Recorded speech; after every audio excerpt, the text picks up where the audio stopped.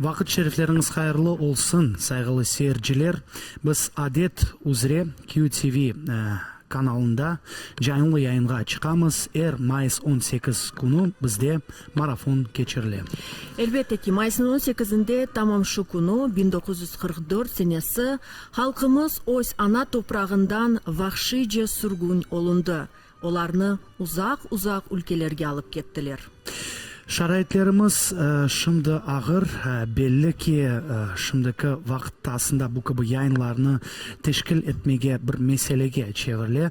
Ама шүкірлер олсын ки, біз шымды güzel бір студия, импровизированная дейлер, русча студияда бұл мақтамыз, бұл алтын бешік яңы яратылған театрымыздың яңы санасы ве бүгін бұл санада, бұл студиямызда сүргінліктің шартлары болынажақлар. Бұл студиямызда чешет медениет ве біздің жемиетіміздің әрбаплар болынажақлар ве біздер олармен сүбетлер кечіріп, оларға қатырлавлармен paylaşma teklif etip bu күнні ve sürgünlük kurbanlarına anacağımız. Elbette ki 78 yıl geçti. Bugünkü günde bu yara hala da ağırmakta. Ve bizler bir nesilden bugün misafirlerimizni davet ettik. Hem yaşlar olacaklar, hem başından şu vakıyanı geçirgen kartlarımız da olacaklar. Aslında bugünkü günde biz özümüzü nasıl hissetemiz? 18 Mayıs degende gerçekten de bu yara bir Kırım Tatarının yüreğinde sızlamakta. 5 saat devamında saygılı bizim seyircilerimiz bizden olganınızı can yürekten ister edik. Ve QTV kanalında bizlerini seyir etiniz. Yayınımızını başlar ekenmiz. Aynı sürgünlüknü başından geçirgen bir kartının hikayesini seyir etmege teklif etemiz.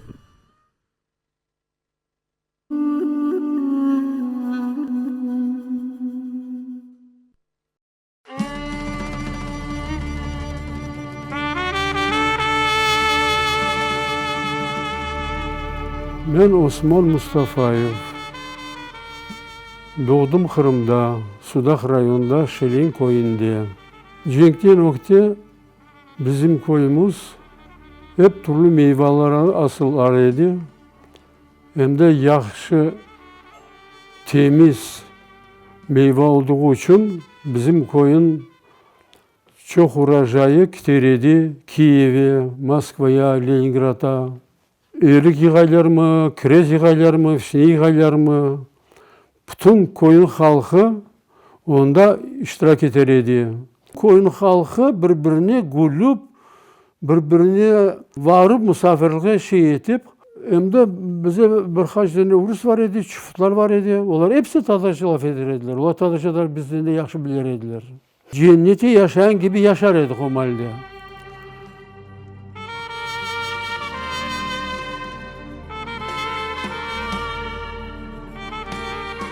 Cilp biteceğin mahalle April ayında adamlarım yığıp hepsini şahtaya giderler. Tula'ya, Tulskoy oblast, Gorod Balakhovka deyin yere giderler adamlar. Babam da onda bizi çıkarttıkları Kırım'dan bu bir şeye sığmayan hükümette bizi yapan zulümdür. 18 Mayıs'ta daha güneş yok, herkes yoklay, kapıyı uğruyorlar. Anamla iki tane ekizi var idi, 1 yaşlılık, 2 kızcık, 1 yaşlılık. Bir tane de kadem 4 yaşında. Ben 8 yaşında, ağam da 9 yaşında. Yolda bir tane Arpatlı Hart adam var idi. O adam öldü, vagonda bir sutkadan ziyade toxtamaydı. Bir malda toxtadı, adamı çıkıp hepsimiz ne tapayıq ondan kusочки железа, kusочки stekla yer kazıp adamı toprağını gömen gibi yaptık.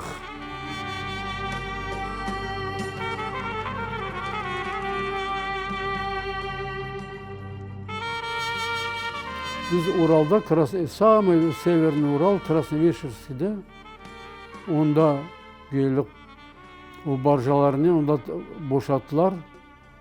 Anam iş aldılar, bağları, uç balayı ben bakar edim. Bizde egizlerin birinci yıl bir denesi geçindi. Ну, hastalanıp, istashение. Bir söz Rusça bilmeyiz. Mektebe gerek var mı? Mektep, Rus mektepleri. No, bizde 30'lu iki tane hoca var idi. Bir tane Gafar Hoca idi. Bir tane de Aliyev Hoca var idi. O hocalar sınıflar Tatarlardan yapıp Rusça öğretirdiler. No, anlamayan şeylerini Tatarca bize anlatırdılar. Уже 4. sınıfta ben вечернее başladım okumaya. Son gündüz çalışırdık. No, çalışma nasıl çalışırdık? Biz yaşadık, daha iş almaz dediler. No, halka varıp ağaç biçardık.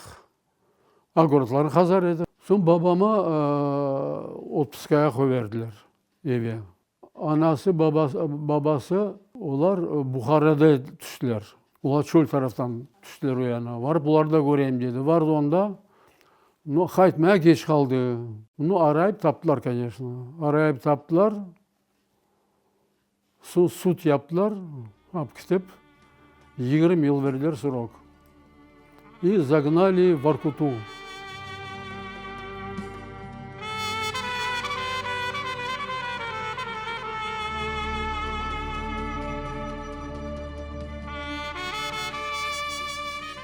Я захотел почему-то перед окончанием школы медицинский институт.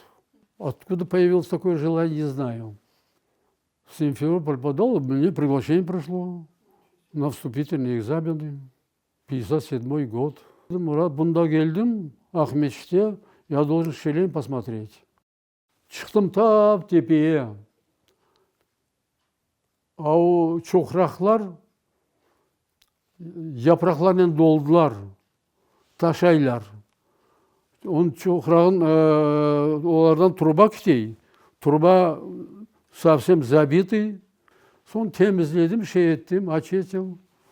Ondan su kitey, orada su içtim. Bunda varsanız bir kimsenin laf etmeniz, o bize söylediniz. Siz Ural'da yaşaysınız, departman uyan bir kimseye söylemeniz. Lekin desin, каждый второй доносчик. У меня мировоззрение изменилось внутри. Значит, в институте я могу учиться. Но акчам yetmese подзаработаю, я привык, как-нибудь выйду. Ну, жить как воришка, туда не ходи, сюда не ходи, там не фотографируй, здесь не делай, не по мне. Пришел к ректору, я говорю, дайте документы, я уезжаю. Son armiyadan kaytıp Ташкенте транспортный институт сдал экзамены. Все газонаполнительные станции по всей Средней Азии, республикам, это мое участие в строительстве их.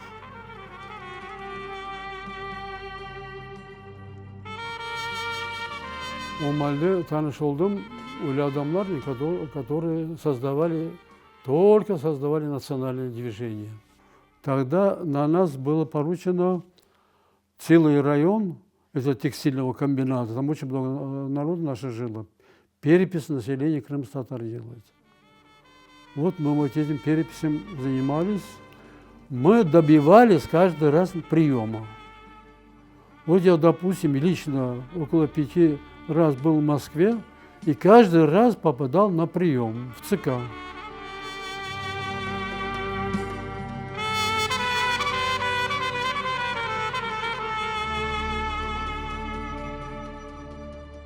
Ben Taşkent'te evlendiyim, 2 oğlum var idi. O 2 oğlumdan geldim. Ben 95. senesi. Biz hepsimiz, anam, babam, iyi dostlar da, onlar da kayıp geldiler bunda.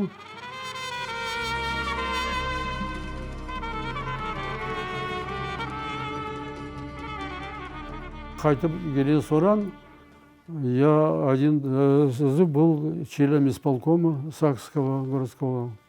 Вот остановку электричку, знаете, здесь электричка останавливается. Амедхан Султан. Вот это чисто моя заслуга. Я смог 4 участка заменить на другие участки, это освободить и сделать общественный центр. И вот Амедханда в сефер вот эту площадку сделали. Ну там детские игральные площадки организовались. Ну там çok şey yapacağımız.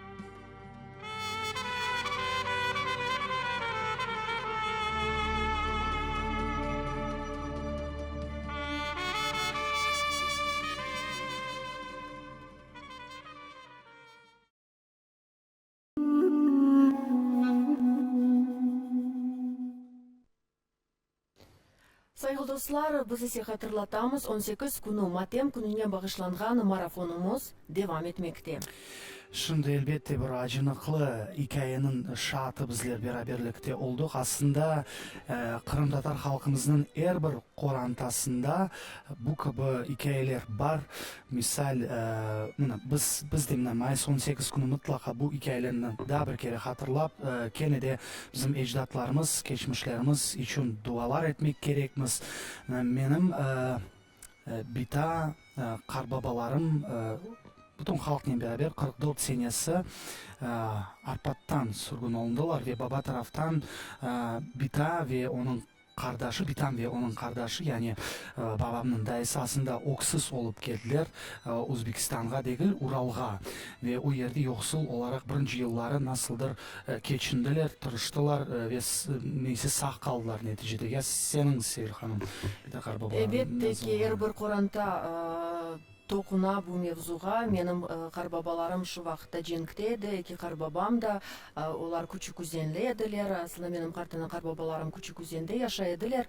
Менің қарбабам, бір қарбабам женіктен аяқсыз қайтты, өз евіне қорантасыны көрмек үшін, ләкин афсус ки, о евлер енді бош еді ве о қорантасыны тапып оламады. Сон чоқ yıllardan сон, әлбетте ки, олар Өзбекстанда тапылдылар. Ве шымды де біздің студиямызда bu facianı öz başından geçirgen Sivil Latif Zade bulunmakta. Sivil Hanım, hoş geldiniz. Sağ olun, Allah razı olsun.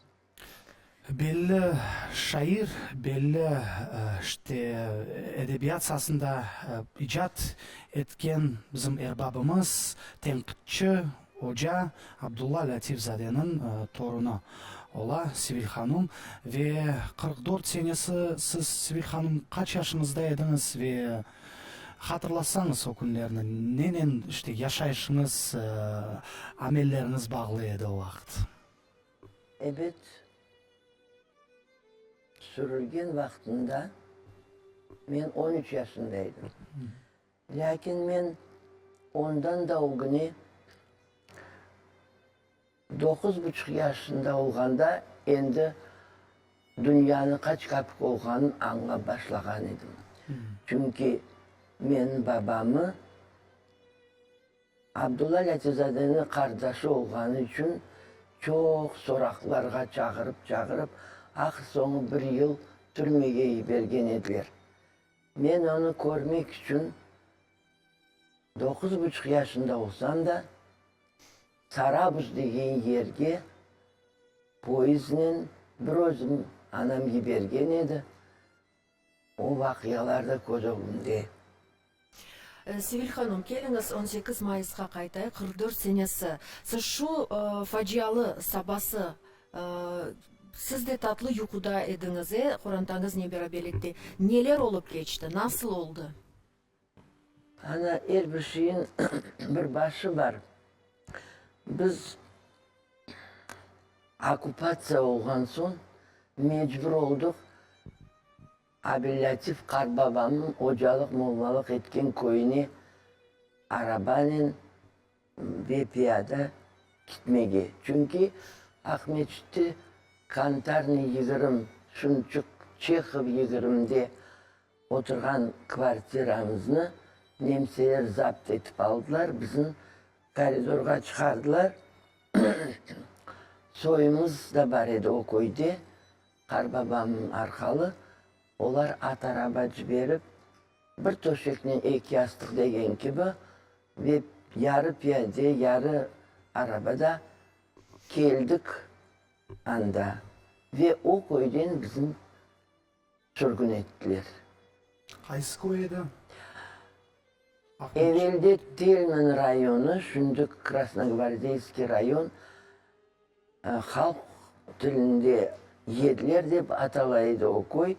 Taşlı Şeyh eli evvelden. O koyda 50 hanelik evler var idi. Bizim hürmet etip Karbabamı hürmet arkalı. Kur'an'da bizim 50 kere misafir etkenler anamın laflarından bileyim. Şu koyda 44'ün 18'ine biz umur ettik. Biz 4 balaydık. Kardeşçiğim Ahmet Şüttü geçingen edi. Kız kardeşim. 4 bala, anam öyle etip sürüldük. Nasıl oldu Sibir Hanım? Keliniz böyle hatırlayık. Neler ayttılar şu soldatlar? Kaç kişi geldiler? Ne almağa siz yetiştirdiniz evden? Benim anam şu yılı bek hastaydı. Bir yıl hasta yattı. Küçükene kardeşçiğimi ben bakaydım. Abdem otmek pişireydi. Ağam ağırotçuk bakaydı. Ömrümüz herkes dayin açlıkta çektik. Çok soğukta da olduk. Yalangaçta yürüdük. Evimizde bizim Fatma Kartanay bizge bir koz evin verdi. Öyle bir şey yok idi. Ana evet koray yakıp peçka kızdıraydık. Öyle ömürde yarı gecede kapımız kakıldı herkesin evideyin. Anam hasta şaşmaladı. Abdem endi 17'ge yetkin kız edi. Hepsi kıyınlık onun başına geçildi. Herkes dahin kaba sesinin bizim uyandılar. Ne almayı bilmedik. Bizim bir şeyimiz yok idi. En kıymetli tıkış maşinamız var idi. Ana şu tıkış maşinasını Abdem maşinaga koydu. Onlar koterip attılar. Birlegen koydu, onu da koterip attılar. Ana öyle bir moment rast geldi. Abdem yarım çuval mısır buğday koygan maşinaga koyup yetiştirgen nesinin patat nesinin. Bir de tekarançık un. Bir de yurgan. Bir kopka. Başka şey alıp olamadık. Maşinamız kıymetliydi çünkü anam da Abdem de tıkmaya şey bilediler. Ana aytılgandır da nasıl kıymetli şeyinizi almak mümkün deyip alsa da koterip attılar. Öyle etip bizim Kurman vokzalına getirip vagonlarga koydular. Gözüm o günde evet. Adam çok. Sesler, çeşit türlü sesler yangıray. Men endi evet özüm çarem özüm körgen bala.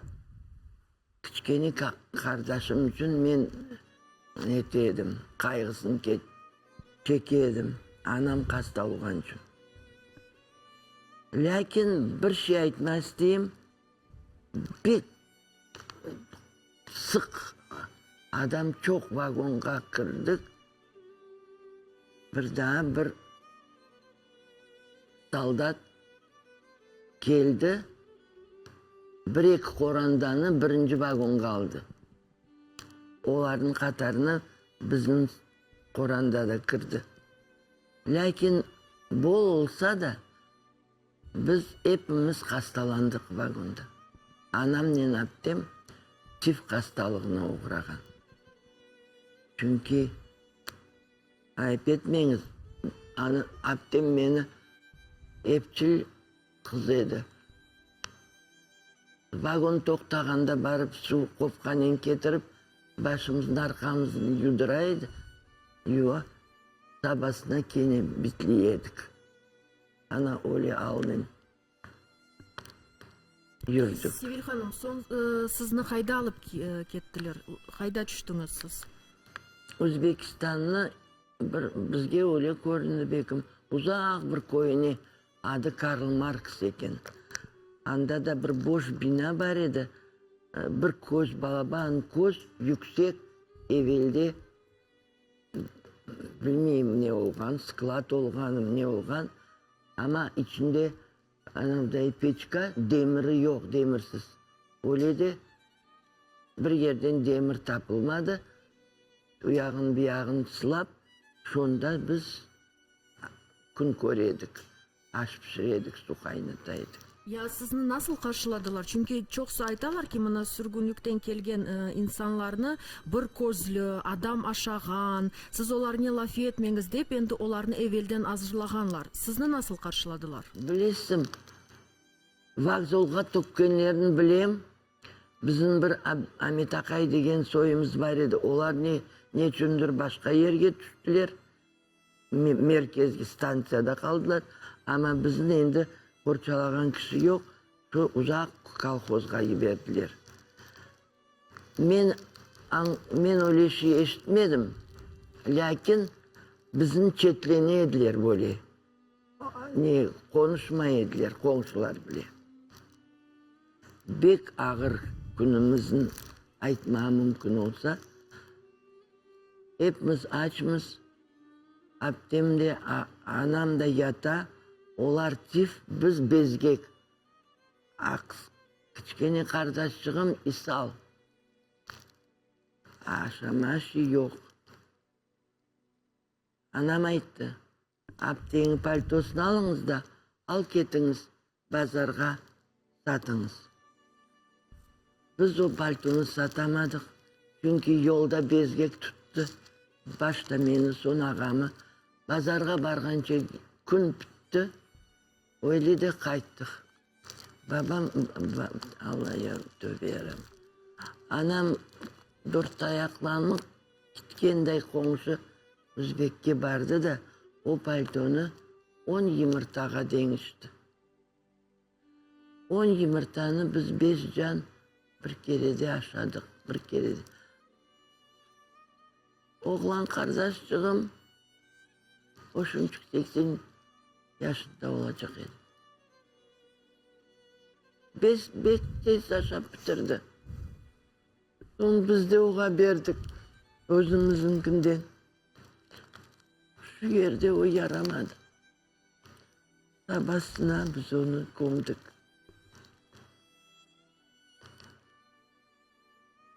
Ondan sonra anamla abdem больницaya düştü. Biz kaldık ağamla. Nasıl oldu bilmem, anam yine çareli evet ocakçı olgan jigitten o günü. Eşitken больницada yatkanda bu Kuva degen yerdemiz biz, Kuva. Rayon merkezi sonundan şehir olgan eken. Adamba degen apay evakuasiya etip kelgen detdomnen. Şu detdomun tapıp anam oğa müracaat etti. Biz hepimiz detdomga sığınamız. Anamnen abdem terbiyeci ola, biz ağamnen Talebeler Talebe. işte bu yerde yapılgan. Çokka barmay. Bu hepsi 2 ayda olgan şey. Verboşçuklar gelip ballarını fezoğa alalar. Anam ayta bizim başına ciyip ben sizni okutamayacağım. Bağıracaksınız çünkü zanaat sabısı olmak gerek. Biz ağamın Tatar grupasındaydık. O Tatar grupasında Gulcan deyen kız var idi. Menden yaşlı. Ana onun da tarihini aytmaz diyeyim. Brostçıgı bolup oz ayağının dettomga geldi. 6 can korandası. 5 canını ozu süreklep, ozu çaresini tapıp, komup, ozu öyle etip, dettomga geldi. Onun takdirini bilmeyeyim ama her vakit hatırlayayım. Dua olganda onu da anlamız. Sibel Hanım, ya babаңыз o sürgünlükten cenkten evvelde hapsке alındı ayttınız siz ve ondan son siz görmediniz Yok, babаңızды. gördüm. Gördünüz. Ana hepsi niçindir men детсадқа da barganım yok. Mektep bu demserken son endi mektepke de barganımız yok. Men anamın tek anam dugul şehirde yaşaganların büro radyonun işke çağırdılar. Ana o devirde biz kaçıp gittik koyga. Ondan sonra ben okuganım yok. Endi bombalaylar şehrin, bizim Akmet'in men evdem, Kumer'de üyde kravat tübüne saklanamız. Mektep oğanda endi 3-sinin başı bolgan edi, başlangan edi oku. Hocamız bomba 5 çal ketedi. Kıska gelen bir gün men evde olganda почтальон gelip maga kiyat berdiken. Aklımda kol koydurgan. Men vakit 9,5 yaşında.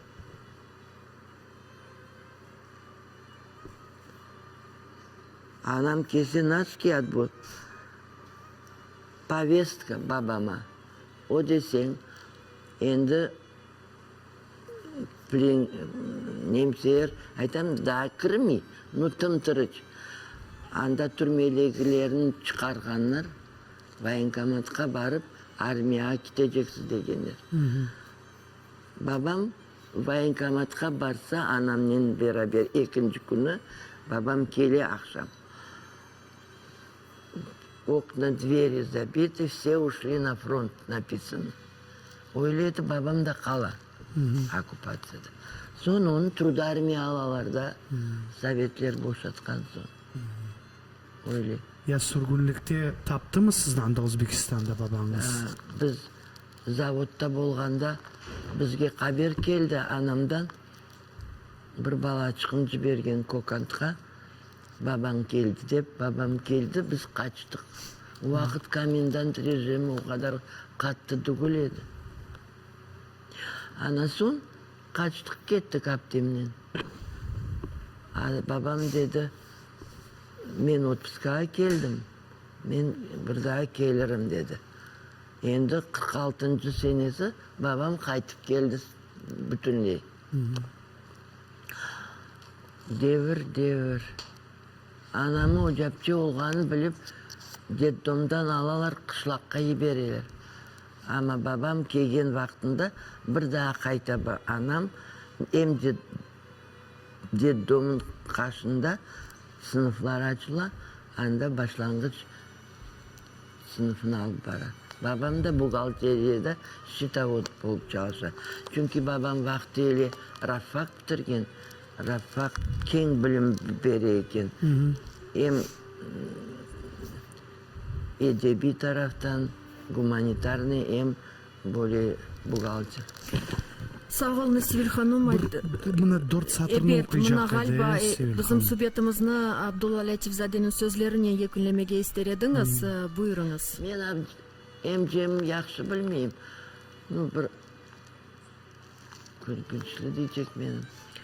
Men daha doğmaganım. Gozdram teatr Gorki şunçuk vaqt bizim Tatar artistleri de iştirak etken. Azerbaycan'dan Cafer Jabarlı'nın piyesasını, Sevil degen piyesasını koyganda men bizim koranda bargan. Çok barmay, bir haftadan men doğganım. Abdullah Latifzade men adımı Sevil koygan. o piyesa adam. İşte o piyesanın manası, ideyası şark kadınları en birinci olup çadıralarını taşlagan. Ne diyeyim? Betini açkan. Ve revolütsiyaga koşulganlar. Belli menimcim oğa adap meni adım koygan. İşte 91'ge kirdik. Vatan üçün, halkım üçün dep evet kar etem. Tap o kadar sevil olmasam da adım Sevil. Ve Sevil Hanım okumağa, şiir Ana isteysiniz. emcemin bilmeyeyim ama emcemin pek çok hatırlayımız. Ben onu apayla da görüşüp yetiştirdim. Anam aytkanlarını da bileyim. Onun için ondan örnek almaya tırışamız hepimiz. Onun büyük endi bir söz Rusça aytacak. Akkuratlıkla deydiler Tatarca. Muqayt. Bek muqayt, urbasından olsun, aytkan söz ne olsun, halkın münasibetligi olsun. Ama dünyada siz eşitmekçi biledirsiniz. Arginski,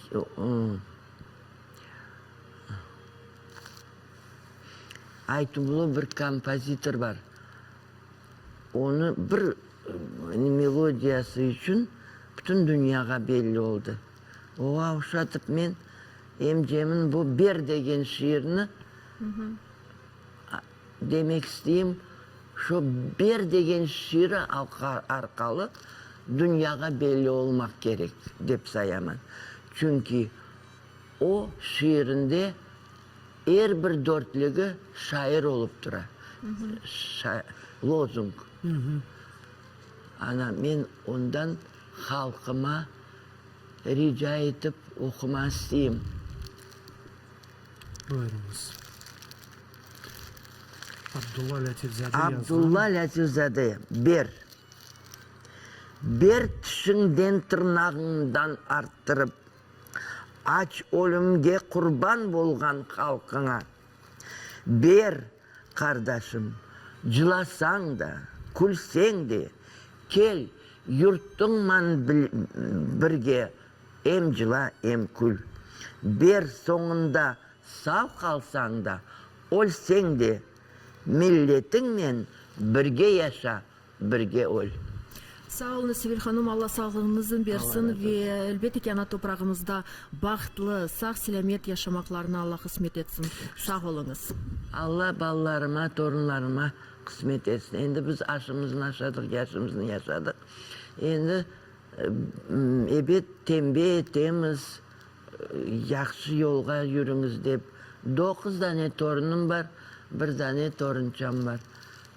Allah razı olsun. Sağ olunuz kelgeniniz için. Biz de şimdi canlı yayınımız devamında Sevil Hanım'ın torunları gibi onun hikayelerini dinledik ve növbetteki levhamızda da aynı al kartlar öz torunlarına şükürgünlük hatırlavlarını tarifleyler. Biz ile kalınız.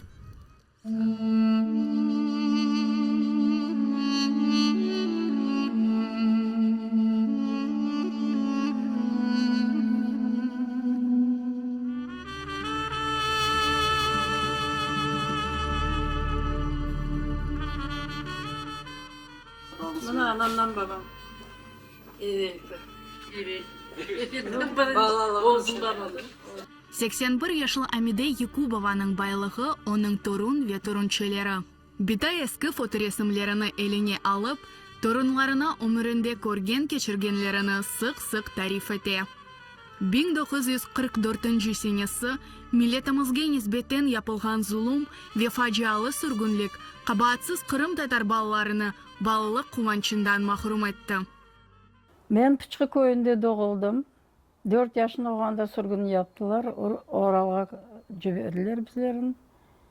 Babam, anam, bitam, kız kardeşim Esma. 4 yaşlı Амиде Уралға, Мариэлге түшті. Мында Kur'anta açlık ve hastalıklarga uğradı. Anam dağda çalışaydı, dağ pıçaydılar. Eletip bizlerin bakkan anam. Сон тиф хасталығы болған, больницаға түшкен, мені детсадқа берекіндер, а бабам хаста ята, бірек печенье неметсем, ашамайып жебіме қойып, бабама кетірекін, 4 yaşta баласымды. Бір қач вақыттан соң Амиде Битаның қорантасы Өзбекистанға көче. Сүргінлікте яшаған бірінші еллар халқымыз үшін пек ақыр олды. Кичкене Амиденің анасы қызына ачылықтан құртармақ үшін емжесіне бере. Емжем келді Турдармиядан. Битамын да мені де өзіне алды, Ургут районына алды, о да Өзбекистан. Емжем мені бақты. Но маңа айтмадылар, что мен анам сау, бабасы өлді, анасы жоқ дейділер, біледім, что мен анам жоқ. Әр вақыт анамын азырлай едім, конечно. Айтқанда жүрем. Қыз анасының анжақ 13 yaşында қавышты. Яшлықтан ағыр ішке алышқан Амида ханым ватанға қайтмақ үшін чоқ çalışты. Нәйет, 80-нчі сенелерінің соңында Қырымға yol açıldı. Ve o қорантасының Ахмешітке көчті. Ел 18 майыс бүтін халқымызның бір сырада бұл қоранта ішінде матем күнідір. Амиде Бита торынларына бұл зорлықлар ақында екее ете. Біз оны ұнытмайық балам. Ветанға келгеніме о қадар қуанам. Doğrusunu айтқанды. Бұларын епсі олар біле, торынарым ерші біле, айтам мен әр вақыт. Нас түшінейім, яқшы немелер түшінеміз іште беле, чекішкенлерімізін айтамыз іште балачын. Çok şükürdük Өзбекстанда. Амиде Битаның торыны Селиме Исмаилова Қырым татар тілі ожасы. О ел талебелері үшін сүргінлекке бағышланған тедбірлеріні кечіре, ләкин оның фікірінше темел evde қойыла. Şimdi ortanca balam, o 4 yaşına olacak, daha ufak bala anlamağa çok anlamaydı. Ama bitam öyle yaşında endi mecbur olup tapkan kartop kabukların pişirip o muhtacını korup onun can kurtarıp meselesini geçirmeye gerek edi. Elbette bu acınıklı şey. Tasavvur etmeyeyim. Ben bilesem bu en birinci bu evde olgan malumat birinciden. Çünkü her bir insan öz korantasının tarihini bilmek gerek. İkinciden bu elbette demek. 18 Mayıs sürgünlük başı akladı, Kırım'ın toprağı taşı, inledi dağları, kırları, hayası, serildi Miltum'un balası çağısı. Амиде Бита бүтін өмір Қырым sevgisinin yaşay. Bu sevgi hangi kıyınlıklarını yenmege yardım etti. Bugün o gerçekten de бақытлы kadındır. Çünkü onun 2 balası, 6 torunu ve 9 torunçası var. Kırım men için vetanımız, sevgili vetanım. Men her vakit buna gururlanam, özümüzün vetanda yaşaganımız. Yaxşı günler yaşamaklar kısmet etsin. Akıllı fikirli olup vetanımızda yaşaganlarını isteyeyim.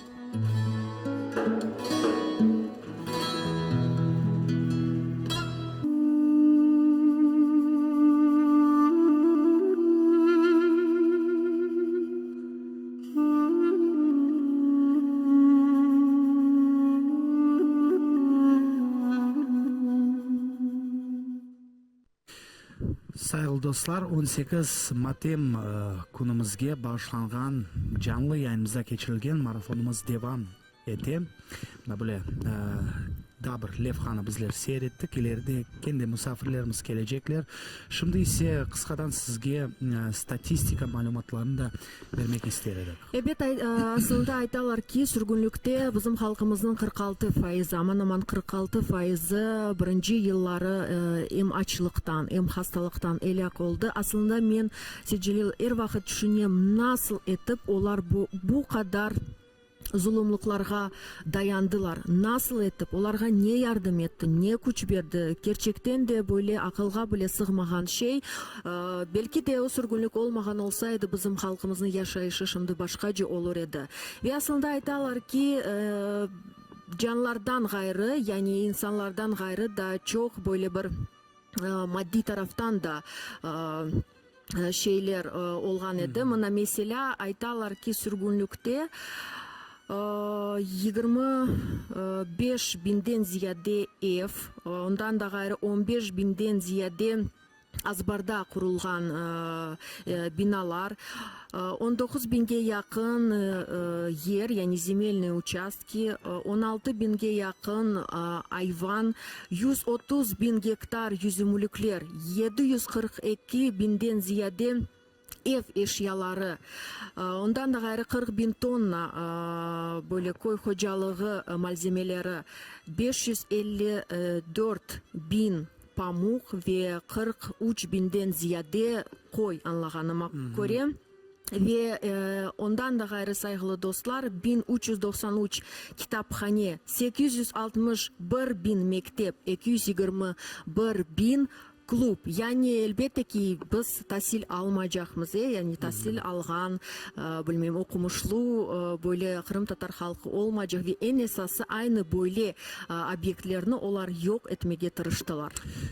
Bayağı mallar ketті ve meraklısı şunda ki kaç 70'ten ziyade 78 yıl geçti ama askerlerinin ve aslında ordularının usulları hiç değişmedi.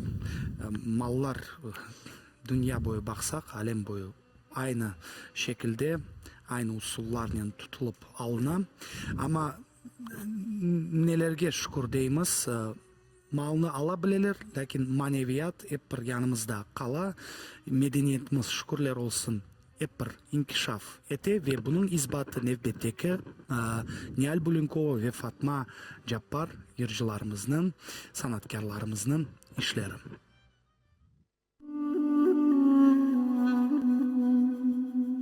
Anamızı öldürecekler, o tarafımızı yatla ağlayın. Ağımızın koyun kumçuklarımız, o çabuktan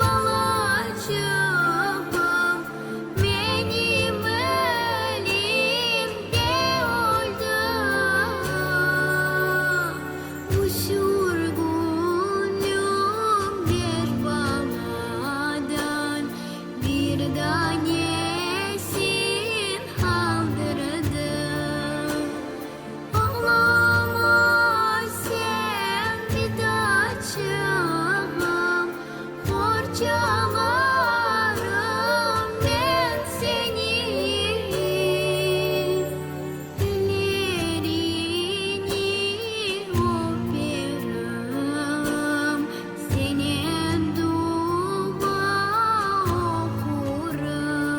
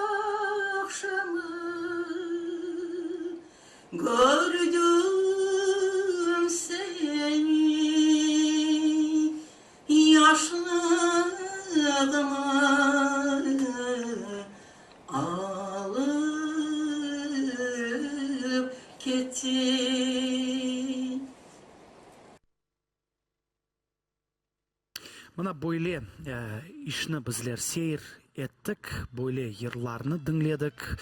Айтқанымыз кебі, олар бізні maddi tarafımızны tutуп ала билелер, ама маневият одах чоқрағы кебі эп бір қапатсан, башқа бір жерден тешіле чықа фышқыра. Evet, emde inkişafımızı devam etemiz. Bizde akıl var. Bizde daima oge intilmak için kuch var. Gerçekten de halkımız kuchli ve halkımız daima oge intila. Ve aynı böyle yaşlarına bugün bu stüdyamızga davet ettik. Rustem Bey Ablelimov ve Eldar Bey Azizov. Hoş geldiniz. Sağ olun. Aslında 18 Mayıs günü siz özünüzü nasıl hissettiniz? Nasıl duygular yüreğinizde bugün? Матем күні 18 Mayıs gerçekten bir matem күнүдүр, facialı bir күн. Bizler için, benim için bu dert күнүдүр. Ve 18 Mayıs'ında bütün işlerin chetke koyup, işte böyle ana babanın, balalarga ağnatmaya tırışam. Bu unutulmayacak bir şey ve asıl unutmamak için bizler onu balalarga en güzel bir şekilde anlatmak gerekmiz. Hem de olğanı hem de halkımız joygan şeylerini de asıl başımızga sığmayacak değil. Шалов Эдажем, я в этот день чувствую большую горечь. Это трагедия нашего народа и непередаваемая боль. И это только единство и сплоченность народа позволили нам выжить и вернуться на родную землю. Это не передать словами, это просто огромная боль. Siz bu ağrını hem hissetesiniz hem de iş yapasınız. Bilem ki çatırdağının eklizi burun yüksekliğinde anda hatıra tahtası durmakta ve onu aynısız meşakkatlarla, kıyınlıklarla 1527 metrlik yükseklikte onu alıp çıkıp koydunuz. Bu işini nasıl yaptınız, nasıl becerip oldunuz ve kimnin gayesi edi o? İşte belki men gibi o resimni internette көргенлер, тажипленгенлер olsa biliniz ki mana bu iki insan ya da yardımcılarınız da var edi. Var idi. Var edi. Şüphesiz özümüz beceremez edik onu. Gaye neden başlandı? Kim teşebbüsçü inisiatör oldu? Я у сестры был в гостях и как раз шел Хайтарма фильм. Остался посмотреть его и произвело неизгладимое впечатление, и я полностью погрузился, да, в боль, в горечь народа, что происходило, и всплыли воспоминания, которые Карбаба Бита рассказывали. И захотелось что-то сделать, чтобы почтить память. И у меня сразу возникла мысль, что надо сделать башташ. И позвонил Рустему, говорю: брат, вот такая вот есть идея, давай сами сделаем, никого не привлекая, все сами сделаем. Рустем меня поддержал, и вот. Потом, когда в городе ездили, Рустем звонит, говорит: Эльдар, брат, есть именно камень из Крыма, подходящий, вот нашли, только что напишем. И передо мной ехала машина, где была вот эта проволока. Я говорю: брат, я увидел. И догнал машину, сфотографировал. Там в качестве не очень было, но отправил и сделали это. Kabul etsin, pek kıymetli bir iş becergensiniz. Bu taşını yapmağa, baş taşını yapmağa sizge Aydır Ağa Halilov ve da Men de Rusça aytayım, kadimden ayrılmayayım deyip. Я в то время жил в Нижнегорске, и там находится мастерская Айдера Ага Халилова, известного нашего коллекционера, энтузиаста, и его коллега, это Нариман Ага Садетов. С этой идеей памятника я пришел к ним, Они оказали всестороннюю поддержку, полностью всю художественную часть этого проекта реализовали они. Они настояли на том, что это должен быть именно крымский камень с крымского карьера. Мы несколько месяцев ждали, пока вот они увидят, что это то, что подходит. Потом разработали, ну как дизайн, это в то время вот этот символ в виде колючей проволоки, он только появился. Ну как бы не был так распространен, но сделали дизайн, то есть выполнили всю работу, и в мае 2014 года камень уже был готов к установке. Но из-за событий 2014 года мы поняли, что что-то какое-то резонансное не получится событие, и поэтому мы его установили, ну, попытались своими же силами доставить на Чатырдах. Техника, которую мы арендовали, она не позволила подняться на самый верх, мы неправильно выбрали маршрут, то есть мы ничего не знали. Поэтому в 2014 году камень был установлен в Можжевеловой роще, известно, там идет туристическая тропа, там смотровая на на всю Алушту. Камень установили там, но его снесли в обрыв, то есть его скинули в обрыв. Поэтому, да, в 2015 году, в апреле мы это увидели, что его снесли, и уже в 2015 году решили все согласовать, решили сделать официально и все-таки доставить камень на вершину. Как вы это делали? Как вы доставляли камень на такую высоту? Кто вам помогал в этом? Вот когда снесли через год, Рустем мне позвонил, говорит: брат, ты расстроишься, камень снесли. Это, да, действительно сильно повлияло на меня. И мы поехали, мы еще втроем доставали его с обрыва. Я, Рустем и Нариман Ага, мы поехали на машине Нариман Ага, и с обрыва Часа 3 мы его вытаскивали. Часа 3 вытаскивали, и это было очень опасно, но мы это сделали. И вот и Рустем потом договорился, чтобы официально разрешили установить его. И когда было восхождение, мы своими силами, нас было 8 человек, да, еще 4 нам помогли, ребят, которые также делали восхождение, и мы своими силами на руках, на тачке, точнее, сначала на тачке везли, которую Рустем всю ночь варил. Надо сказать, что камень весил больше 100 килограммов. Больше 100 килограмм. Ну, около 150. Ну, весь процесс, он был в несколько этапов. То есть первая часть — это административная. Мне помогли попасть на прием к Руслану Бальбеку, он тогда был замом главы республики. Вот. Мы согласовали, что это будет в рамках восхождения Чатырдах-Сеферы, то есть ответственными были назначены Медини Хырым, общественная организация. Я был представитель муфтията, был представитель ФСБ в сопровождении. То есть все было согласовано, камень доставили тачкой, 12 человек, 3,5 часа. Это было, мы вот пару дней назад, да, в воскресенье, были на Чатырдах, мы пошли по тому же маршруту, и просто всю дорогу я удивлялся, как мы его вообще затащили, тем более, что была грязь. Чтобы его не скинули, чтобы хорошо укрепить, то есть помимо тачки мы подготовили в пакетах по 2 килограмма песка, по 2 килограмма цемента, по литру воды, и вот внизу в зоне отдыха на перевале Ангарском, то есть раздавали всем желающим, чтобы доставить вот эти материалы на вершину, потому что из-за того, что у нас не было достаточно укрепляющего раствора, то есть в первый год его и скинули. Но Аллах'ın кысметі, значит, он должен был все-таки попасть на Эклизи-Бурун, где сейчас находится. Меніңше бұл ішінің башқа бір тарафы хақында тәфсилатлы сұрамақ істер едім. Мына сіз өзіңіз айттыңыз, башланды мемурлар нен іштен башланды. Шуны да белкі базы қасабаларда, районларда яшаған яшыларымыздың бар өле істегі қалтыраташ қоймаға, бір шетмеге. Бұл ішінің неден башламақ керек? Сіз не тевсие етер едіңіз? Барып, қой шурасының башынан лаф етмек керек, я да дин идарелерінің башыларынан башламаға керек. Кімнен о ішін башламақ, весиқалар тарафтан нелер азырламақ керек, адлиежінің іші не қадар мұйым или ахре.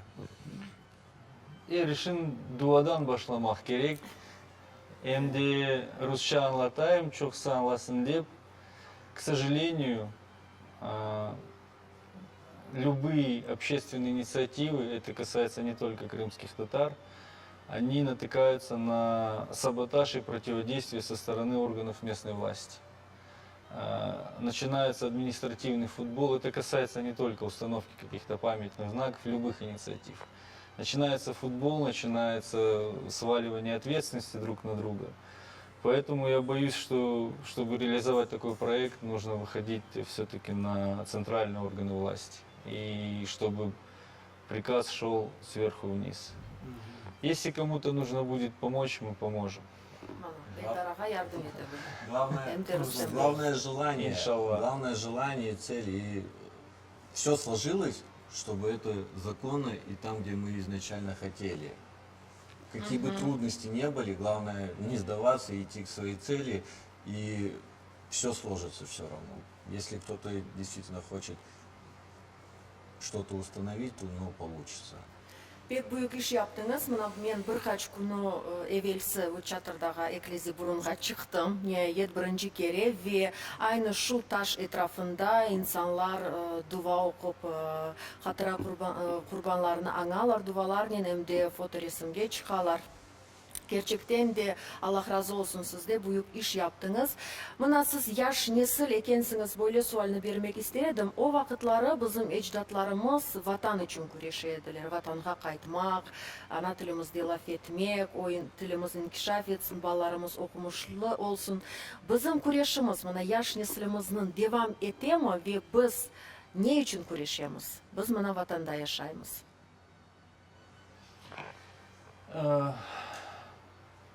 Чтобы ответить на этот вопрос, я, с вашего позволения, закончу еще с предыдущей нашей историей, буквально 2 слова. Я для себя считаю этот проект незавершенным, потому что есть еще один момент, который мы, к сожалению, не смогли реализовать.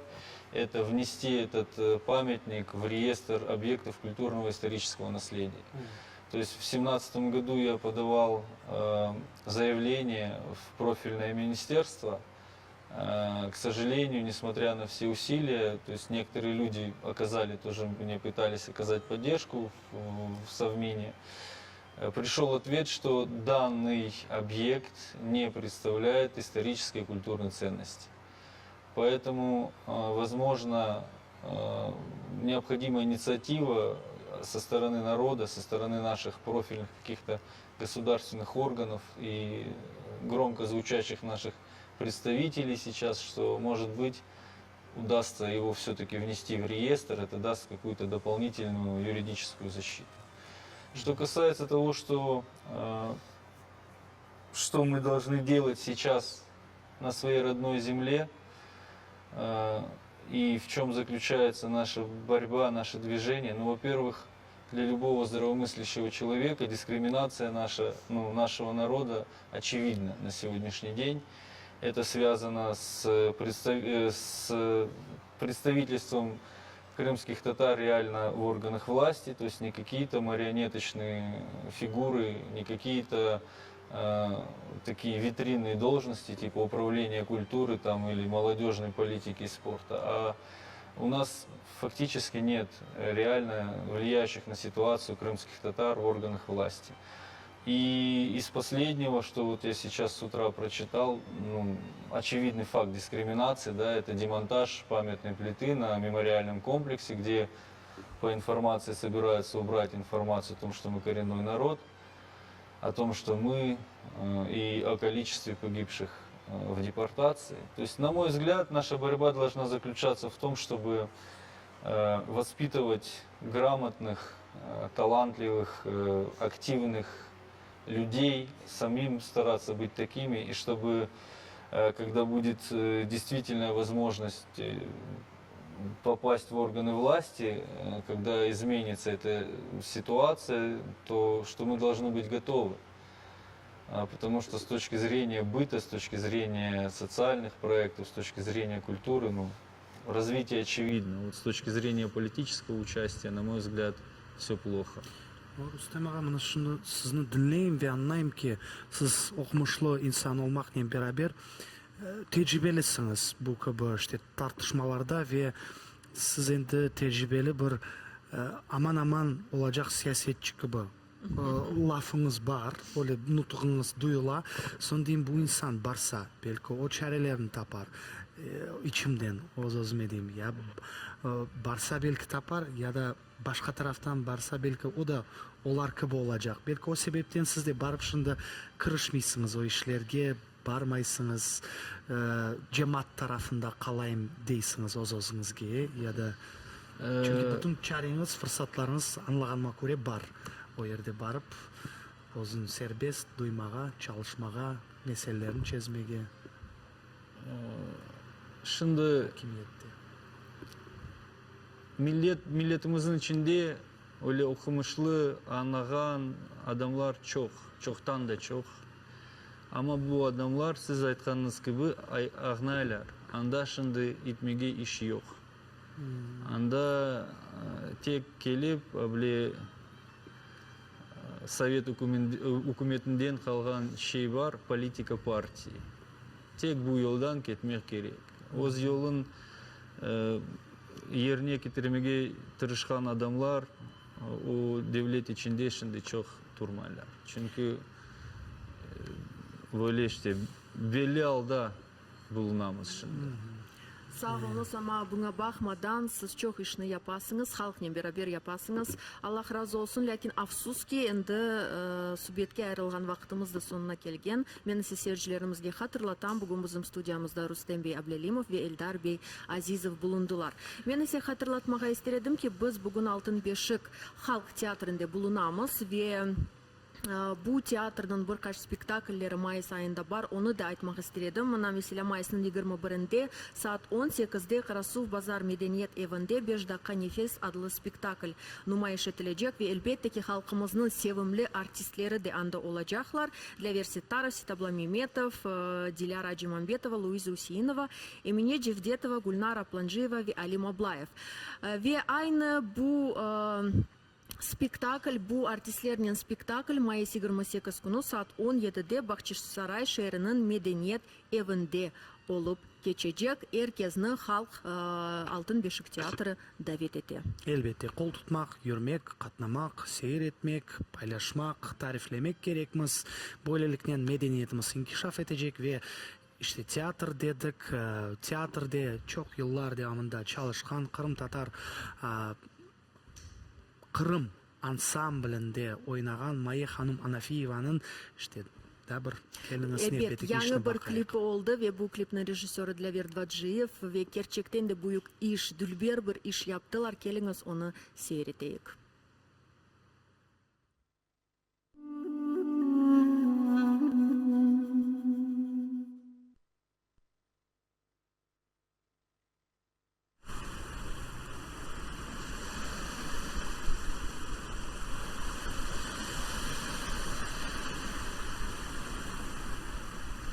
Ты скучаешь по ним, Черное море, по своим сыновьям и дочерям, силой оторванным от твоего берега.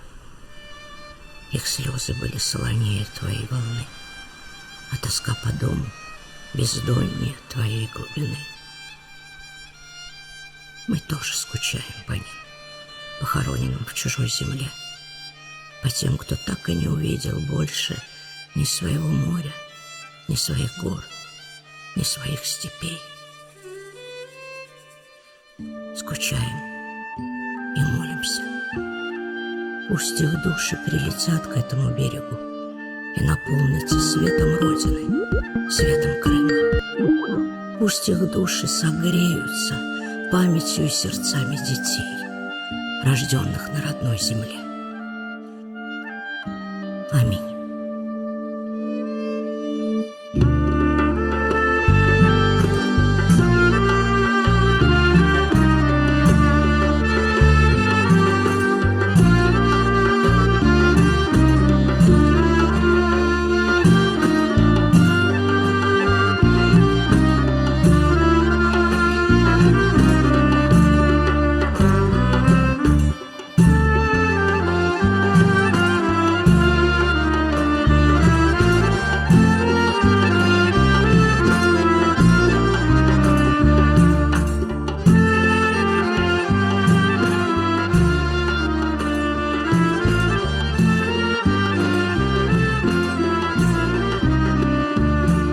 أعوذ بالله من الشيطان الرجيم بسم الله الرحمن الرحيم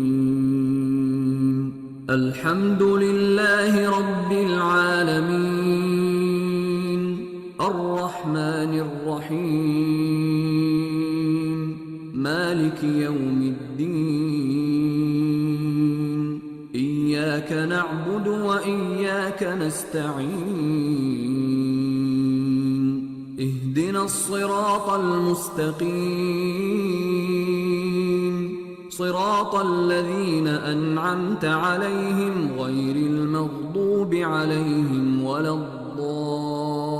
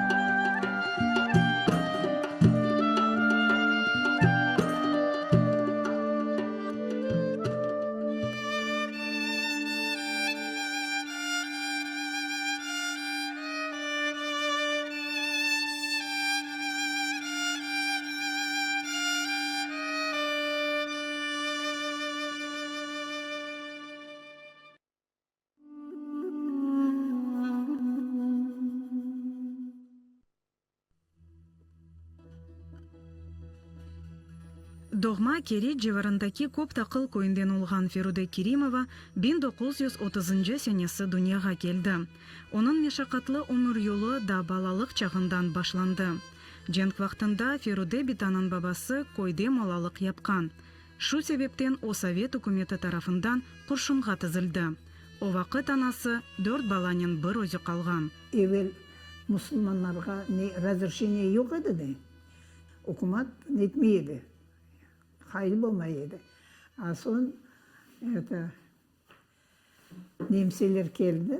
Nemseler kelgen son nege mollalıkka разрешение oldu. Molla kıdıralar. Babamны biledim koyun kakları. Ayttılar men babam molla bütün şeyini bile dep. Anıtın aldılar kettiler. Nege lap ettiler.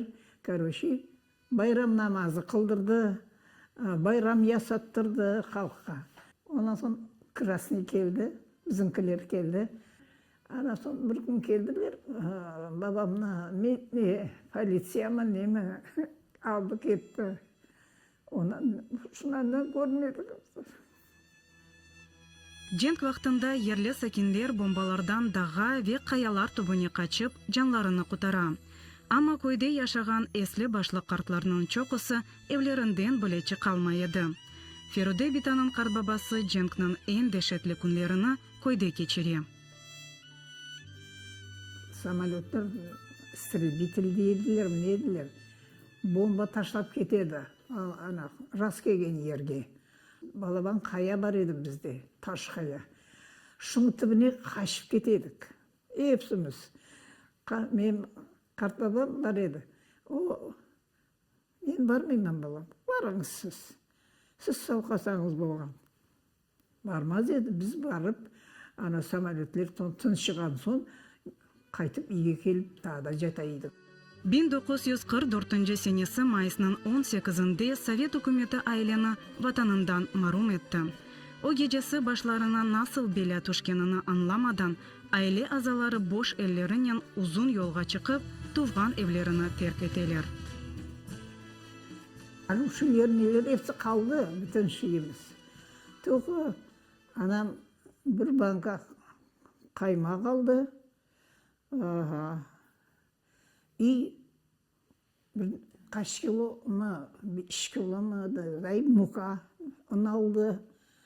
Şularını aldık. И школаның азбарында отырамыз. Айле Өзбекистанның Сырдария вилаятыне тушы. Мында сақ қалмақ үчүн Керимовлар корантасы әршәйге катланды. Агыр сынавлардан кечті.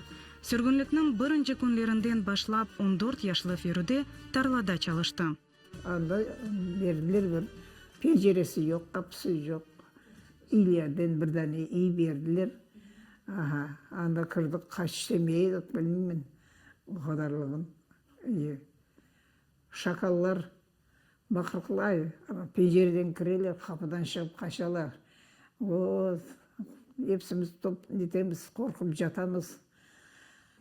Kışka yakmağa kömür yok, ağaç yok.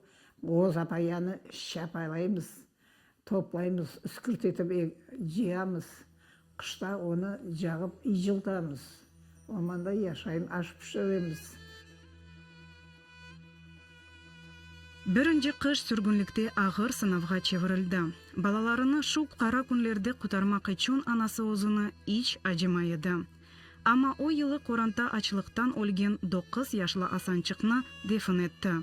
О агыр хатырлауларны Феруде бита ич акылындан сылып оламай. Бүгүнде ажы көз яшлар төки. Anam bir kazan mamalıga pişireli. Hepsimizge birer çömüş şıp aman kalınız. Ölmeyecek deyip kaç 100 gramdan aşılık mı onu berediler тоже. Onu bir ayga jetkizemiz mi? Havalar жылынып başlagan son ot жылkıp başlayımız, aşayımız. O da yok. Boğday pişip başladı. Aha. Tira kaytiran ana nelerden netip alaydık жылkıp. Onu işte kaytıp aşayımız haberinde yoklar. Anam kaytıp biri getiremiz. Aşığın başını temizleyi, eze, karışı, şayma pişirili. Biz aşağı dedik. Bir çömüş, bölüp koptu bu. Ondan sonra o hastalandı.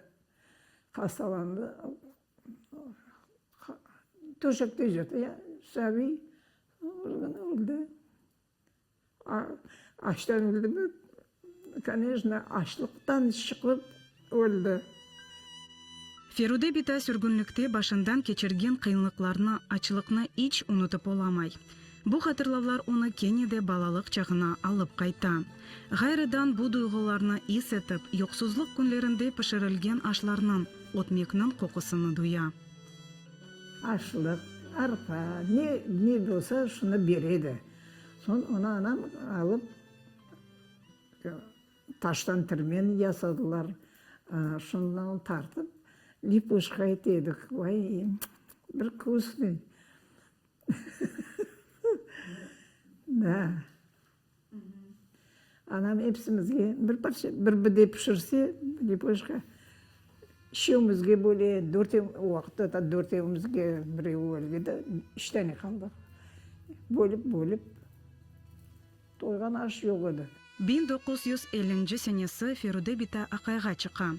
Ама тагдир ойле болду ки doğan 2 evladyny hastalyk себебинден жоя. Соңра эсе 5 баланын анасы ола. Çok yıllar devamında gurbetlikte ana vatanına asret çekкен Феруде бита 1979 senesi ailesinin Kırım'a kaytmağa karar ala. Tuğan yerinde yerleşmege çare tapa almay Kırım şehrine көчелер. Vatanға Феруде Керимова балаларымен beraber 1991 senesi avdet eti ve 7 koyu rayonunun Akkoyz koyunda yerleşe. Bugün 92 yaşlı Феруде бита ana vatanında bala ve torunlarının beraberlikte olganına kuvana. Kun gurbetlikte çekişi bu dünyanı terk etken yakınlarını hatırlay ve olar için dua eti.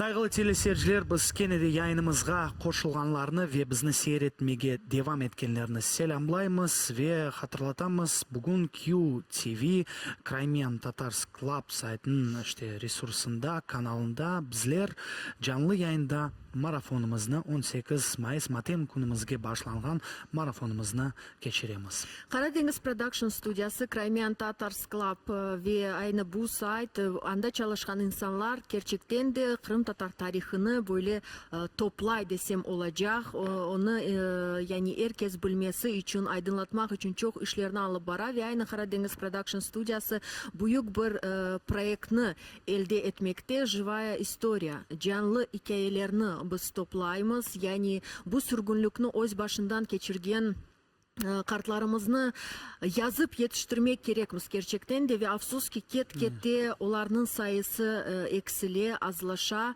ve tarih için mühim bir işini yapa Karadeniz Production Stüdyası ve aynı şimdi de böyle hikayeni biz seyredecekmiz. Elbette nümunevi ve pek manalı hikaye Ferude Kerimova'nın hikayesini şimdi beraberlikte dinleyecekmiz.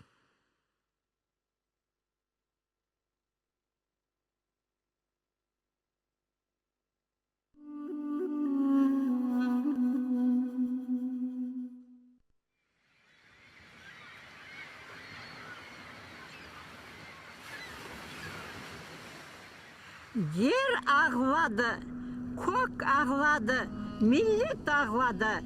Üstümüzge yapırılıp gelemeşir gün. Dağlar kara bulutlardan şalvar bağladı. Bir gecede tallerge çekildi yekun. Bir gecede sahibinden ayrıldı mekan. Bulur sulu çokraklarının yumuldu kozu. Sağlık ne hal dep aytmağa olmadı imkan. Boğazından katıp kaldı Tatar'ın sözü. Açık kaldı sobaları sönmegen evler.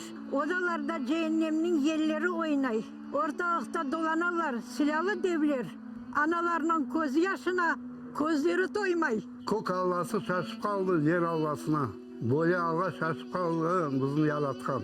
Çare yoktur halkına yurtta sağ kalmasına. Dersin bütün alem dağı taş o katkan. Vagonlarga yüklendi bütün bir millet, eşalonlar kete ökke, ecelge taraf. Gönüller de karışık, bir karanlık, zulmet, paravozun sızgırıbı yürekni yakar. Hatana aytsanız, hayda ketemiz? Bilmeyim de balam, biz tek dua etemiz. Anacığım, bir dilim etmek. Ah, bu sözünü eşitkence iyidir ölmek. Yeter artık göz yaşları, yeter fıganlar, yeter şair, gam tellerin urup çertkenin.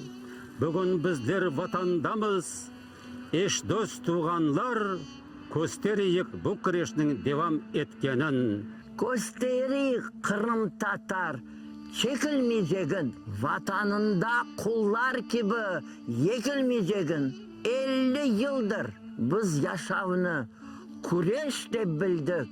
Biz vatanga ya vatan ya ölüm dep geldik.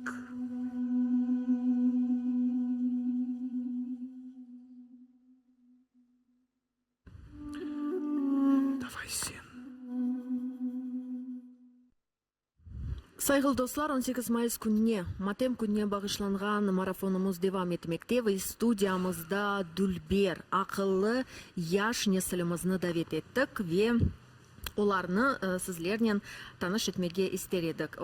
Aslında olar Kırım Mühendislik Pedagogika Üniversiteti'nin studentleri olmakta. Bizde Arzu, Gulnara ve Diana. Hoş geldiniz. Selamünaleyküm. Siz bugün özünüzni yaş nesil olarak nasıl hissedesiniz?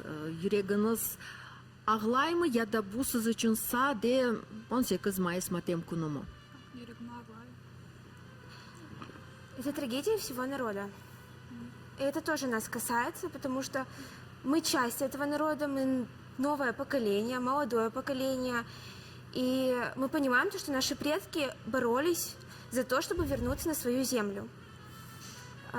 Это Они наша гордость за то, что у них это получилось.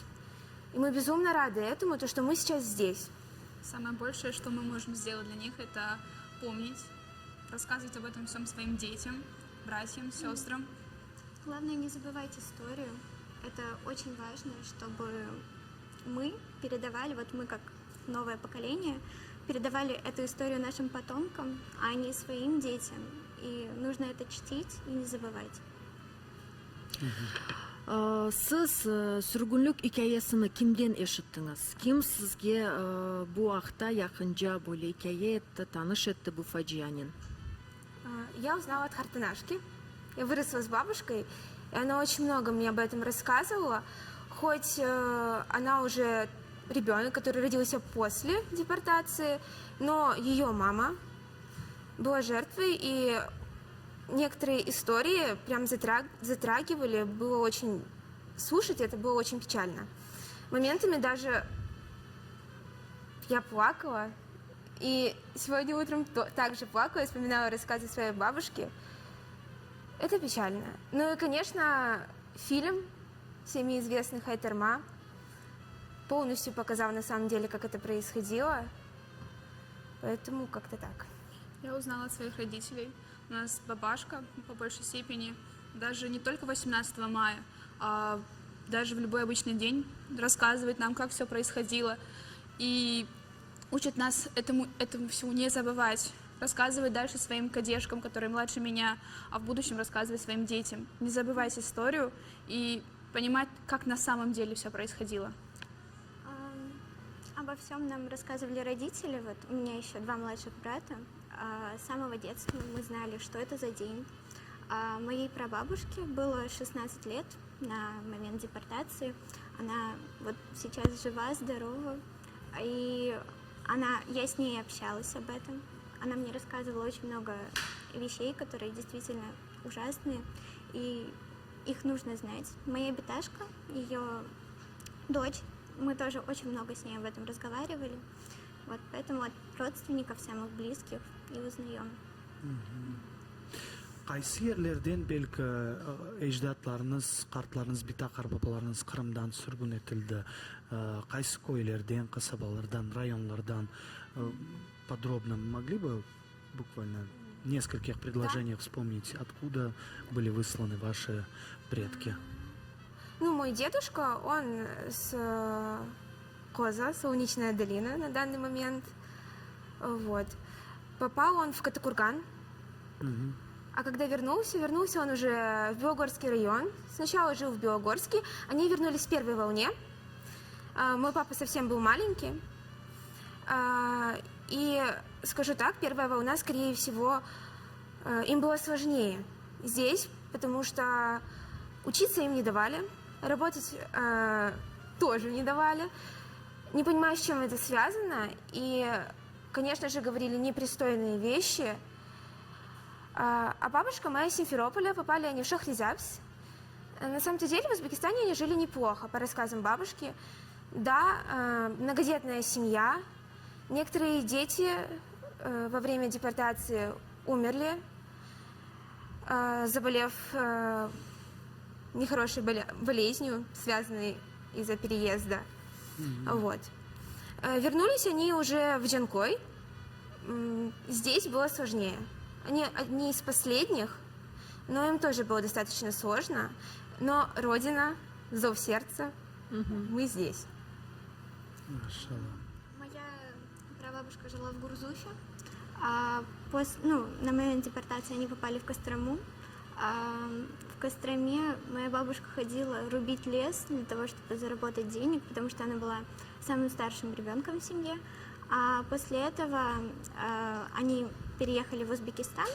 И вот уже моя Анашка, моя Беташка, Харбабашка, мы все, вернее не мы, они переехали в Вилино. Это район Песчаного. Вот. Сейчас живут там. Сіз учыңызды Қырымда doğuldunuz, Қырым балаларысыңыз. İşte bizim ecdatlarımız da Қарбабаларымыз da Қырымда doğan ediler. Siz de Қырымда doğdunuz. Қырым балалары olmaq bu ayrı bir duygu mu? Siz özünüzü gerçekten de baxtlı hissetesiniz mi? мы родились в Крыму. И мы рады этому, потому что это наша родина, это исторически наша родина. Я думаю, каждый человек хочет жить на своей родине. Единственное, что я понимаю, это уехать за границу, чтобы поучиться, поработать и вернуться. Уезжать навсегда, это да. Даже, можно сказать, безрассудно, потому что наши родственники так бились для того, чтобы вернуться обратно в Крым. А уехать, так же, как говорит Арзы, попутешествовать, учиться, пройти практику, но навсегда, наверное, никогда. Тут, как говорится, знаете, и воздух чище, и жить лучше, потому что все-таки все как бы развитие нашего народа, вся культура, это все сохранилось именно тут, и нигде мы больше такого не найдем. Нам нужно ценить то, что мы вот проживаем в Крыму, и гордиться этим. Сіз Қырым Муниципалитеттік педагогика университетінде тілшінаслық факультетінде оқисыңыз. Инглиз, алман тілдерін öğrenесіңіз. Бүгін мына майыс 18 күні насылдыр тедбірлер, мерасимлер университетіңізде бұл матем күніне бағышланып кечіріле ме? Белкі дерслерде біршілер айталар, программалар бар ма олай шейлер?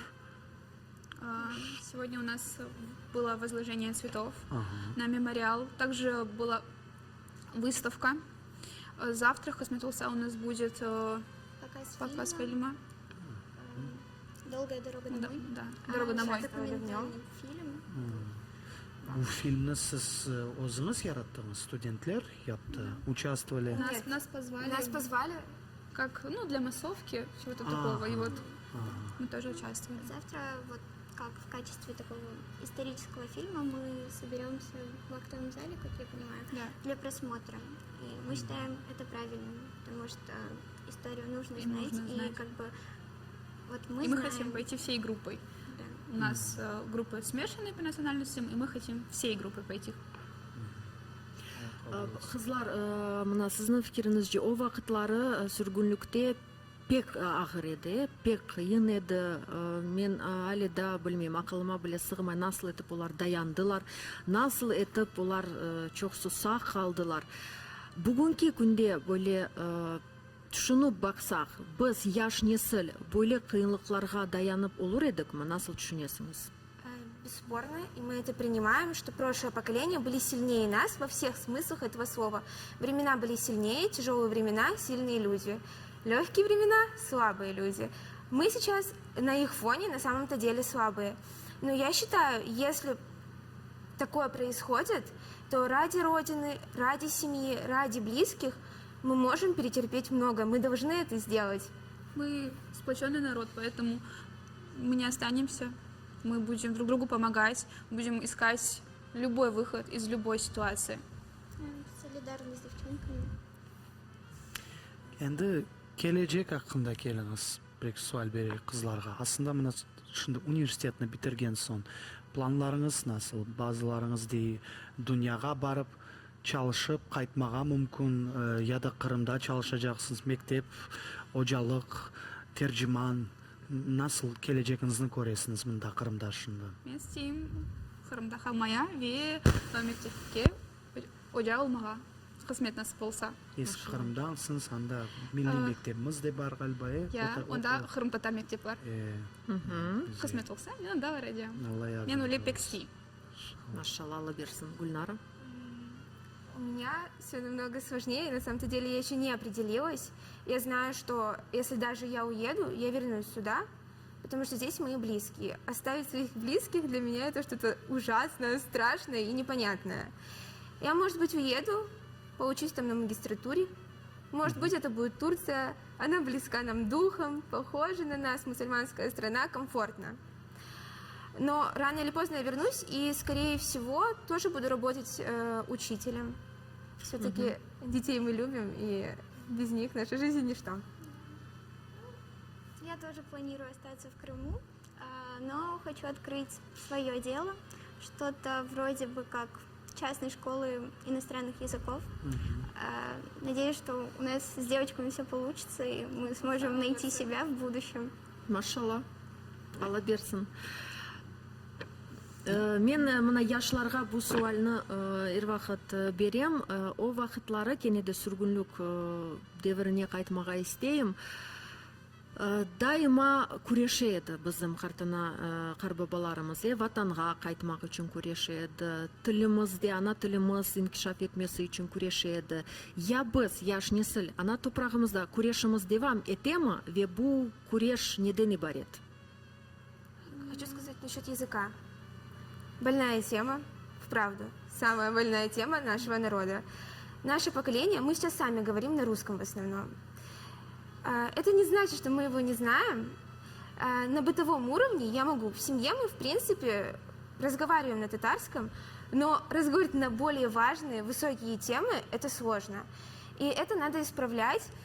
И лично я пытаюсь с этим как-то бороться. У нас сейчас курс крымско-татарского языка, и я пытаюсь побольше запомнить слов. Фильмы пытаюсь смотреть на крымско-татарском. Есть разные паблики, тоже касаются крымско-татарского языка, и я тоже их смотрю, потому что мы должны сохранить язык. Есть язык, есть народ. Это важно.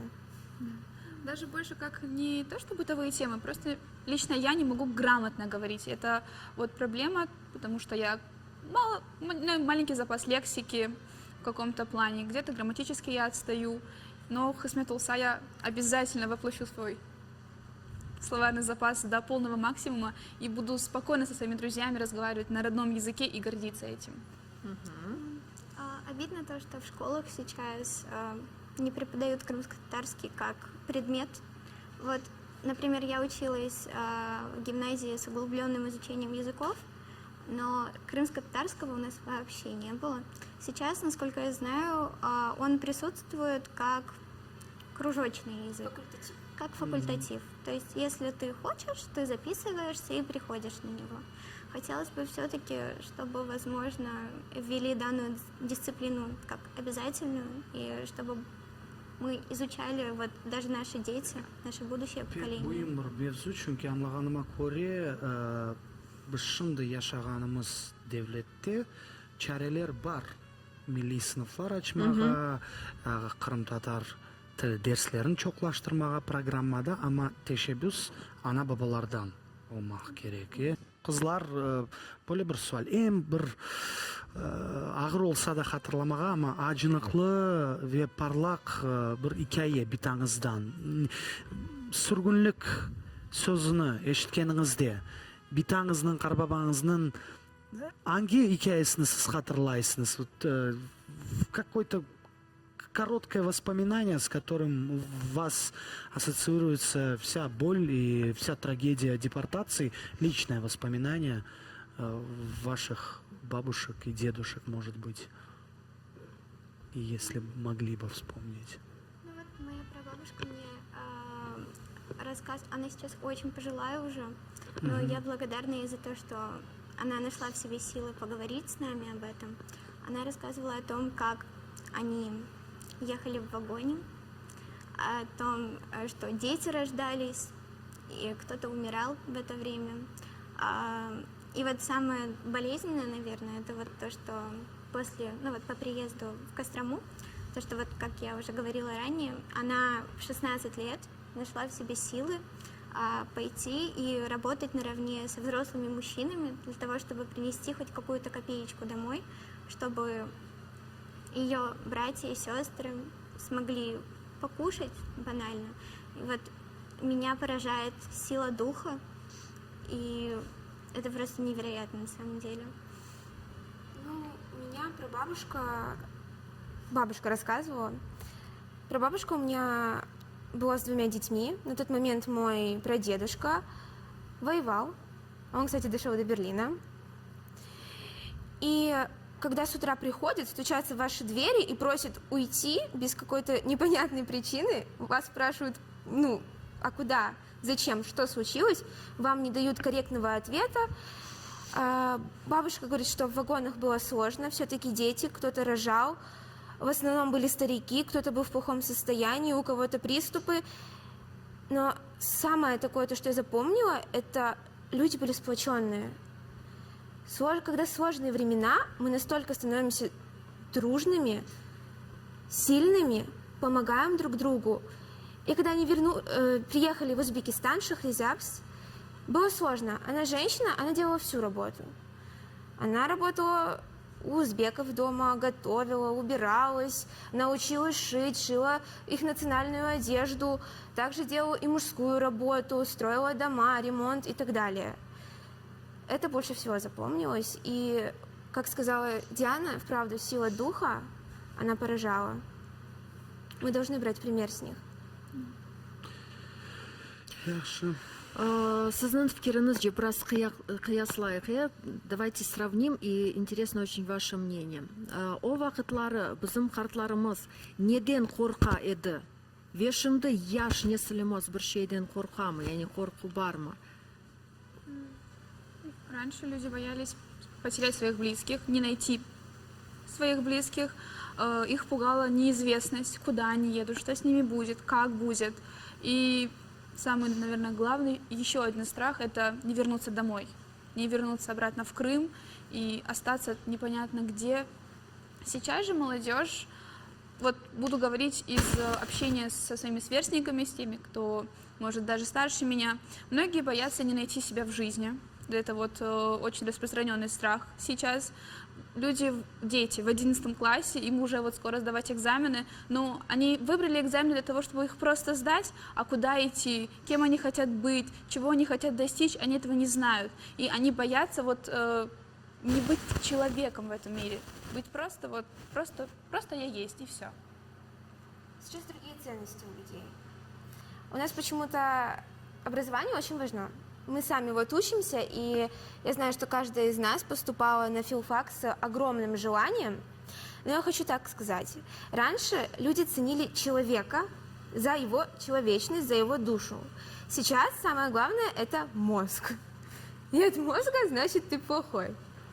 Это неправильно. И это тоже наш страх. Бояться быть глупым.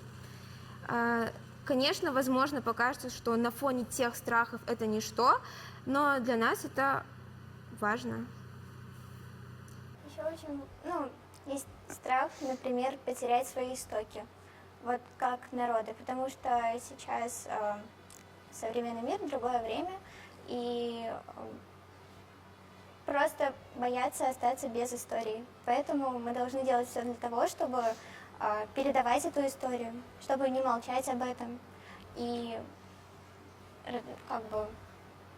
чтобы наши потомки потом точно так же передавали эту историю дальше, и сохранилась вся культура и весь колорит нашего народа, чтобы он оставался. А сохранится, думаете, пройдут многие годы из поколения в поколение. Вот мы сейчас вспомним, а вот наши дети, правнуки, там, внуки будут, или это просто будет датой?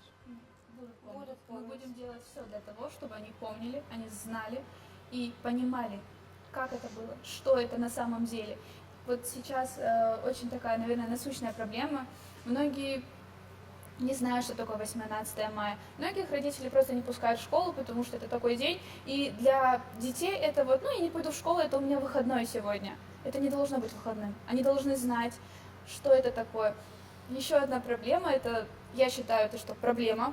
Многие считают, что просто выставив картинку «Он еде майснис» в Инстаграм, что-то изменится. Если вот тут вот у них ничего нету, они не знают, не чувствуют того, что это такое, как это, то от одной картинки ничего не изменится. Doğru fikirler, gayeler, kızlar, sizge Allah işinizde muvaffakiyetler getirsin demek isteyimiz. Doğru yoldasınız inşallah. Ballarınız da siz gibi bilgili olsunlar, unutmasınlar matiyem günlerimiz, tariximizni. Ve şimdi kendi rejissörlerimizden soramak isteriz. Galiba bizde demir yol vokzalından bağımız yok. Biz bekleyecekmiz. Men ise aytmak istedim ki böyle yaşlarını görse men pek kuvvanam. Demek geleceğimiz var. Onlar doğru düşüneler, doğru yoldan keteler ve inşallah elbette Kırım Tatar halkı ana toprağında bahtlı yaşamasında onlar da büyük hislerini кошарлар. Мен ise шуны айтмак истедим ки 18 май матем күнүнө биз марафонну азырлаганда Кара деңиз продакшн студиясы бир кач проектлерни өмүргө кечирмеге жетиштирди, тырышты, бир кач клиплер, фильмлер ve бүгүн де марафон чечевесинде фильм olacak. Yani marafonumuzun sonunda. Ondan da gayrı kartlarımız ile bağlı da bir proyektni elde ettik. O da tezden efirimizde olacak. Мен ise teatr hakkında aytmak istedim. Bugün biz Altın Beşik teatrında bulunamız ve onların spektaklleri Mayıs 21 günü saat 18'de Karasu Bazar Medeniyet Evi'nde 5 dakika nefes adlı spektaklini nümayiş edecekler. Ve aynı bu spektakl Mayıs 28 günü saat 17'de Bahçesaray şehrinin Medeniyet Evi'nde gösterilecek. Elbette ki muhlislerini bizim güzel aktörlerimiz, belli aktörlerimiz devam etti ve men bu aktörler hakkında da birkaç söz aytmak istedim. Bu spektaklde Dilaver Sittarov, Sitабла Меметов, Dilara Acimambetova, Luiza Usinova, Emine Cevdetova, Gulnara Planjiyeva, Alim Ablayev iştirak edecekler. İşte halk Altın Beşik teatrı hepinizni spektaklga davet etti ve evet mana ko'ramiz ki endi aktyorlarni ko'ramiz. Sevimli insanlar. Sevimli insanlar bu afişalarda ve sanada bulunacaklar mutlaka. Yakında söylerim. İşte bu tiyatrının spektakline konsert programmasına barıp geldiler, pek ilhamlandılar. Яңы Сарабыз kasabasında geçirilgen edi. Zal, salon ırıkmarık dolu edi. Gerçek anşlak edi. Ve saygılı dostlar, rejissörlerimiz şimdi deyil ki yayınımızda en dülber dünyada yekeni olan bayrağımızga bağışlangan bir klip seyredecek. Bizlerden ayrılmanız çünkü marafonumuz devam etmekte.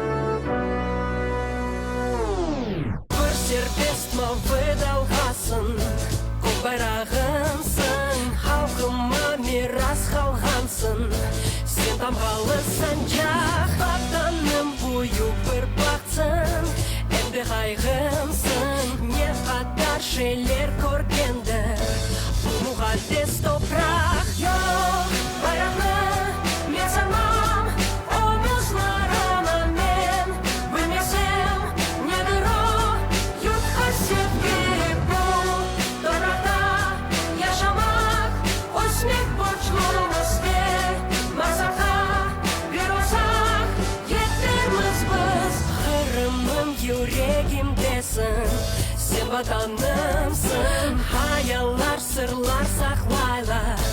Efsaneler ayda, düşümde, gerçeğimdesin. Hep hayalımsın, koterip yüksek kot gece. Men bayrağını tutam, bayrağını men sarmam. Omuzlarıma men, bilmesem neler o, yurt hasip.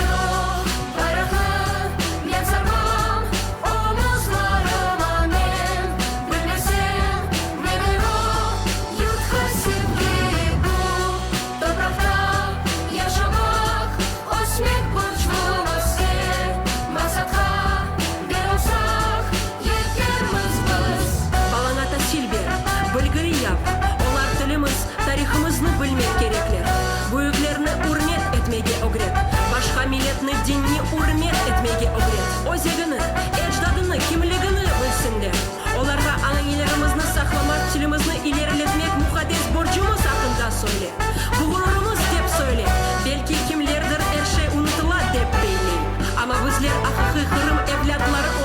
bir vaqt unutmamiz. O'ylami?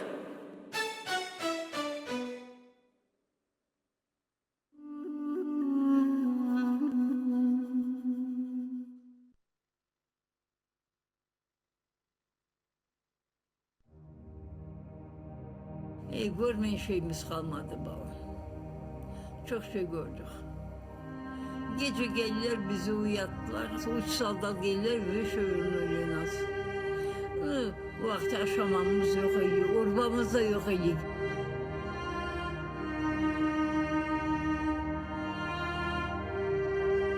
Sonra geldi poyuzya doldurdular. Bizden alkışlardık oluyor. Ulan günü yok idi o yolman günü. Yolcu bırakırdık.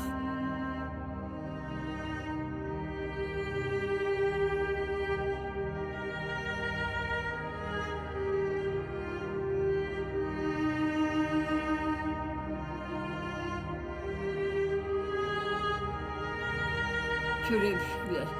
Onları çıkardılar da asfalt ettiler, barakları bizi koydular.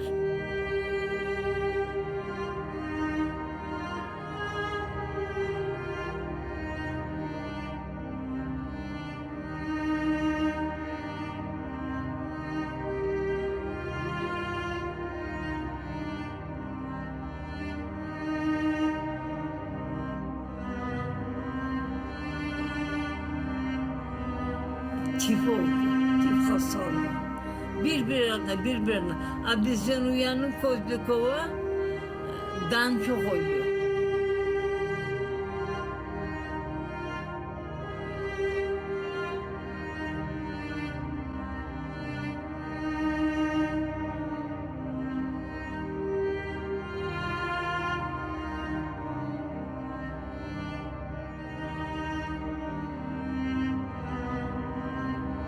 Babam Ağustos'un 29'da hastalandı, Sentyabr'ın 3'üne öldü. Sentyabr'ın 3'ünde de kar var idi, Gorkos olursa da Sankasakay'ı, polisi, iki dostu, komşularımız, iki adam aldı, da gömdüler. Onda kazılmazdı, buzluydu. Arkada kazdılar, ondan sonra kaşkırlar, aldılar aşağıda. Yerin dibine kazdılar.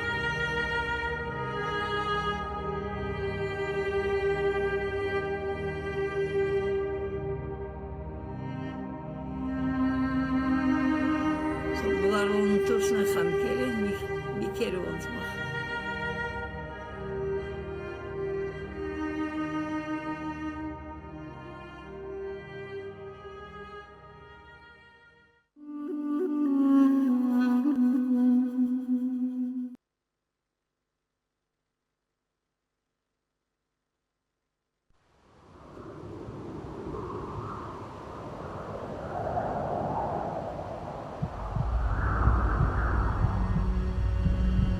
Где ты, мой сыночек сероглазый? Что ж ты не приснишься мне ни разу взрослым? Ты, наверное, уж седой. Не болит ли на плече местечко? Помнишь, ты ушибся о крылечко? Ах, какой ты увиделась бедой. Помнишь день, какой был летний ясный? Шли, когда с тобой мы в эти ясли, тот проклятый вечный майский день. Что ж ты, сердце глупое, молчало? Ничего кругом не замечала, только в небе жаворонков звень. Ты не знаешь, сын, что дальше было. Как меня слепым прикладом били, не рвалась, чтоб за тобой бежать. Как твою сестренку уносили, знали подлецы, какую силой сердце материнское держать. Как потом я поезда встречала, в окна их летящие кричала твое имя, род твой, село. С той поры, когда смотрю я фильмы, где целуют на вокзалах милых, будто душу пеплом намело. Сколько детдомов я обыскала, сколько душу горькую таскала по дворам бесправия и потерь. И теперь мне этот ужас снится, чьи-то пальцы мнут и рвут страницы с именами крымскими детей. А потом однажды мне сказали, сын ваш умер где-то на вокзале, Потому его в бумагах нет. Ты не думай, мальчик. Я не верю. Ведь не люди то сказали, звери. Лишь зверей достоин был ответ. Я уже стара, родной сыночек. У твоей сестры большие дочки, много с ними счастья и забот. Только часто долгими ночами, слушая у двери, не стучат. Кажется, что ты придешь вот-вот. В эти ночи я прошу у Бога, покарай тех нелюдей дорогой в долгий путь от дома своего. Накажи их моей бедою, сделай душу всю от слез седою. Отомсти за сына моего.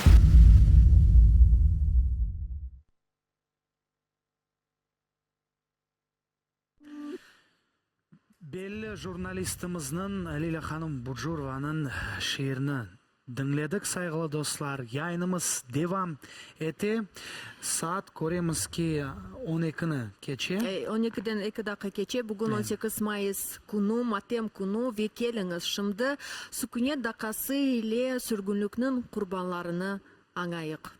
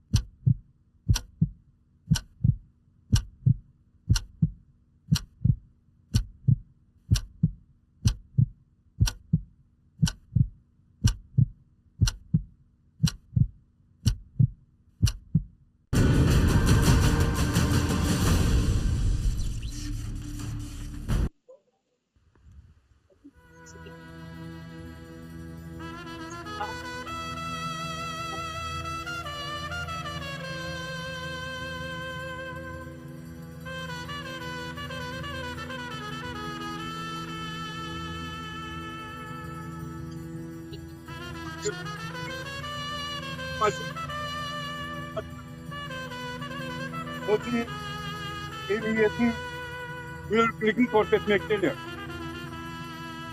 1949 senesi 18 Mayıs'ın faciasında biz ondan ne kadar uzaklaşsak, bizge o kadar onların kurbanları, vakiaların kurbanları, bu facianın bizim ölgen baba dedeklerimiz, o kadar bizim için kıymetli görünecekler ve bu vakialar o kadar da kanlı, o kadar keskin, o kadar şefkatsiz görünecekler tabii. Ve biz görüyoruz ki ketkete tek bizim halkımız için değil, bütün dünya için bu vakialar öyle görünmekte ve biz hatırlayımız bundan 7 yıl evvelsi Ukrayna Yukarı Şurası bu günü bizim halkımızın genosit günü dep ilan etmiş. Daha 3 yıl evvelsi bir sıra Baltik boyu memleketler bu günü tamam öyle genosit günü dep, yani halkımızın kırgınlığa uğrayan günü dep ilan ediliyor. Bundan sonra Kanada parlamenti de bu günü bizim halkımızın genosit kurbanların kararası günü dep ilan etkeniydi. Ben bilesem ketkete dünya bu vakaların ve Stalin rejimi zamanlarında milyonlarla ele olan insanların kararasına temina edecek, secde edecek. Öyle olan son tabii ki bizim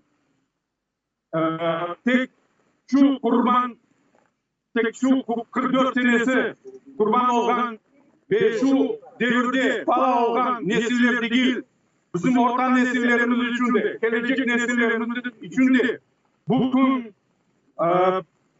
onun emniyeti, bizim kıymetli büyüklük elbette çok büyükleşecek ve çoklaşacak. Мен bir polasa çıkarmak istedim. İki söz, birkaç sözlerin. Birincisi, biz kimsenin o günde ana şu bizim 44 senesi suçlanan kabatta bir tırnak içine alan bu sözün işte bizim buna alakamız yok. Ve kim ne dese desin, evet biz görüyoruz ki bu propagandistik tesirini yürüyen insanlar da az değil. Ama onlar bilesiniz kıyış tayak gibi, onlar bende doğurma çaremiz yok. Onun için biz emin olayız ve bizim nesillerimiz olsun. Bizim hiçbir vakı, hiçbir devlet o günde, hiçbir mecburiyetimiz, hiçbir suçumuz olmadı. İkincisi, bu kabul edilen karar etrafında başka, yani 11. Mayıs GECO'nun kararı,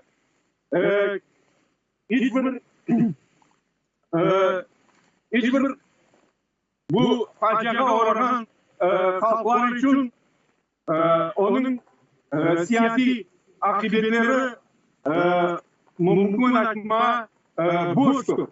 Ve onu kim ne kadar esaslansa ve tırışsa sebeplerini ortaya etmeye, bunlar hepsi elbette onlar hepsi sahte, onlar hepsi bir bitmeye olacağını söylüyor.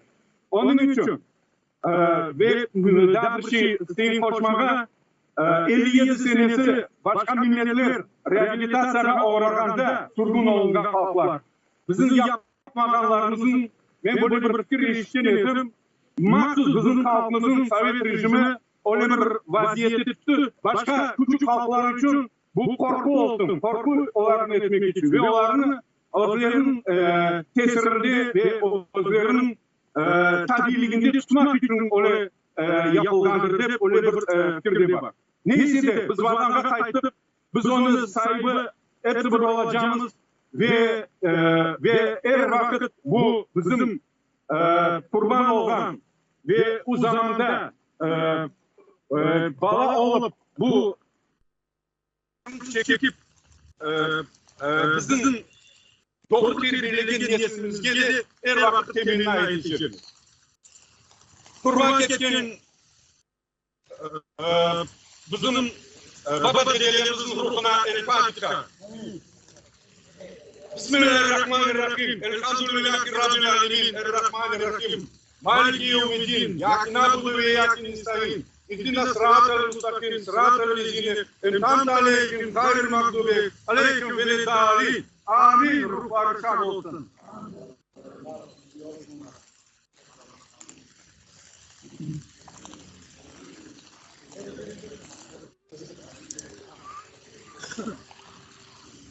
Kara poyuzlarda trenlerge mingen insanların bu yıl 78 yaşını dolduralım. 78 yıl evvelsi onlar bana bu bizim altımızdaki trenlerge menip Sibirya, Ural, Orta-Asya çöllerine düştüler. Lakin en esası onlar yaşamakla beraber vatanda olan güreşte devam ettirdiler. Devam ettirdiler o evlatlarında, o bağlarında. Devam ettiremiz bizler Kırım'da. Kayıttan son, kayıtta kelemağanlar son. İşte onlarla beraber kaynadan vatanın güreşini devam edelim. Son yılları çeşitli hareketler oldu geçti.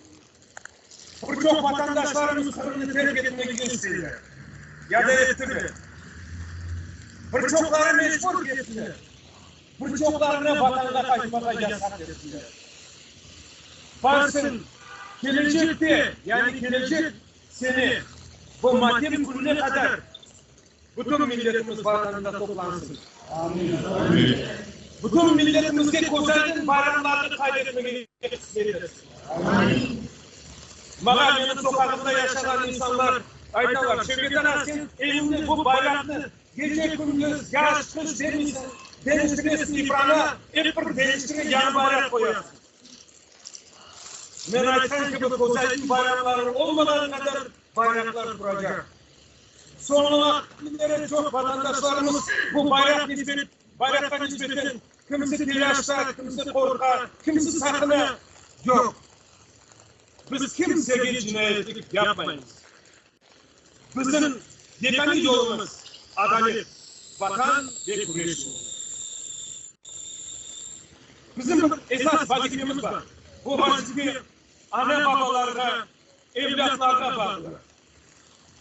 Bu birinci, bizler din ve imanımızı kaybeştirmek gerekir.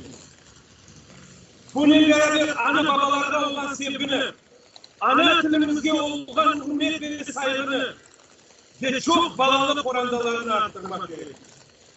Bunun beraber onlarda terin terbiye ve yakşı bilgi.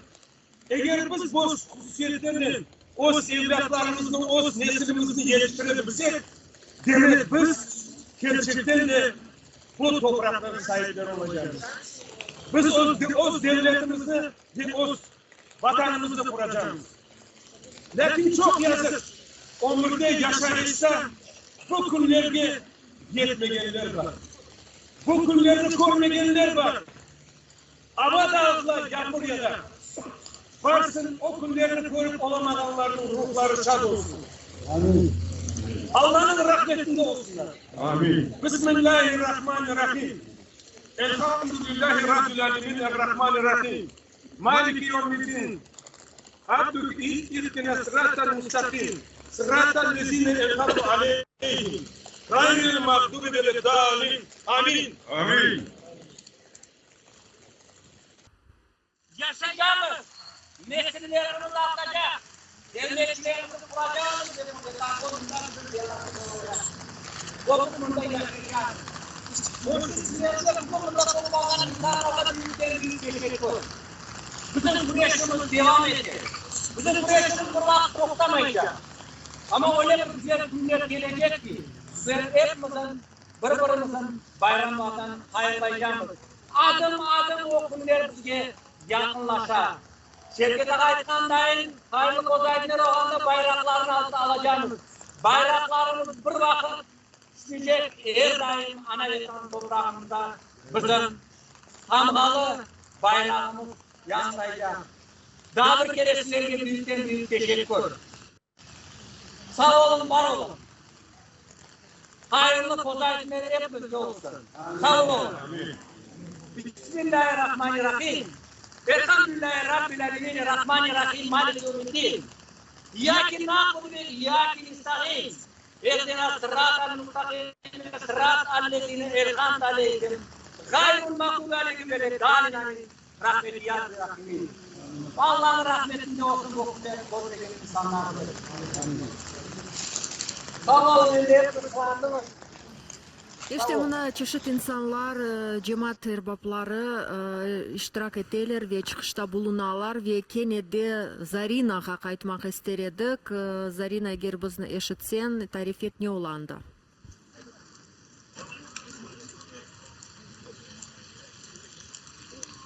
İşte Zarina galiba hazırlanan. Bayağı adam toplangan. O yerde dua eteler, çıkışlarla bulmaktalar, öyle ateşin nutuklar ve şimdi bunun hepsini bizge kıskadan Zarina tarifler neler olgan ekan? Selamünaleyküm. Biz Akmeşik Demir Yol Vokdağındaki yanındaki yerleşken meydanında bulunamız. El seniyeti bu seniyeti yanında Kırım Tatar vatandaşlarımız geliyorlar. Sürgün edilgen halkaga bakışlarına kadar taşın o günde sabahtan insanlar toplanıp dualarını okuyor ve çeşitlerini getiriyorlar. Bunda gelgen insanlarına elbette bir maksat var. Gösteriyor bu 58 yıl evimsi sürgün edilgen Kırım Tatar halkımızın hatırasını anma. Şimdi ise bunda su dakikası olup geçecek.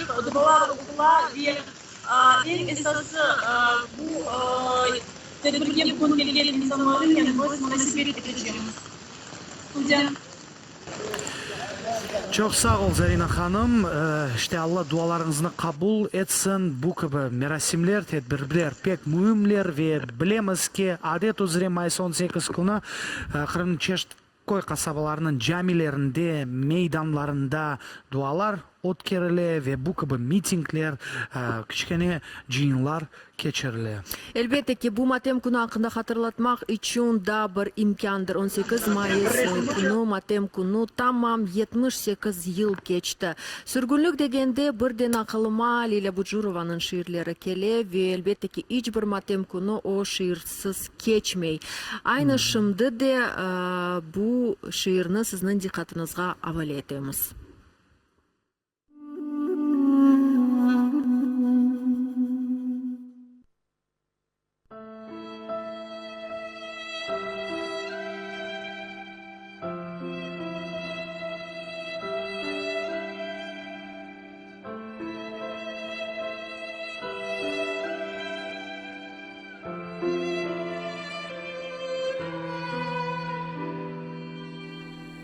Говори, отец, говори.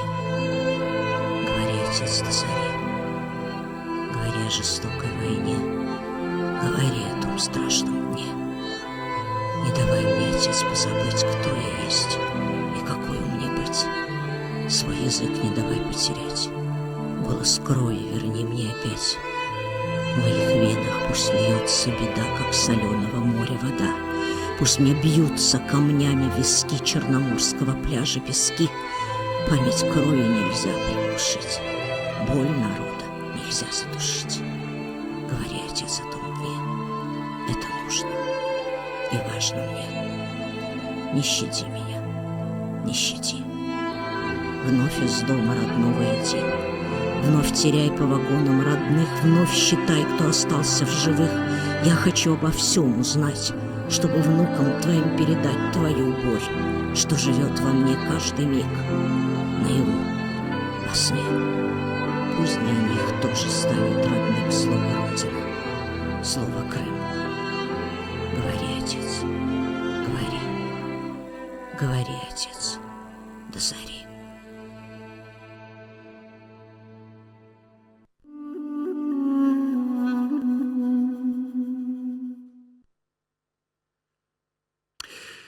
Pek öyle tokunuklu, pek tesirli satırlarını biz kenede dinledik saygılı dostlar. Aslında mına Mayıs 18 günü başlangan sürgünlük aslında iyunun sonuna devam etken eken ve bu sürgünlük devamında bazı malumatlarga göre 180 bin vatandaşlarımız koçirildi Kırım'dan.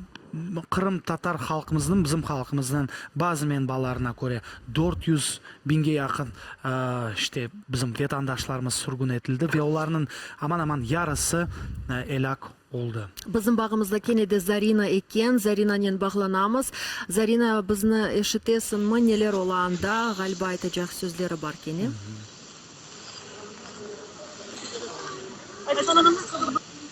Çok adam toplandı.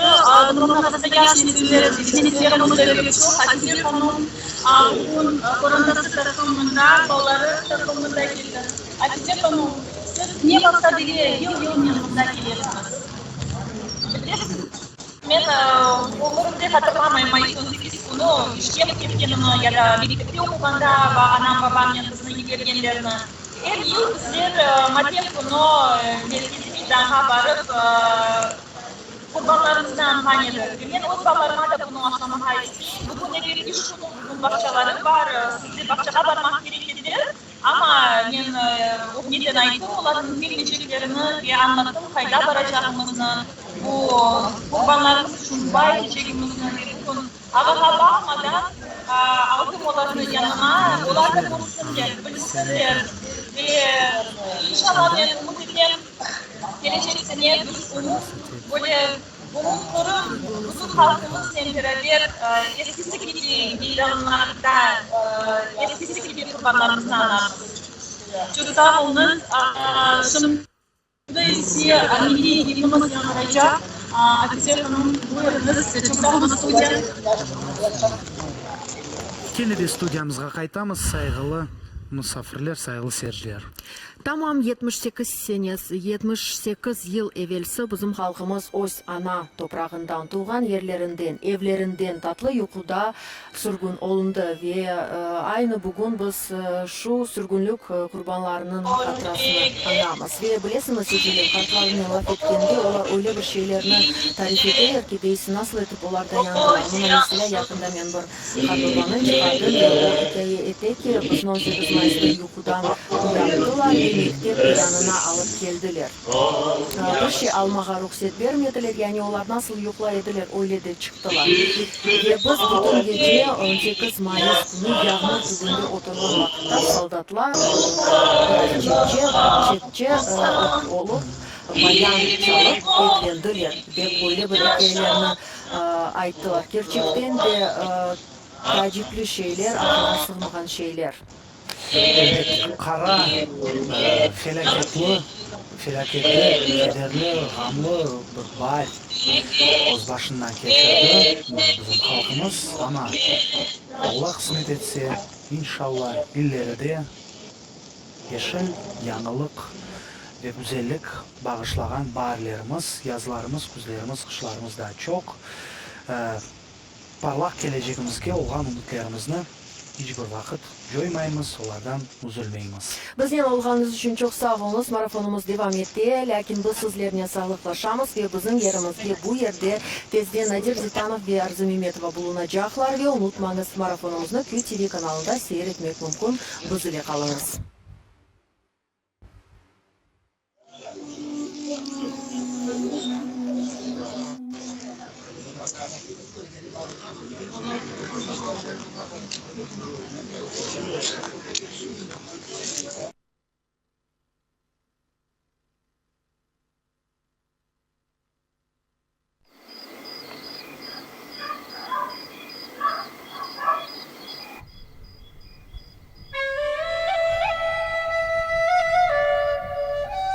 Yarı gece. Ev tınçıdı. Odalarına sükut sardı.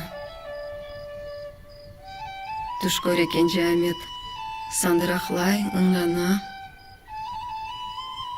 Cenkten оқу тоқтады, belki bu yıl olur kısmet neyse mektepке ona. Maçık aran içinde tapırdata ayağın. Sabır etse maçıgım, beklet anın yarығın. Tekne içinde hamur yarın ötmek pişirirmiz. Tesadüfen biri kelse, birkaç günge yetkizirmiz. Ah Feruzem, yardımcım, osip kettin kızcığım. Nice kundur sokaklardan keçti studebekkerler, bizimkiler, soldatlar. Belki yolunu düzeterler. Mende alırım bir çırım, birkaç kosçuk daha kaldı. Lanet bu can kepimizni tinch uyqudan ayırdı.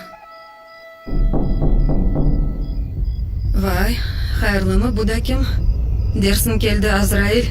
Açam, idu.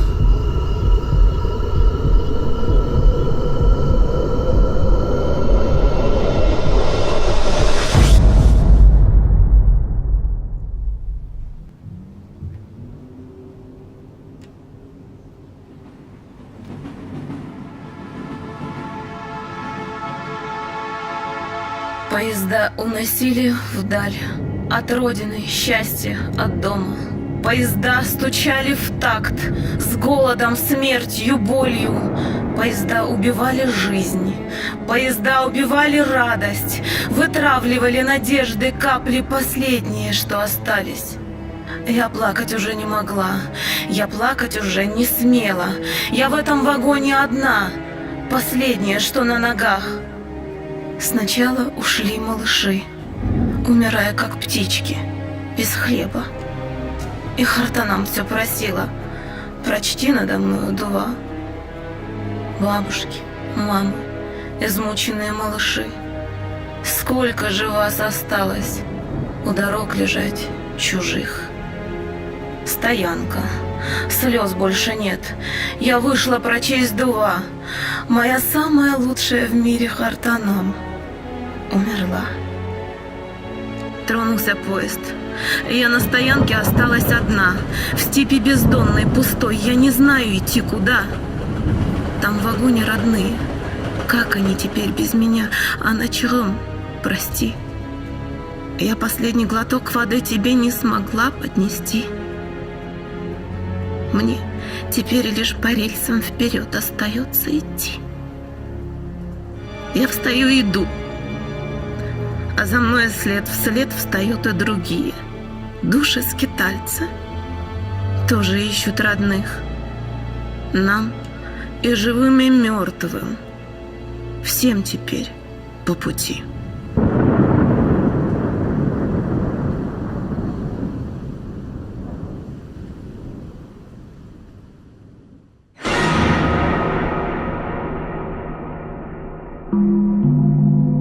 Прошу, снимите цепи. Я слышу, плачут дети. Я к ним должна идти. Бьют голоса, как плети, вагоны и пути. Их руки тянут платье, их губы просят пить. В дороге потеряла, кого теперь винить? У младшего Алима от плача пухнул рот. У старшего Акима от голода живот. Прошу, снимите цепи. Я слышу голоса. Смеются мои дети в объятиях у отца. Не смог он защитить их, хотя погиб в войне. Все 5 мальчишек остались вдалеке. Снимите мои цепи. Хочу обнять детей. Кто мне теперь ответит, как жить среди теней? А были у Амита небесные глаза 4 года к лету. Беги скорей, Балам! Где ты испачкал руки? Как надоели мухи. Я помню, всем соседям Заид так сладко пел. Ищу вас. Где вы, дети? Кто вас украсть посмел? Но больше всех мне снится мой ласковый Осман. Жара и пот струится. В пыли Узбекистан. Снимите эти цепи, невыносимость дней. Меня убейте, верните мне детей. Степь за окном все та же. Кричу в слепую дверь. Будь проклят, самый страшный, нас растерзавший зверь.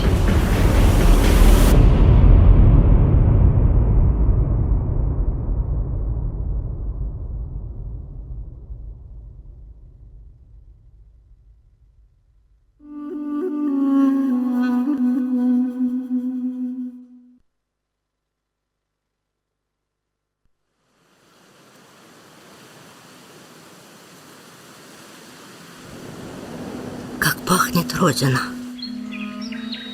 Сухой травинкой, запутавшейся в волосах ребенка, сосновой веткой, горечью полынной или печалью в сердце погребенной, овечьим сыром, кофе ароматом, разлитым звонко в тоненькие чашки, дах чаем, миндалем, душистой мятой, сегодняшнюю явью, сном вчерашним, или жгучим криком чайки одинокой, или чатырдага высотою снежной, старинной песней музыкой далекой. Нет, пахнет моя Родина надеждой.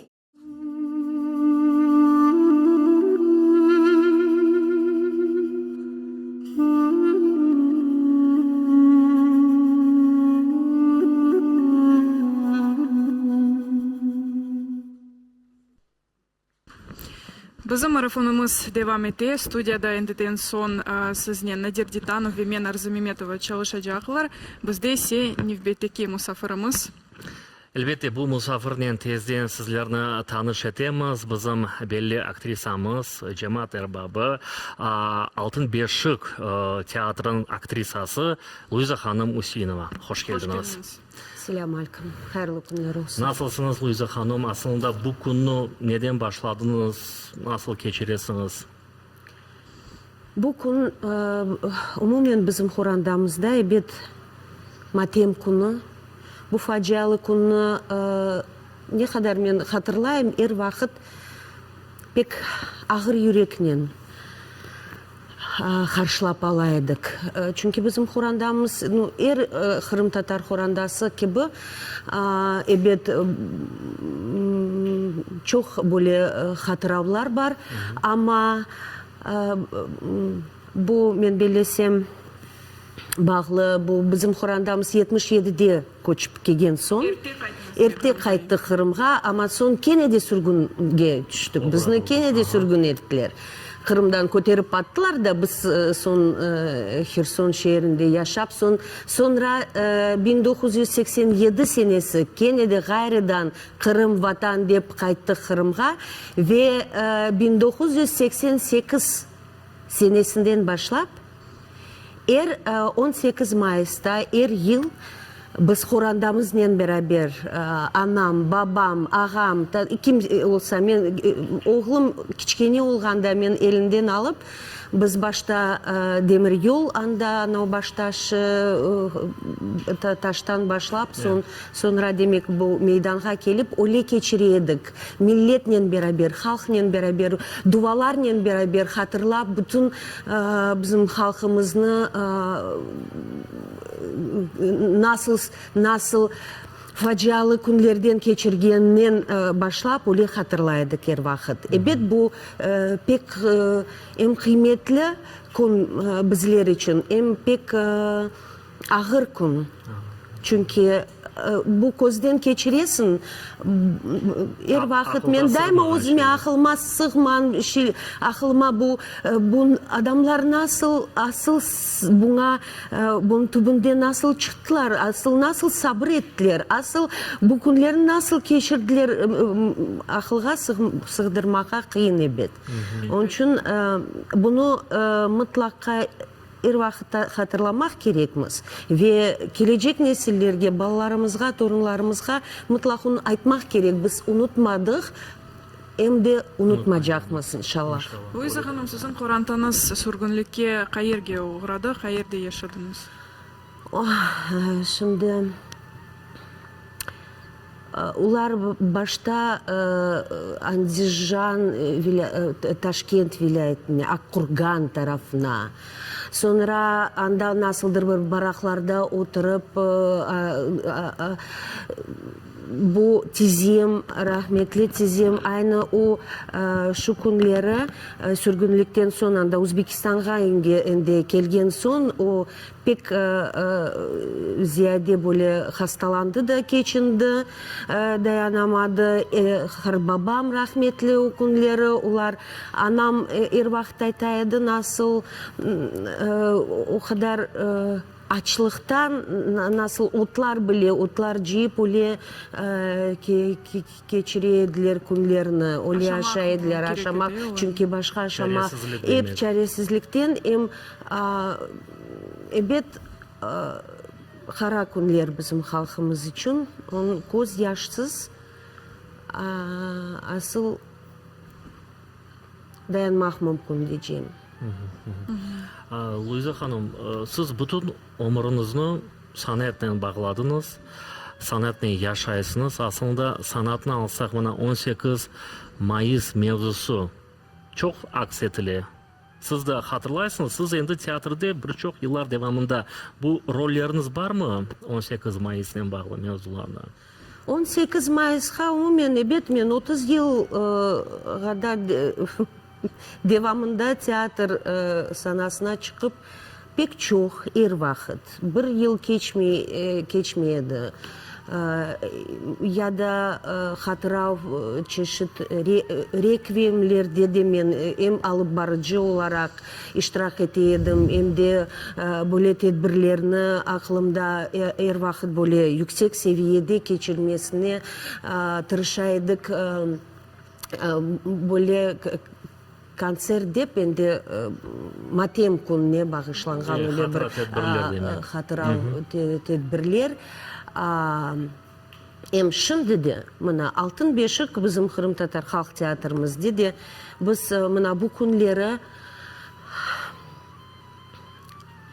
Утекун Сарабус хасабасында концерт Яша Ватан, Яша Миллет адлы концерт программасыны. Уда бу күнлерде бу bizim ağır, hepimiz için ağır ve mürekkep günlerde halkımızın gönüllerini tekrar almak, ruhlarını kotermek için biz vatanperver böyle milletle halkımızla bağlı böyle halk yerlerinden çokça halk yerlerinden ve güzel şiirlerle beraber öyle bir koncert hazırlap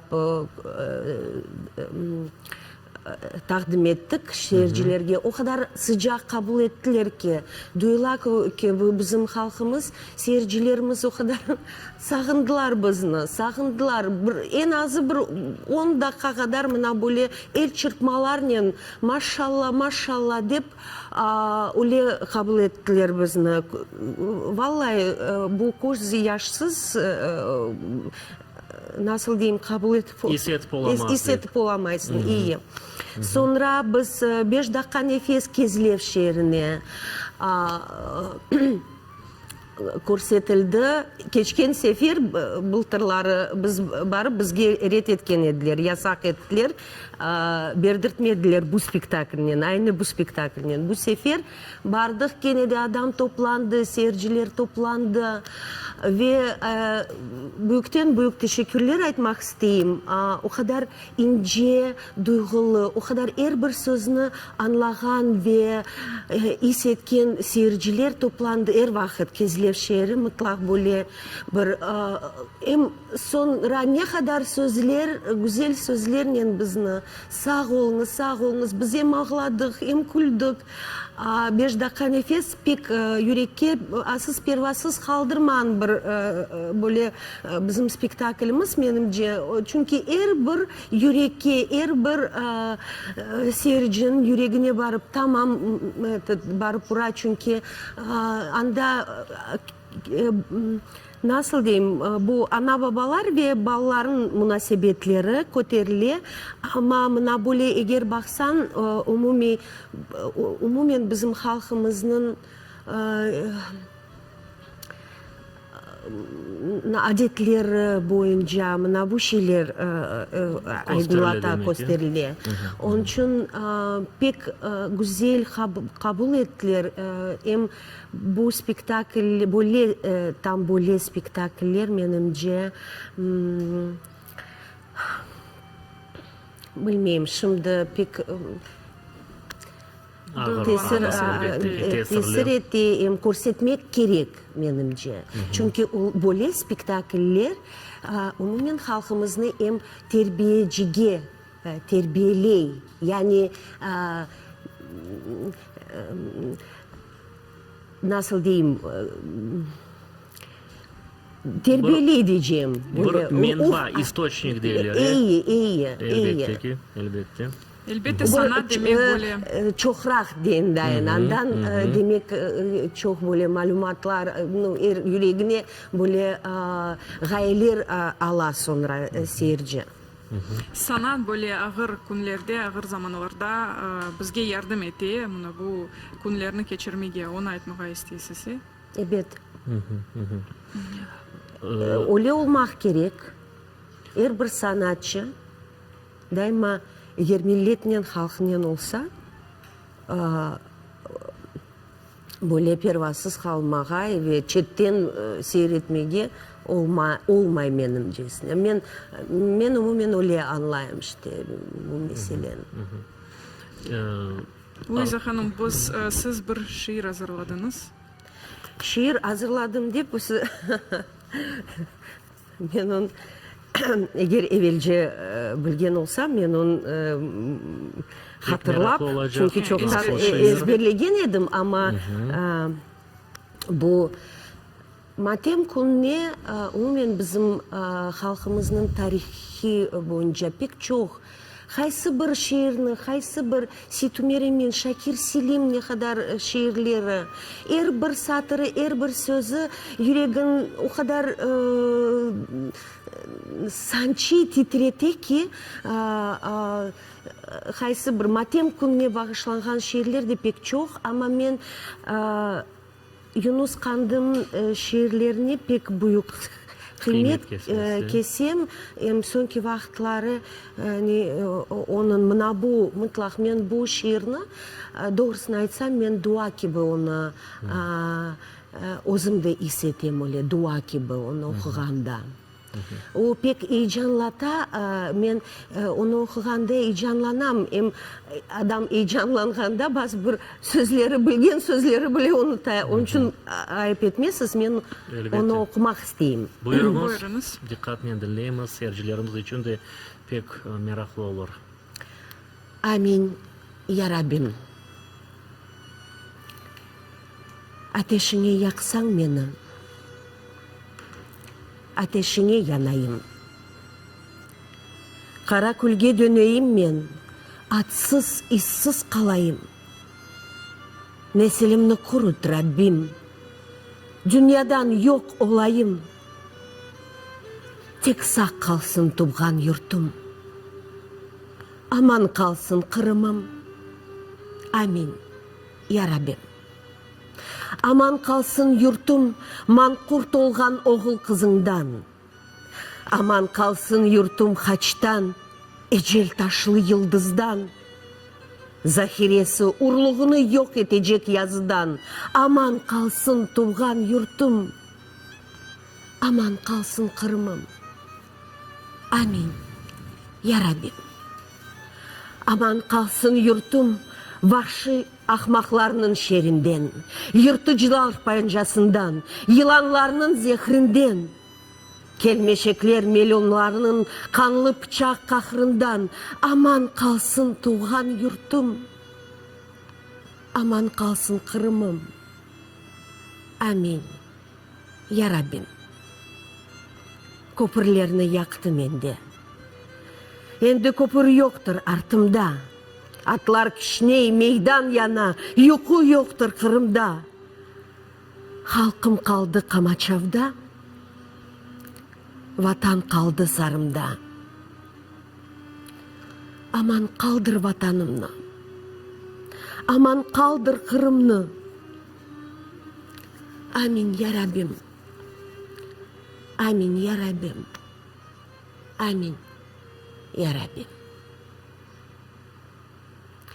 Böyle şiir Yunus Kandım'ın 91 senesi yazılgan şiir, ama göresiz nasıl şimdiki zamanға, şimdiki vaxtlarga pek aktual, hem de sanki dersin bugün yazılgan bir şiir. Pek isteredim ki bir mına bu pervasız kaldırmayıp bir Kırım Tatar yüreğine tesir etken bu bir satırı, bu sanki dersin bu izlerinin, bu yollarının eğer bizim halkımız inşallah yürse, öz adımını atsa, demek gelecek nesillerimiz de halkımızın geleceği de inşallah böyle parlak olur ve biz öz ana vatanımızda serbest, ana vatanımızda böyle hoş duygularla özümüzni Kırım sahibi olup sayarıq inşallah deyip отырам. Siz dediniz gelecek nesillerimizin geleceği parlak olur. Elbette ki her şey bizden bağlıdır. Pek umut etem, bu umut ve işançtan bir vakit kesilmeyim. Tırışam. Ve parlak olğanı aynı mına bu günlerden başlanacak. Çünkü bu günlerin emniyetliğini onlarga bizler sınıf vermek gerekmiz. Mesela sizin oğlunuz var, endi torununuz var. Onlarga bu bilgilerini siz aşlamak gerek. Balalıktan aşlamak gerek. Balalarınızga men pek büyük ricam var. Gençlerge mutlaka. Yaşlarga demek meseleni temel nasıl diyeyim terence anlasalar, bizim halkımızın umumen tarihini bilip, meraklanıp bilip, eğer öz inkişaf etseler, öz nasıl diyeyim yaşayışlarını hem de yapkan işlerini, Sonra demek bütün yapkan işleri tek halkla beraberlikte diyeceğim, doğru yoldan diyeceğim ve bütünley bu yoldan yürürler diyeyim de. Onun için aşılamak gerek. Ben özüm talebelerime de tırışam böyle. Ufak balacıklar, kızcıklar, oğlançıklarga da daima mına bu vatan sever, vatanperverlik, millet duygusunu, vatan duygusunu her vakit aşılamak gerek diyeceğim. Balalıktan hissetmek gerekler. Kundakından başlap, ana sütünden başlap. Öyle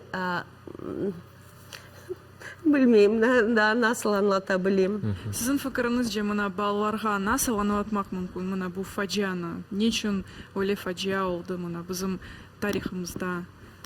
Şimdi ballar da denişti desek mümkün. Denişti. Onun için ben bakam bazı bir bari bet Kur'antasına bağlı. Kur'andalarına bağlı. Nasıl men her vakit aytam da Kur'andadan hem til, hem din tarafı, temeli Kur'andadan. Nasıl ana babası bitakar babaları eğer aşlap öyle terbiyesiler balalarını, onlar demek son onlarga sine, onlar son balalıktan onu. Ama eğer asıl böyle tesadüfen bir son bakasın böyle Kur'andalarda ballar da ana tilini tınk etmeye bilmeyler. Hem umumen ne anda ne olay haberler bile yok, hem istemeyler bilmeye. Mına bu şeyden ben bet yazıksınam, hem bu şeylerden korkam diyeceğim bu geleceği nasıl. Bazı bir 10-15 yıl geçse, eğer şimdiki vakitten çok ana tilde laf etmeseler. Evet. Ya sonra da ben kaç kere aytıp taşlan edim. Da mına böyle kişatı eğer öyle olsa da 10-15-20 yıl geçsin, biz son ne tiyatr, ne kitap, ne gazetalar, jurnallar, kimseye mecmualar, kimseye gereği de olmaz. Çünkü kim onu okuyacak, kim anda baracak, kim dinleyecek, kim bakacak ana dilini anlamasalar. Bu meselenin pek ciddi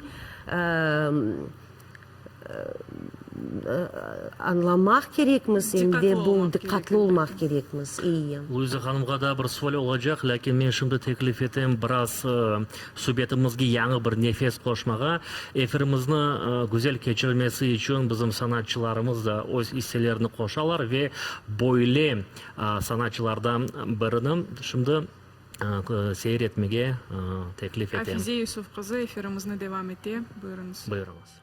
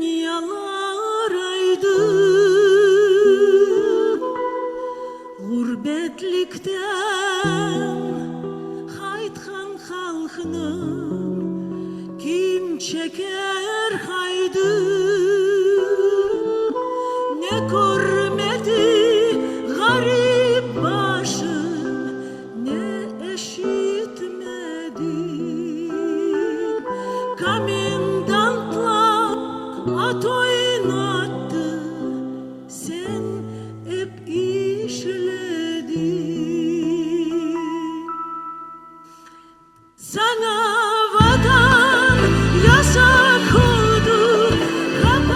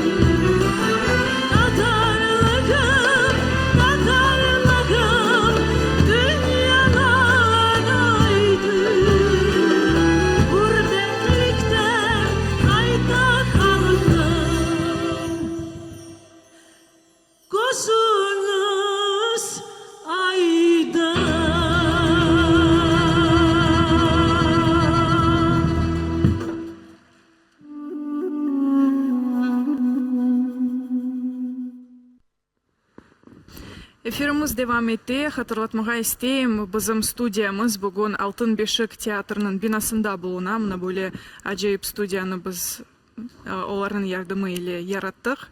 Әлбетте, güzel bir lokasiya berildi Altın Beşik memuriyeti tarafından ve aynı Altın Beşik'ten hadimi, aktrisası bu yerde bulunan Luiza Hanım Usiyinova.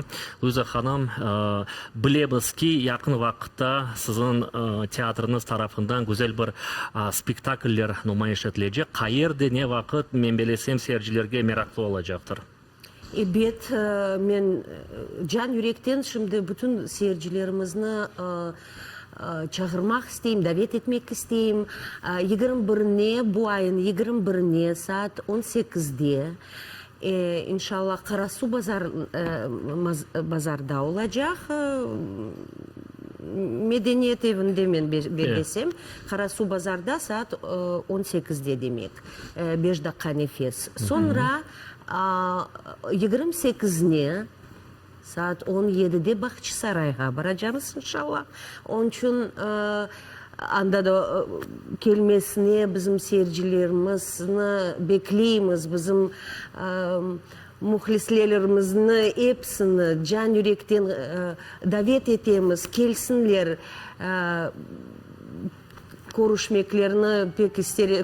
Görüşmemizni pek isterim. Elbette çok sağ olunuz, hoş olunuz. Hepsilerini davet edeyim. Bu demek 2 haftalık planlar. Lakin bütün senege eğer planlarını gözetsek, daha planlar çoktur galiba.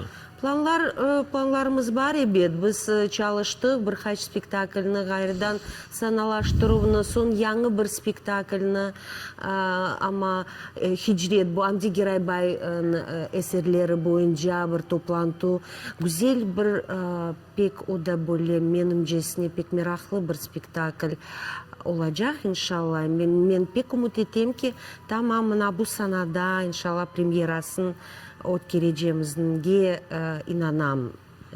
Ama ne vakit daha belgisiz. Onun için inşallah umut ettim. Hicret'den anda da pek böyle umumen pek ciddi mesele, halkımızın ciddi bir meselesi koterli.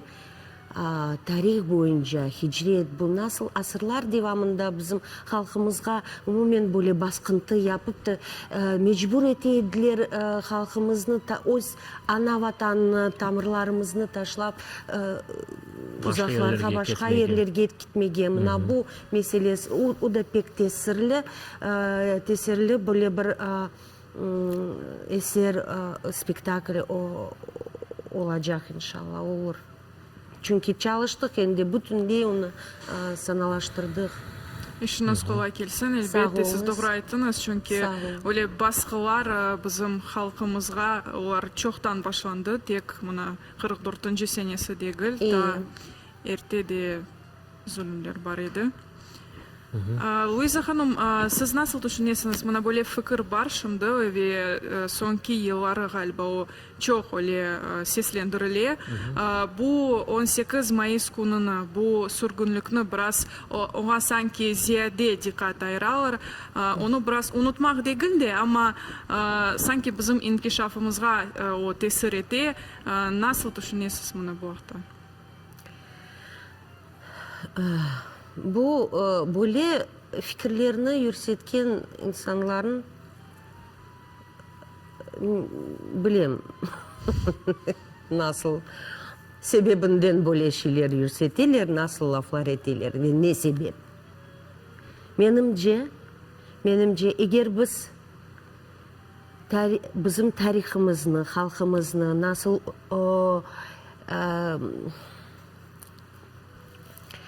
sürgünlük değilsin mi ya da başka bir çok zulümler körsettiler bizim halkımızga.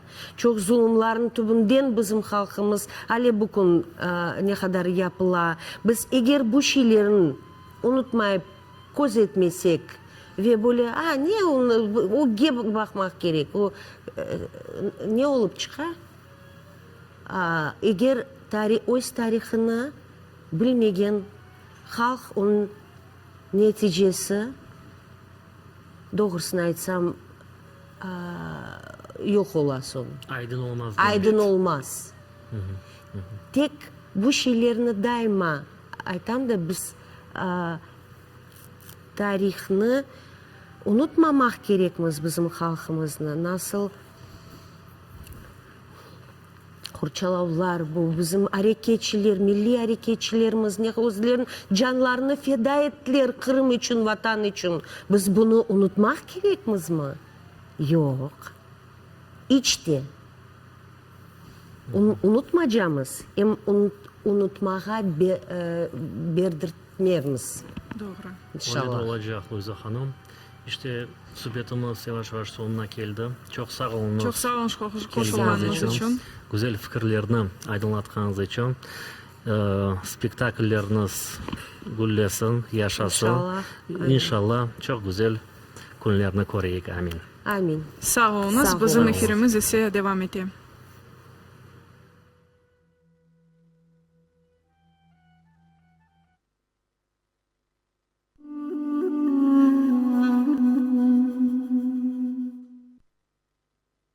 Aman da esmam,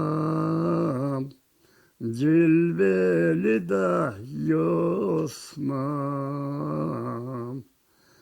yarden ayrıldım.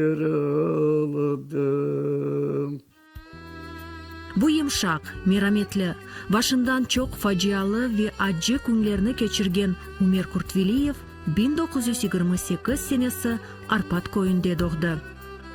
Bağ-bahçe o'stirgan, xo'jalik alib bargan Qorantada terbiyalangani için de ağır işke erta alışkan. Bağımız var idi, bahçemiz var idi, hazar idik, otar idik, hayvanlarımız var idi. 10 yaşına uşağın polnukot çalışır idim. Umer Qarbaba 6 aylık ekende babasız qala. Onun anası 6 balaga hem analık hem de babalık eti. Kichkine Umer balalık çağında çoxsu akranları gibi qasivetsiz günlerini geçirip Arpat sokaklarında çapkalap oynaydı. Oyunlarımız öyle çok veseli değil. Aslında iş yapmak bizim. 12 yaşında olgan balanın renkli, gamsız hayatına 1941 senesi başlangan cenk qara renklerini qoşa.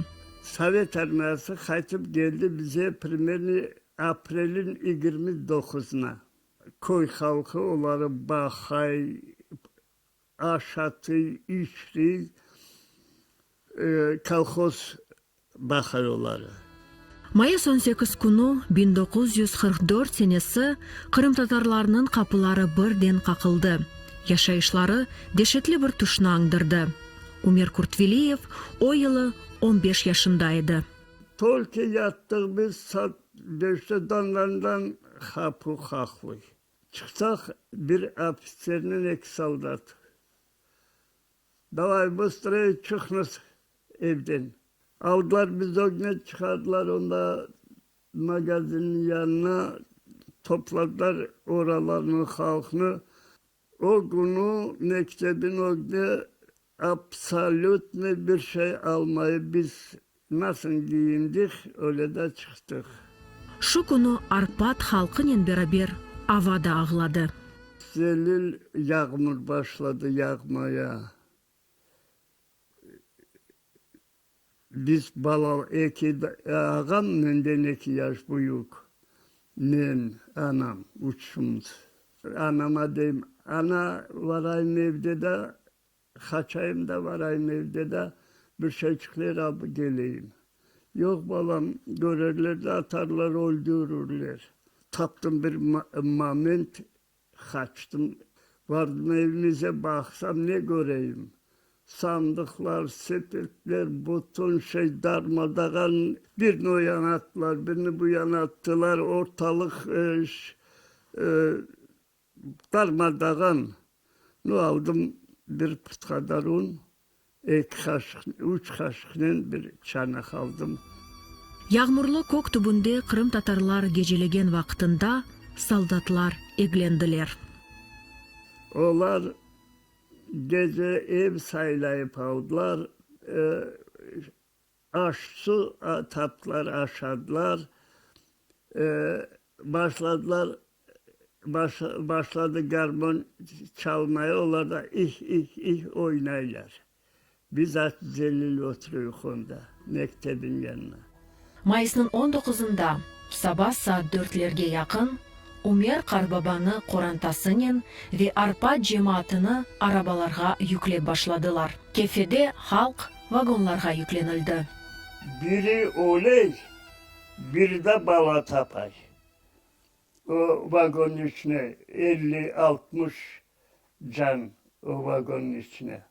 Yolda ne kadar zorluklar, kötek aşayıp, edip, ballar taşa basar edilir. Yolda toxtadıkları yerde kötek olur idi. Eğer bizim halktan bir tanesini duysa, bunlar predatörlerdi. Umer Karbaba vagonlar içinde yol devamında olup geçken şeylerini hiçbir kun aklından silip olamadı. İnsan dayanıp olamayacak zulümlarga dayanıp, bir ay 2 günden son o anası ve Osman ağasının Krasnovишерский rayonunun Mutiha koyuna yetip kele. Arpat koy sakinlerinin çoğusu bu ülkelerge sürgün oluna. Mutiha'ya geldik, 3 tane barak var idi. Her komnata 5, 6, 7, 10 seneye gidekak. Geldi, načalstva geldi, dediler bugün kol olmayacak, 1 hafta karantin, ertesi günü halkı işe çıkardı. Hepsinin kolları birleşmiş, eli kalkmay, hastalandı, kimerisi 2-3 tane kart oldu Şümere'de vardığımız ertesi günü. İyi onları komerik, yoksa sırası işe var yolları, zastavit edilir. Oğlunu bırakacaksın, gideceksin işe. Yaş bala korantası açtan olmemesi için özünü acımayıp çalışa. Ağasının ağır işte çok çalışsalar bile aşka toyamaylar. Umer Kurtveliyev birkaç yıldan son aydavcılıkka okuy. Yavaşnen ayakka turup başlay. 1951 senesi balalıktan bir koyde beraber osken Hanife Hanım Biberge evlene. Hanife diyeyim. Falan istedi, razı olmadın. Fesmikan istedi, razı olmadın. Daha bir istedi, razı olmadın. Daha birini tembel dedin. Kim gerek sana daha dedim böyle. Oturuyor yanaşa.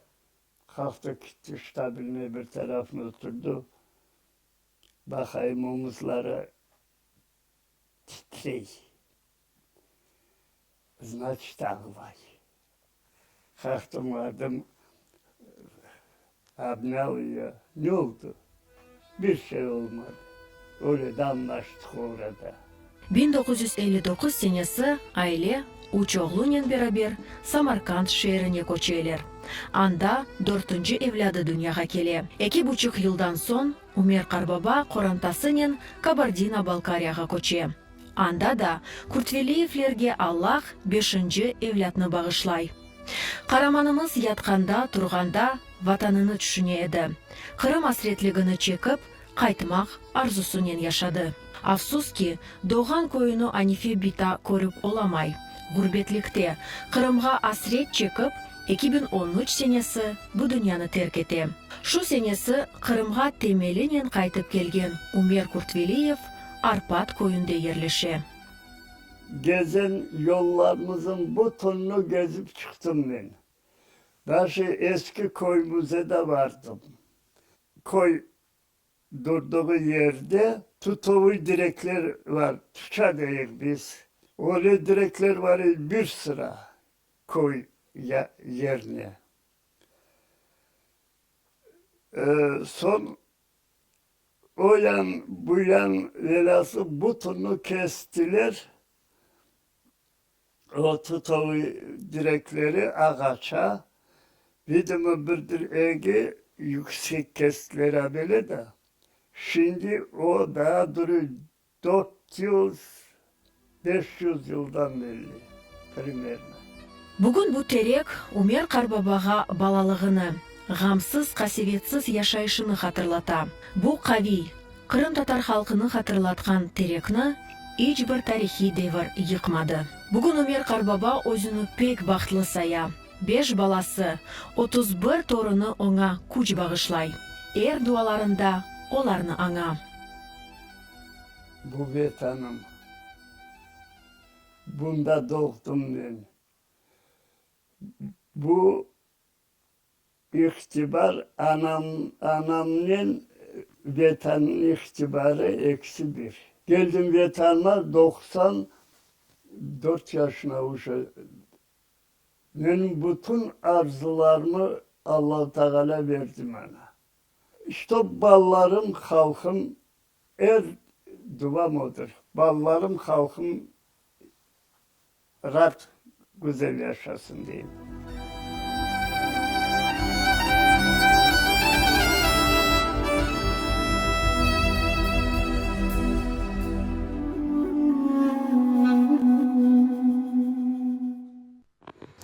Мына да бір сүргінлік шаты, да бір сүргінлік тарихыны біз izledik. Bizim efirimiz ise devam ete ve bizim stüdyamızda növbetdeki musafirimiz. Elbette ki növbetdeki musafirimizi mutlaka tanış edecekmiz. Men size hatırlatam sayılı dostlar, marafonumuz çerçevesinde birçok faydalı malumatlar, bizim musafirler sürgünlüknün canlı şartlarını siz görebileceksiniz.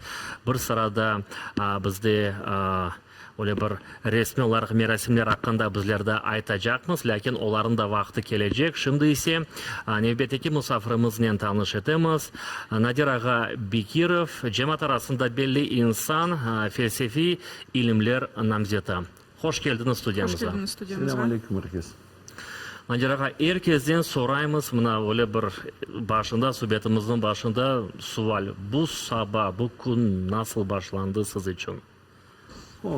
Benim için o bek adetli başlandı çünkü benim hastalığım için ben dersleri tek uzaklıktan alıp baramın. Bunun için normal şekilde bugün bu sabahtan uyandım, jimnastik ettim, kitaplarını okup başladım, bilgisayarın çalışmadan sonra vakit geldiğinde bunda geldim. Demek normal şekilde bir yaşayış gibi ama da işte aklımda mutlaka bu sürgün hatırası siz bu günleri mende bolmay çünkü her gün da istesen istemesen bütün benim kartanamların tizelerinin emcelerinin de dayıların söylegenleri de tarihleri, hikayeleri de aklıma geliyor. Benim anam da Allah rahmet eylesin birkaç yıl önce canlı değil. Ama onun beti de indi hatırlaysın. Bunun keçkini hatırlaysın.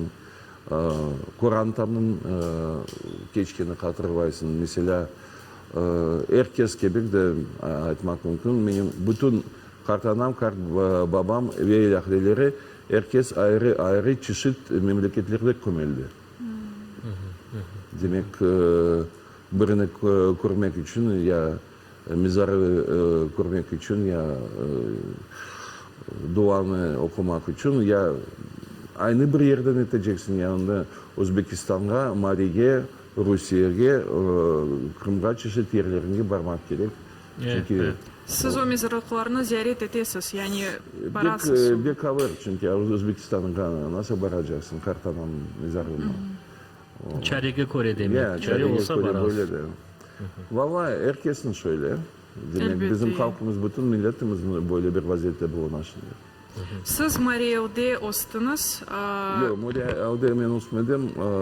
Anam o zaman çalışaydı. Bunun için resmi olarak onda yazdılar beni. Onda tuğan ama işte gerçekten ben Kazan'da tuğdum.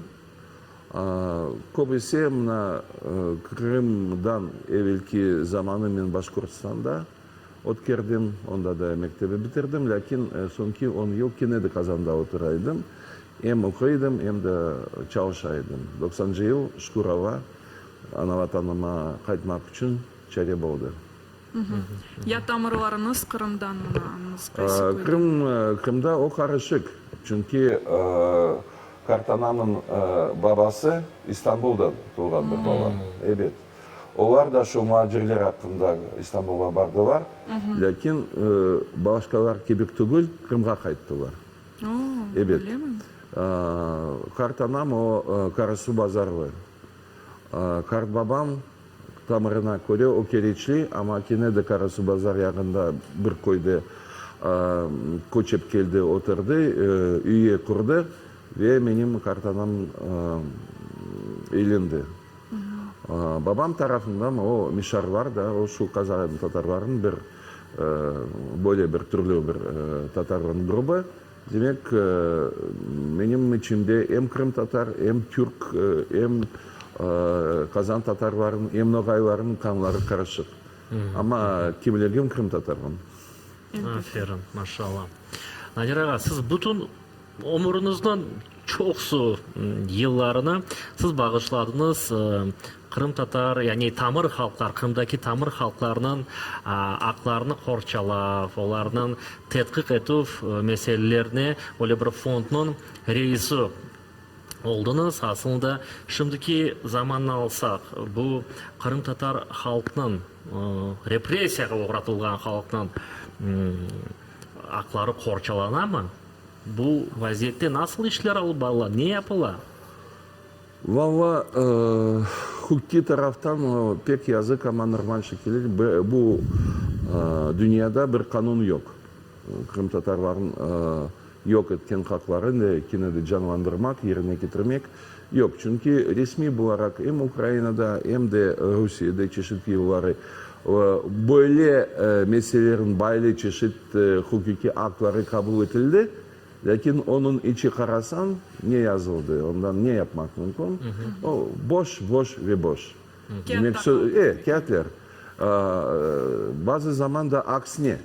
Demek mesela eski Ukrayna bir kanunda 2014 yılında kabul edilgen 7. madde ne yazıldı? Üy kaytara. Eğer de meşgul tügüldü. Onu karanızda 1944 yılından beri bugünkü zaman şöyle o zaman alıngan üye boş bolup turgan soyu tapmak mümkün mü? O aptallık. Demek onu yazıldı, demek işte öyle şey yok. Rusya kanunlarını mesela represiya edilgen halkların hususunda Rusya'da 1991 yıl kabul edildi bir kanun. Lakin onda aynı şeyleri. Onu halkın hakları canlandırmak yerine bütün bizim milli yaşayımızı, ömrümüzü, kimliğimizi bozulgan şu sürgünge göre yine de toplamak, birbirinin parçalarını baylandırmak ve ayakta durdurmak ve halkımıza açık yol tutmak yok öyle şeyler. Bu da bir parça açık, onda bir parça açık kop sözler, lakin onu kullanarak da normal bir halkın milli işin yaşayışın yeniden aydatmak yoktur. Mına bu vaziyette biz ne yapabiliriz? Belki özümüzge, özlerimiz yardım etmek gerekmiz. Hukukçu olarak ben ne aytardım? Valla bir memleket, bir devlet normal bir şekilde hukuki akt kabul etken olsa bu meseleden kaçmak için ya vazgeçmek için değil ama işte açık yürekten onu gerçekleştirmek için olsa pek yaxşı olurdu. Lakin benimce öyle şey olmaz. Bunun için çitten ya dış tarafından gelgen kimsenin ya bir devletin iradeni beklemek ya isteğini beklemek bizim için çaresiz bir şey ve ona inanmak ve ümitlenmek gerekmiyor. Ne kadar bizim halkımıza, elimizge, başımızga, boyumuzga indi bizim milli yaşayışımızı ya ömrümüzü ya isteklerimizi ya haklarımızı ve ilahdeleri de indi кетиrecek болсак, o kadar öz kolunun da onu yapmak gerek. Diyecekler o bir kalır çünkü kanun desteği olmazsa ya devletin desteği olmazsa. Ama ne isteseniz, bütün dünyada oturan halkları köbüsü bir zaman onların devletini jetkenecek, devletsiz yaşaydılar. O bütün milletlerin tarihinde böyle şeyler var idi. Devletsiz millet. Biz yine de birkaç asırdan son devletsiz vaziyetine gelip gittik. Onu anlamak gerek ve bizim geleceğimizi bir devlete inanmayıp öz kollarını kurmak gerek vaziyette kaldık. Tamam, onu kabul etmek gerek ve onu etmek gerek. Şaydır.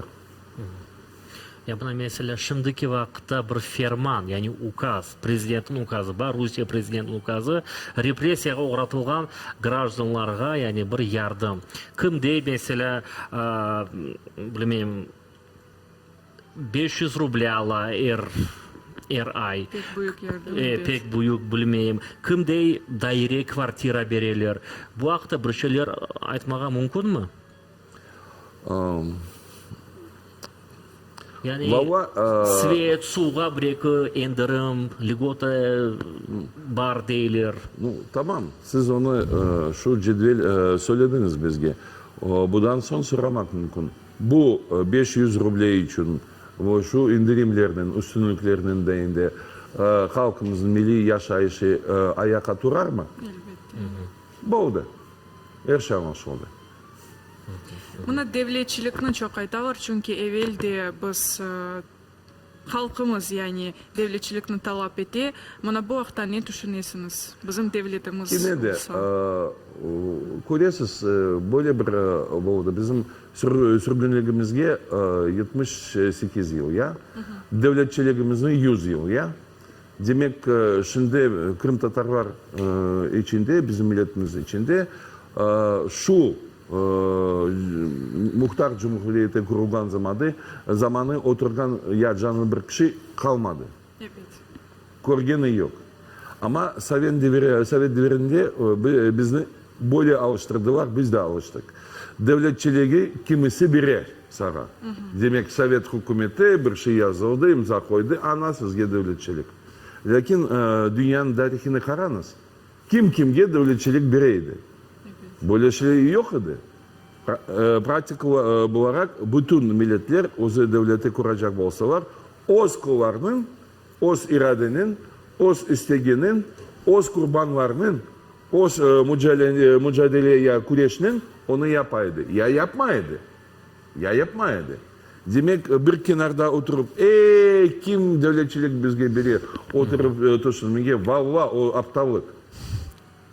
Devletçilik istesek, başta bütün milletimizin yaşayışı normal şekline çevirdirmek gerek. Sonra inşallah devletçiliğimiz şansı bulur. Normal şekli yani bizler mutlaka çoklaşmağa gerekmiz, bilgili olmak gerekmiz. En birincisi budur.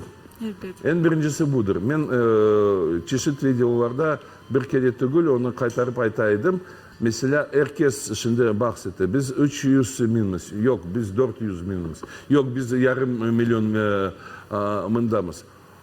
Allah'ım işte biz mesela 90'cı senelere 250-300 bin edi. Tamam 300 bolan bolsak normal şekilde bunda başka halklarını alınız. Çeçen bolsun, o da sürgünletilgen halk. Özbeklerini alınız, Kazaklarını alınız. Kimse istiyorsanız alınız. Onlar 3-4 defa ziyade çoklaştılar. 3-4 defa doğru evet. değil. Ama da mesela ne için Kırım Tatarı Kırım'da çoklaşmaylar ama onun yerine statistik hakkında bahsettiler. Aynı rakamlar kalar. Evet. Bir şey değişmedi. Evet. Tamam, yarım milyon bolsun. Yok o ama bolsun. O mesele çizilir mi? Ama mesela şu 2000 yılından beri ya 90'cı yılların beri Kırım Tatarları 300 binden beri 1 milyonga, 1,5 milyonga çevirseler tamam mı? İşi bitti. Devletçilik isteseniz. Dil mi isteseniz? Din mi isteseniz? Toprak mı isteseniz? Bunda assimilasiya probleması da var.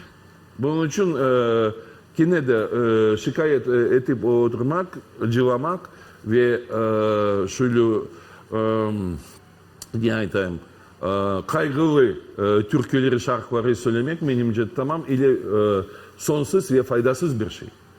Kırım Tatar halkı hatta bugün o saldırıcı olmak gerek, o batır olmak gerek, o cigit olmak gerek.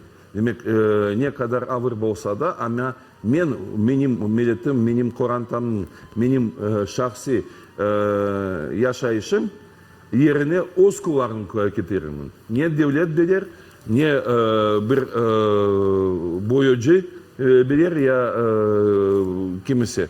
Yok, ben yeterim.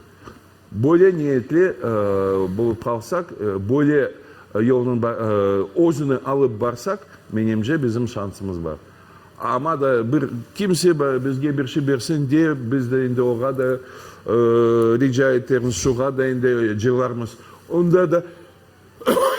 Onda da talep ederimiz ne kadar böyle bizim davranışımız, milli davranışımız böyle bulup kalsa o kadar bizim şansımız olmaz. Elbette. Buna böyle doğru, güzel fikirнен biz söhbetimizni yekunlaymiz. Çok sağ olunuz qo'shilganingiz uchun, Nadiraga. Allah yardımcı olsun bizim halkımızga.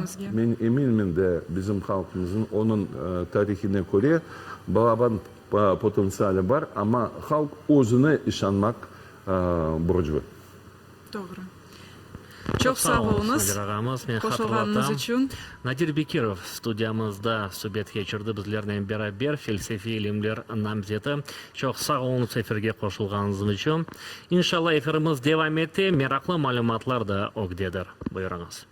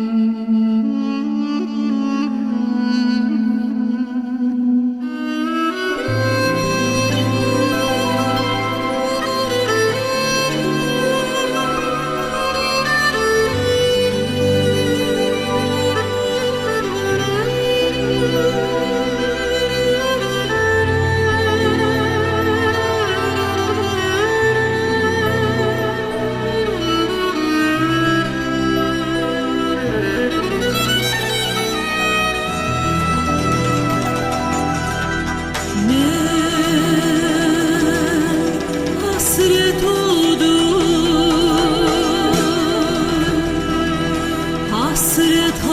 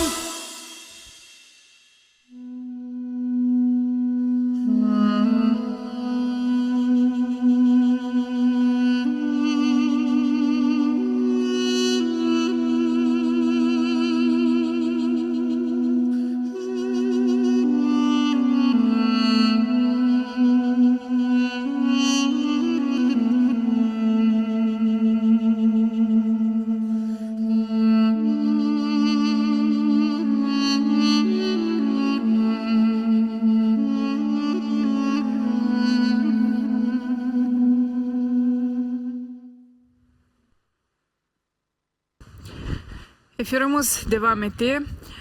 Ve bizde nefbetteki musafirimiz bu psixolog Erismal İsmailova. Hoş geldiniz stüdyamızga. Hoş geldiniz Erismal Hanım. Aleyküm selam Nadir Bey, Azı Hanım. En başından hürmetli vatandaşlarım, selam aleyküm. Айтайым en başında bütün sürgünlük vaktinde bu dünyaya koçup ketken vatandaşlarıma Allah'tan rahmet dileyim ve sağ olgan büyüklerimize hürmet ve selamla kollarını öpeyim. Sağ olunuz. Siz de sağ olunuz koşulganınız için. Mına şimdi çok aytalar, mına sürgünlük gibi facialar bu halkımız için ve umumen halklar için o bir ciddi yara. Коллективная травма делерулар. Вот коллективной травмой называют такие события, как депортация, которая произошла 18 мая. Что вот вы можете сказать об этом как психолог? То есть что такое коллективная травма и как она отразилась и отражается сейчас на нашем народе? Изначально я хочу отметить следующее, что любое определение коллективной травмы, исходя из того, что в частности, коллективной травмы крымских татар, исходя из того, что я сама крымская татарка, я понимаю, что любое определение слишком сухое и неполноценно выражающее боль людей, столкнувшихся с этим. И мне, учитывая, что я не социолог, не политолог, не ученый, а практик, и изначально я врач, мне намного легче идти от частного к общему. Поэтому я хочу предоставить возможность людям, понимая, что такое коллективная травма, просто задуматься о том, что каждый из нас на протяжении жизни сталкивается с утратами. Никто из нас не избежал горевания, горя, утраты, связанные с утратой одного человека, хотя бы минимум. Но как тяжело, когда мы понимаем, что утрата настигла человека не в возрасте, а в молодом возрасте, не в годах, а в молодом возрасте. Намного тяжелее, когда мы понимаем, что мы утратили одновременно не одного, а многих человек. Люди по разным причинам умирают, так было всегда. И когда они умирают по причинам одновременно массовая смерть, ну, допустим, если это какая-то стихия, стихийное бедствие, нам это невероятно сложно переживать, но мы это как-то сможем пережить, наша психика включит защитные механизмы, мы, вероятно, с этим как-то легче справимся, потому что просто можем себе объяснить, что есть то, над чем мы не подвластны. Но когда касается травмы, которые причиняют людям, другие люди, это невероятно сложная травма. Даже вот сейчас мы с вами беседуем, вероятно, эти слова вызывают внутри вас какие-то чувства. Более того, когда другие люди причиняют чувства вам, причиняют смерть по разным же причинам. Допустим, если на поле боя у нас все равно у живых, у выживших меньше душевных болей, переживаний, терзаний, чем потому что мы понимаем, что человек вышел на это поле боя, это был его выбор, это было его решение, и даже если мы его утратили, мы сможем себе это как-то объяснить. Но когда люди умерли, допустим, в концентрационных лагерях, как нам это объяснять? Они не выбирали себе такую жизнь. И когда касается крымских татар, депортация, это то, чего никто не хотел и не мог себе представить. Привычное мировосприятие, картина мира в один мир обрушилась у целого народа. По историческим меркам мы можем сказать, что практически в одночасье лишаемся половины народа. Это такая травма, которую сложно даже вообразить себе, представить. И травматология в психотерапии, говоря уже, если мы пойдем в сторону науки, люди начали обращать серьезное внимание и изучать, исследовать где-то 1,5 века то, что оказывается душевная травма оказывает на нас куда большее влияние, чем физическая травма. Физическая травма – это что-то, что поломалось и, вероятно, уже не будет таким, как было прежде, и это сопряжено с какой-то болью. Но душевная травма – это мало того, что не будет так, как было раньше, но к огромному сожалению, если человек, столкнувшийся с ней, не смог ее прожить достойным образом и как-то ее все сложные чувства, эмоции прожить, дать им выход, к сожалению, так получается, что эта травма остается в наследство последующим поколениям, и те эмоции, которые этот человек не прожил, вынуждены проживать его дети. Если и они не смогли дать выход этим чувствам, то передается дальше. И когда мы говорим об истории крымских татар, ни для кого не секрет, что на протяжении 50 лет после даты 18 мая 1944 года был запрет на то, чтобы проговаривать свою боль, говорить о своей боли. Одновременно целый народ столкнулся с очень тяжелыми чувствами стыда, навязываемого стыда, унижения, ужаса, страха, ну и, в принципе, боролся за безопасность и свое выживание. Ризмали ханым, я мына меселе, да не кадар несилда кечecek bu коллективная травма unutulsun деп, мына илим тарафындан айтып олурсуз, с точки зрения науки, а не меселе. Как скоро я понимаю, но мне хочется задать вам встречный вопрос. Внутри вас, вероятно, присутствует боль, которую вы чувствуете, когда любая мысль о том, что прожили ваши предки, эта боль есть во мне. И она так до сих пор и не нашла, вероятно, никакого выхода. Почему сегодня я здесь, вы здесь? Это объяснимо. И когда вы спрашиваете, сколько еще поколений нужно для того, чтобы эта боль разрешилась, чтобы мы почувствовали хоть какое-то, понятно, как было не будет, но хоть какое-то облегчение, мы не являющиеся очевидцами тех трагических событий, но мы как будто знаем, что это такое, как будто были там, как будто видели там. Вот такая эта боль внутри нас сидит. Тогда мне хочется еще раз задать встречный вопрос и сказать, когда у нас будет возможность об этом говорить еще больше, еще свободнее, проживать это в культуре, в молитвах. Это все то, что нам помогает исцеляться. Такие встречи, которые вот сейчас, такие беседы, которые мы сейчас с вами проводим, это я здесь для того, чтобы высвободить и свою боль, и как специалист выступить, вероятно. И я не просто так выбрала эту профессию, и вы, журналисты, не просто так выбрали эту профессию. Нас в какой-то мере говорит наша коллективная травма, и нужно это принимать. Насыл біздің балаларымызға, мына біз енді үшінші несіл, шатлардан сон, балаларға насыл анықтамақ мүмкін, мына бұл фаджаны, как объяснить им эту несправедливость? Чүнки бізге белки де біздің баба дәделеріміз бөлі аңлаттылар, а біздер есе башқа жебекім аңлатмақ керекміз. Балалар да башқа, яшайыш та башқа. Я могу, исходя даже из всех поколений, как это было и как это сейчас, и, ну, скажем так, такое профессиональное пожелание, но не наставление, таким образом подытожить. Смотрите, получается, первое поколение, которое столкнулось, поколение, которое являлось непосредственными очевидцами событий 18 мая 1944 года.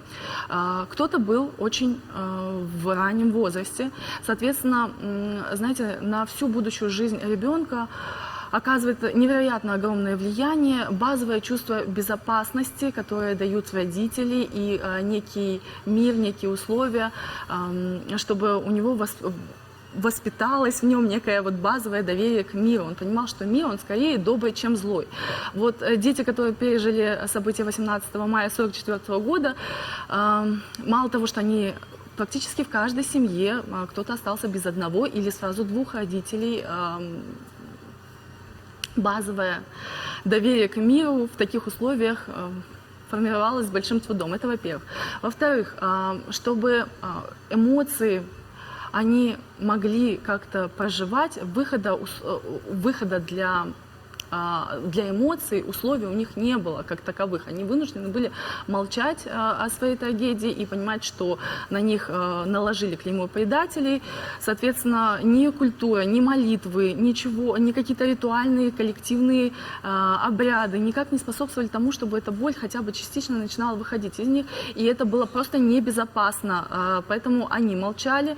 И второе поколение, это во многом наши родители, ведутся споры, кому было тяжелее тяжелее тем, кто был очевидцами этих событий, или детям очевидцев, потому что они понимают, что их родители перенесли какой-то невероятно тяжелый, ненормальный жизненный опыт. Ну, это не является, это реакция на ненормальную жизненную ситуацию, то, что прожили их родители. Соответственно, это сказывалось на том, как они строили свои отношения в семье, возможно, исходя из чего они... Многое было продиктовано вопросами выживания, тут о психологическом комфорте мало кто думал, да. Второе поколение, наши родители, понимая, что никак они не могут исцелить боль своих родителей, они возложили на себя некое долженствование, некую миссию любой ценой вернуться в Крым. И это возвращение выпало на такой тяжелый возраст, это чаще всего люди 20, 30, 35, 40 лет, когда довольно сложно переезжать куда-то, начинать все с нуля, плюс все тяготы 90-х. И опять же, их решения, действия многим были вынуждены, многим были продиктованы вопросами выживания. Они эти эмоции, может быть, в какой-то большей мере, чем их родители, но все же не могли дать им выход. И облегчение, истинное облегчение почувствовало первое поколение, когда вернулось на родную землю, и у них появились внуки, в каких бы условиях эти внуки не росли, какие бы тяготы не были, но это первое поколение смогло с внуками говорить. Со своими детьми они не смогли так говорить, а с внуками смогли. Поэтому наше положение, оно более, с психологической точки зрения, выгодное по сравнению с положением наших родителей. Мы увидели, что взрослые о своей боли, пусть тяжело, но начинают учатся говорить. Мы видели, может быть, какие-то слезы, какие-то сожаления, переживания. То есть мы получили этот очень важный жизненный опыт. Его уже не подавляли перед нами, как-то насильственно, да, вот. Это в этом большой плюс для третьего поколения. Дальше, третье поколение, понимая, что у нас есть... Да, условно, да, опять же, мы не можем точно посчитать. Каждое поколение в разный период, в разный возраст достигло эти события 18 мая 1944 года.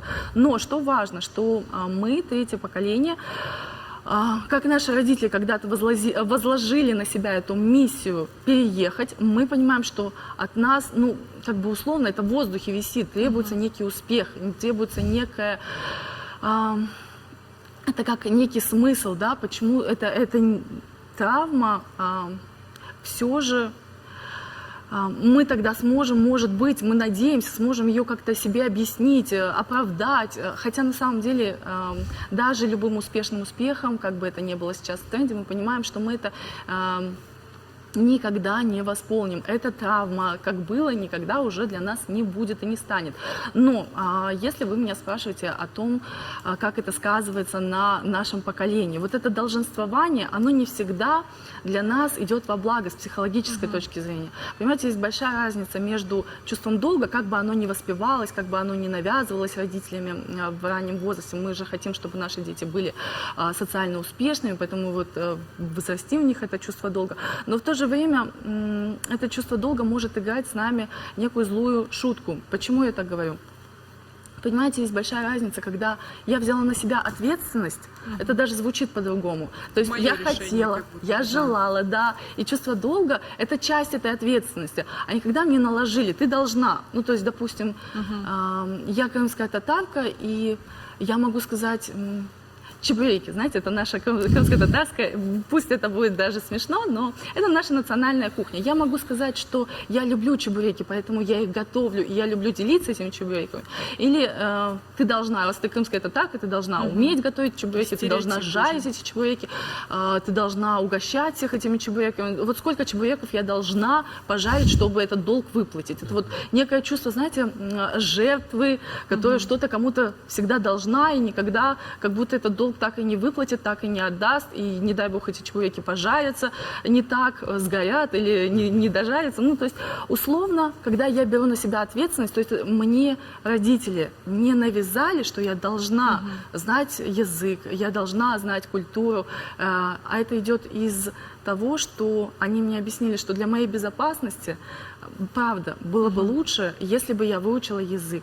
Было бы лучше, если бы для моего психологического комфорта, здоровья. Я знала нашу культуру, и тогда я бы могла дать выход своим чувствам, какими бы они ни были, так как я бы не смогла дать им выход ни из какой другой культуры, как бы она мне не нравилась. Ну, то есть...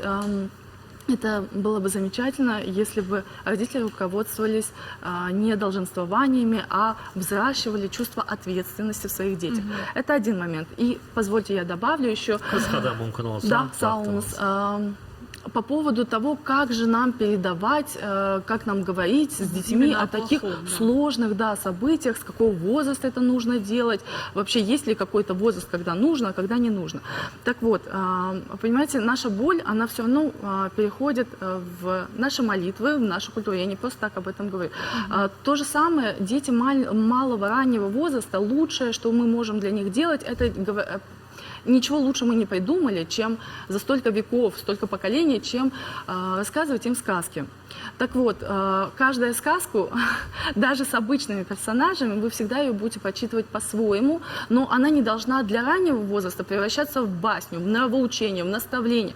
Вы просто должны дать ребенку прожить те чувства, которые у вас, вероятно, есть, но вы еще не можете на него наседать с каким-то морализаторством, да, и дать понять, почему вы такие, почему вот мы крымские татары, что значит мы крымские татары, да, вот почему мы ценим те или иные качества. Я хочу сказать о том, что в образе сказки может звучать все что угодно. Например, цветок, который рос в одной земле и не прижился в другой земле, и какой путь пошло семечко этого цветка, пока вернулось на свою землю. Ну, допустим, условно. То есть это сказка для раннего возраста. Дальше, да, чем старше, тем больше вы уже можете добавлять тут какие-то морально-нравственные моменты. Это может превращаться в некие басни. И чем старше, тем более серьезное произведение. Но это никогда не один разговор, чтобы вот один раз мы сели, мы сказали, что такое крымские татары, что такое крымская татарскость, и дали все, что нужно нашим детям. Все, что нужно, это любовь, безопасность, принятие.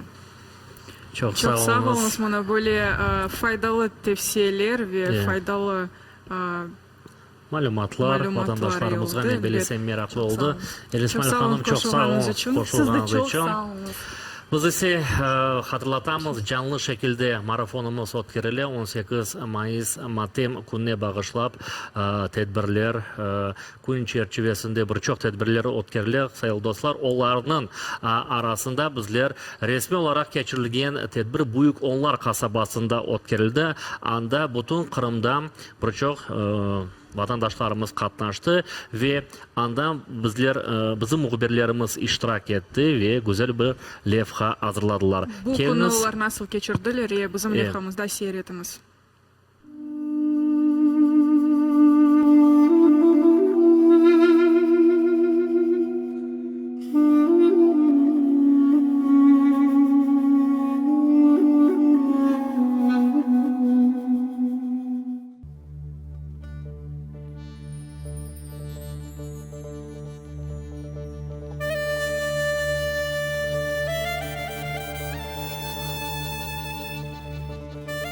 Фачалы сүргүнлүк әрбір Qrim татар қорантасында из қалдырды. Бүгін Buyuk Onlar kasabasында 18 Mayıs kurbanlarını аңмақ мақсадынен беңден зияде инсан Qrimның чешет көй ве шehirlerinden келді. Yağmurlu hava insanlarını toxtatmadı. Vatandaşlarımız qartı yaşı Xatira Abide'nin yanına kelip Matem kununu qayt etdi.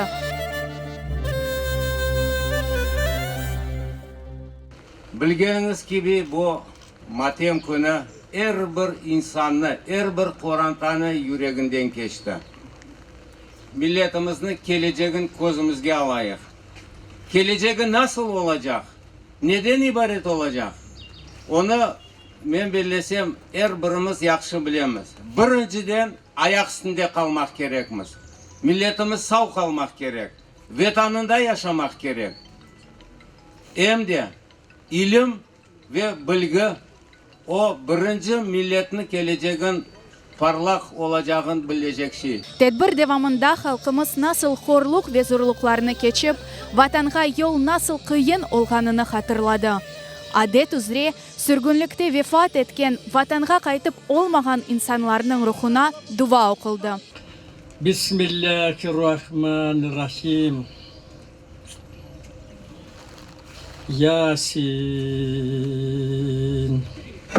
إنك لمن المرسلين على صراط مستقيم تنزيل العزيز الرحيم. Мектеп талебелері сүргінлік hakkında şiirler okudu. Путь к тебе отправилась давно, еще в тот день, в 44-м, в мае, когда судьба прикладом стукнула в окно и прогнала мой род с родного края. Пускай родилась десятки лет спустя, в моей крови стучит воспоминание и душит горло боль рассудок мой мутя. Я там, я среди них, начавших путь в изгнание. Tedbir milli marşımızla yakınlandı.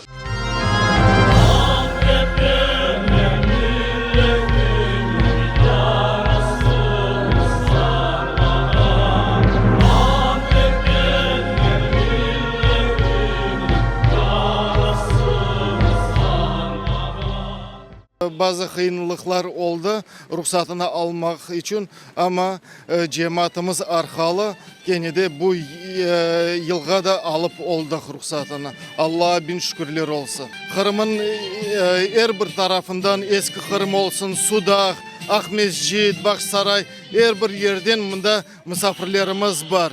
İnşallah şu büyük onların yaxşı adeti inşallah devam edecek. Для нашего народа это страшный день, страшная дата. И наш священный долг в этот день быть здесь, у памятника, который мы возвели в память о наших предках, которые пережили это страшное событие. Тем более, что мы, благодаря им, благодаря их жизням, их самоотверженности, их труду, мы сегодня находимся на родине. И это наш священный долг сегодня быть здесь и проводить это мероприятие. Anam o ballardan ziçu öyle çıkan et söylegenedi. Anam pek kıyınaldır annesi. Kırım. Ol geçe Kırım dep oturdu. Mına biz kaytacağımız. Ama aytaydılar что sen Özbekistan'da doğdun, sen bunda kalacaksın. Ben pek yaman akla yedim sonra vakti. В общем, anam Kırım'dan yaxşı yer yok dedi. 18 Mayıs Kırım Tatar halkı için pek bir facialı günlerden birisidir. Bizler halk sürgünlükке uğragandan beri talep etip bizim halkımız Kırım Tatar halkı bu 18 Mayıs'ın matem günü dep geçiremiz. Bugün de 78 yıl oldu halkımızın sürgünlükке uğraganı. Çünkü yaş nesli osip geldi. Bizler şimdi özümüzün bu duygularımızın, ana babalarımızın hasretliğini yaş nesilge aşlayımız. Çünkü bu 18 Mayıs'ın bizim halk hiç unutmamak gerek. Kayıt etmege gerek ki bugün saat 12'de Büyük Onlar Camisi'nde Balaban Duva planlaştırıla. 18 Mayıs 1944 senesi Kırım Tatar halkının tarihinde Kara Kun dep sayıla.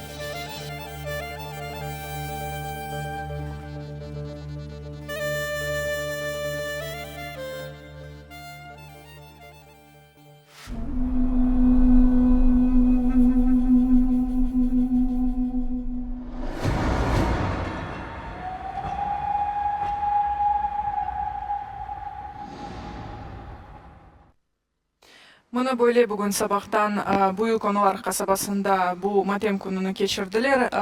О ерде анане оларақ өле матем мерасимлері кечіріле, ерсене, бір жылдардан берлі өле бір тәртіп низамнен aferin aytmak gerek yerli cemaatga andaki faal iştirakçilerge çok sağ olunuz böyle bir anuf tedbirini hazırlağınız için.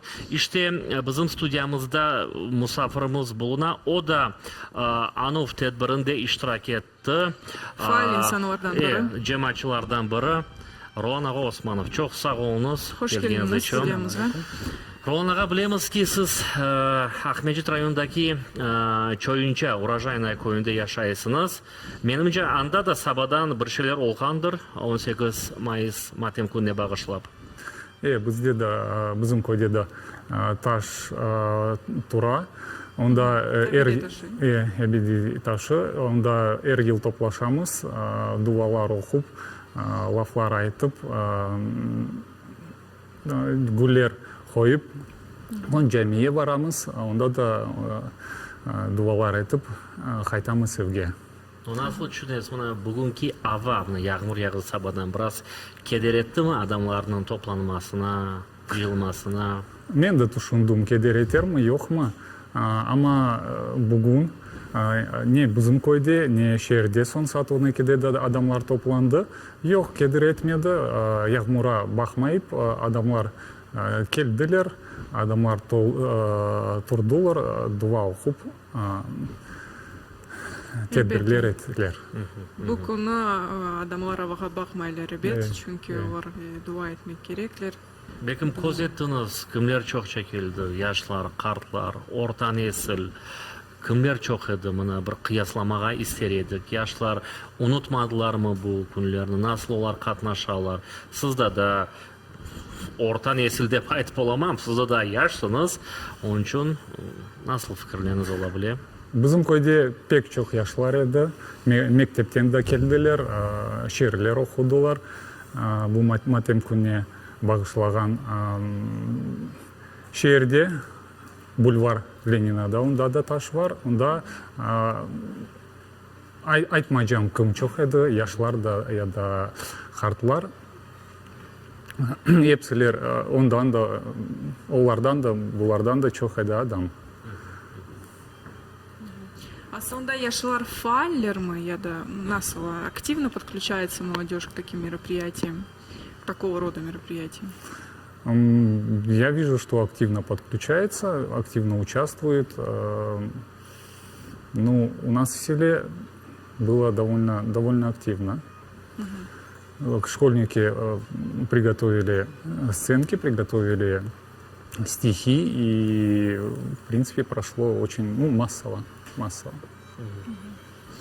Evvelleri elbette ki bu merkezi meydanlarga adamlar çıkaydı. Büyük mitingler olaydı. Şimdi elbette biraz başka vaziyet. Adamlar öyle bir mitinglerge çıkıp olamay. Biraz küçük yerlerini işte kıdırıp toplaşabilirler. Bu da tesir ete mi adamların fikirlerini, akıllarına nasıl düşünüyorsunuz? Buna böyle bir imkanlar, çaresizlik. Бақны себет, evet adamlar stiller çokça toplanmaya, hepsiler bütün millet birbirini görmeye çokça. Ama şimdi bu zamanda bir yerde toplanmaya evvelisi gibi yok. Onun için adamlar toplanırlar köylerde, yaşayan yerlerde. Ama nasıl айтайын, количество людей, которые участвуют в подобных мероприятиях, за эти годы не уменьшилось. Просто они стали более локально на местном уровне. Возможно, даже если в количественном числе, то даже в больших количествах собираются на подобных мероприятиях. Evvelleri pek aktif buna cemaat. Şimdi de aytam, olar aktivler birçok tedbirler olaydı. Mesela çatırdağa çıkıp, meydanda çeşit fenerler, çıraklarını yakaydılar işte. Ondan sonra bu avtopробег deydiler.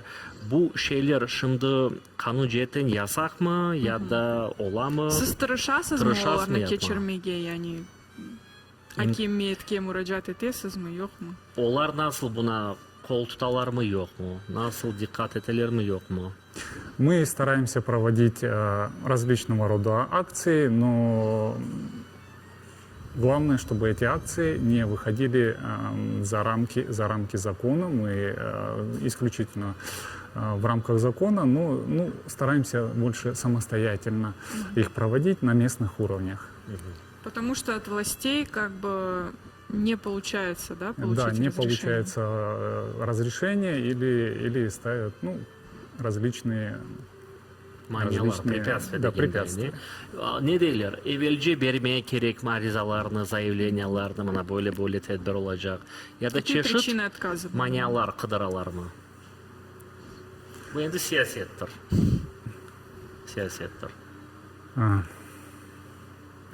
Причины там разнообразные.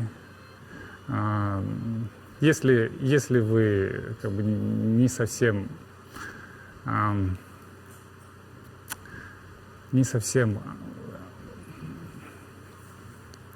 идете в ногу с теми нарративами, которые сейчас пропагандируются, то причину для того, чтобы вам отказать, найдут.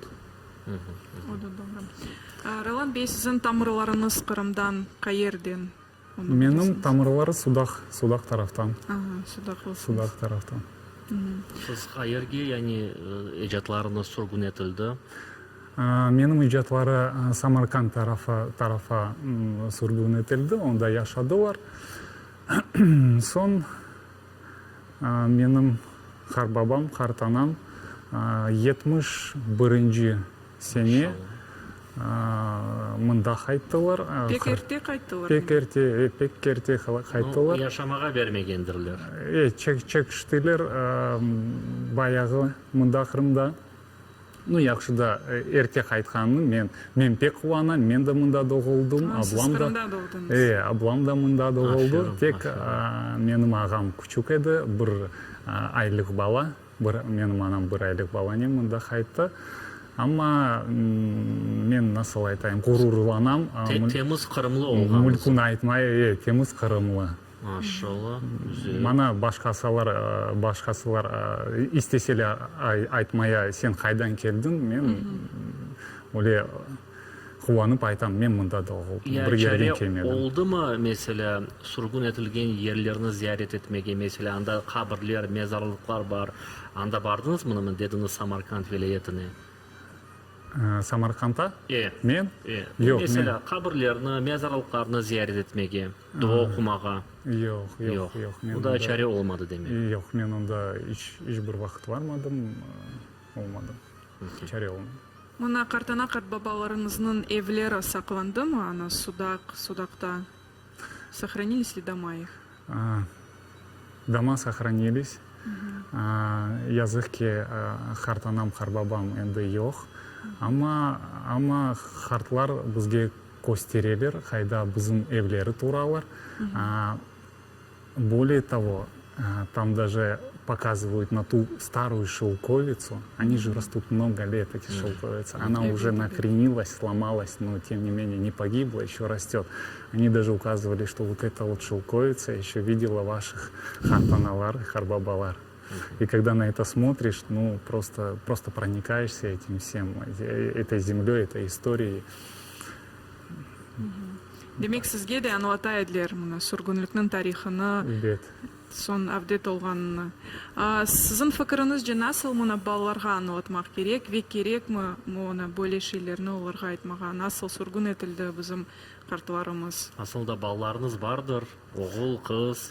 Менде 2 дане қыз, бір дане 7 яшлы, екінші 4 яшында. Мерақланалар? Şimdi бұйы қызым келе бұл уақытта, енді башлайым яваш-яваш айтмая біздің тарихны, біздің ежатларны, енді башлайық бұл нелеш лаф етмее. Конечно, детям нужно рассказывать свою историю, историю своих предков. Кто не знает своей истории, тому тот очень тяжело выстроить свое будущее. Благодаря знанию своих историй и знанию истории своих предков, на этом держится вообще, в принципе, народ. Народ, его культура, его традиции. Belki de mına siz cemaatçi olarak Ralhan ağa bu sene olsun mu, gelecek senege mesela 18 Mayıs tedbirlerini bekim başka bir şey hazırlamaya gerek. Bir planlar endi var mı? Cemaatle çalışmak, bekim bir aksiyalar geçirmek, öyle bir faydalı hatıra olarak da düşünmediniz. Gençlerini toplap, çokça gençler olsun. Biz evet düşünemiz bu meseleden. Bazı birleri planlar var. Kısmet olsa çalışacağımız ve çalışmaya gerek ve çalışacağımız. Я думаю, придут лучшие времена, более благоприятные. Хотя даже если не придут, то есть несмотря на это, надо брать, как бы моя позиция, надо брать, ну, принимать более активное участие и брать в свои руки свою судьбу, не надеяться на внешнее воздействие какое-то, благоприятное или неблагоприятное, а двигаться именно уже целенаправленно своими силами, не ждать извне каких-то вот событий. Бөле фикір енді бүгін мұнда яңғырады бұл студияда Надир Бекиров айтты, мұна чешы такиметтен беклемеге девлетлерден бір ярдым керек ме? Өзіміз ярдым етмек керек мы өзімізге, то есть мы должны сами помогать. Уже звучала сегодня такая мысль, вы с ней согласны, да? Да, действительно. Я даже больше скажу, что 18 мая – это одна из самых трагических дат в истории крымско-татарского народа, и таких дат много. Наша история, наш календарь начал наполняться им такими датами с 1783 года, уже изучая нашу историю. В нашей истории были и взлеты, и падения. Я считаю, что на основе уже нашей истории можно выстроить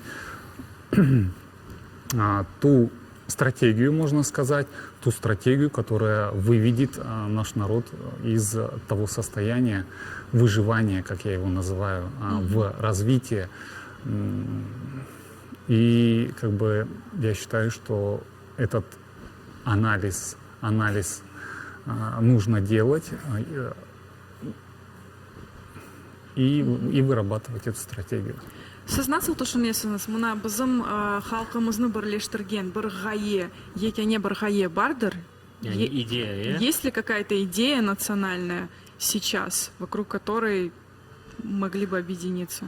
Сейчас в нашем обществе есть несколько идей. Я их сейчас не буду обсуждать. Но такой единой идеи, вокруг которой сейчас объединяются как бы крымские татары, нету. Потому что нету конкретных понятных шагов в этих идеях, как это приведет наш народ к процветанию и к отстаиванию своих прав и свобод. Вот, я считаю, над этим нужно работать. У нас в народе есть большое количество как молодых, так и в возрасте интеллектуалов, которые могут сделать эту работу. И нам надо двигаться, нам надо работать в этом направлении. Әлбетте ки, бұл yönelişte бізге ярдым edecek тіл білгісі, яғни тілімізді öğrenmek керек, дінімізді daima inkişaf etmek gerekmiz, imanlı olmağa gerekmiz ve bunun neticesinde elbette ki bir doğru bir fikirge kelip oluruz. Ve umumen bilgili olmak gerek. Yani, elbette ki. Bu herkes geleyik. İş adamı olsun mu bilmeyeyim, bücrette çalışan insan olsun mu, herkes birleşip bu fikirge kelebilemiz. Чем больше я изучаю как бы историю мировых обществ, как они выходили из подобных кризисов, тем больше, изучая нашу историю крымских татар, тем больше как бы для меня возвышается личность такого человека, как Исмаил Гаспринский. Он прочувствовал в свое время, он увидел те механизмы, которые выведут наше общество из того состояния, в котором мы были до его прихода, потому что тогда было, честно говоря,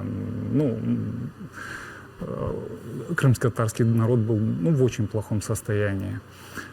И за свою деятельность он сделал просто тектоническую работу.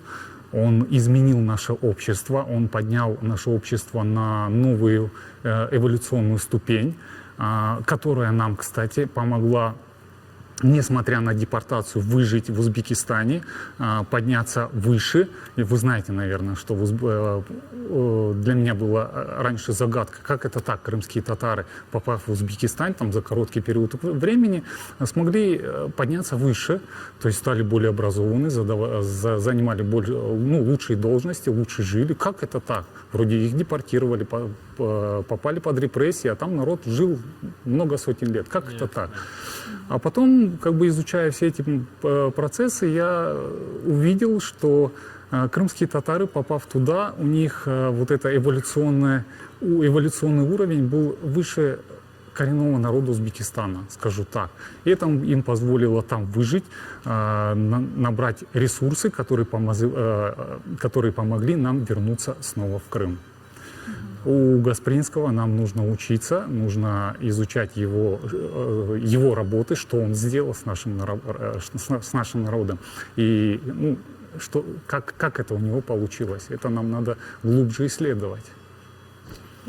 Мен белесем айны сіз кебі инсанлардың ярдымы еле, мұна бөлі ішлерде біздер муафақиятлы нәтижелерге ерішірміз, иншалла. Халқымызда çok örnekler бар. Elbette ki, onun için kısmet olsa her şey güzel olacağına emin olacağımız, inşallah. Çok sağ olunuz qoşulğanınız üçün. Bizim efirimiz ise devam eteye, biz ile olunuz.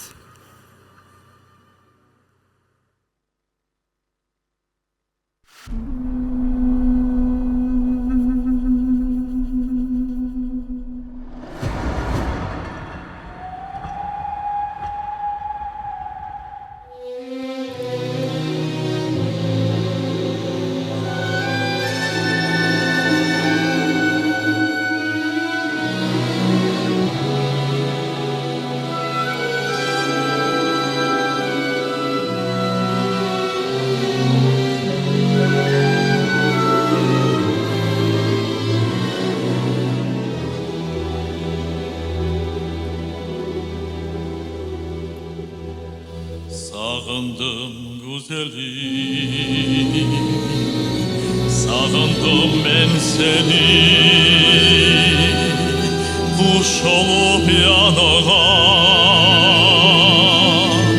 varmak isteyim, gözümün aldına neresin sen benim? Sırrımını söylemek, hem sarmak isteyim. Sırrımını söylemek, hem sarmak isteyim.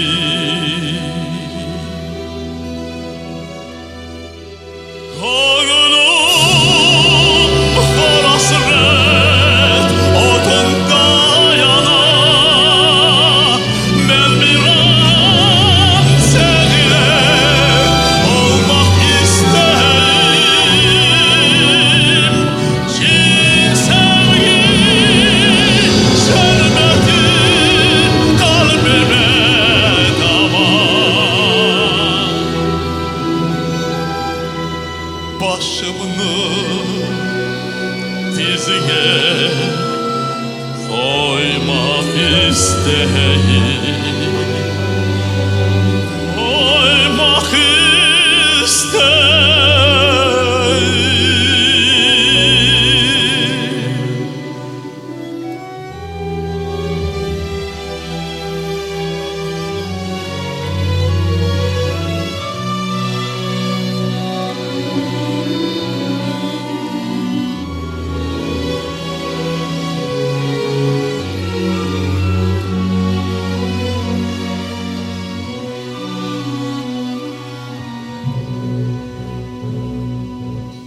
Şakamız sürecek bu hayat siltemi, ben senden söyleşem tanemim kolda, çok bilem salımını bitecek ok demin. açılır kapılar,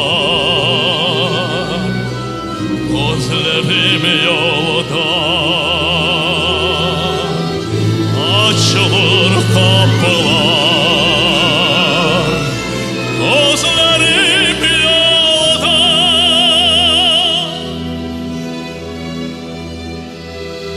Güzelim ağlaysan, etrafım tuzak.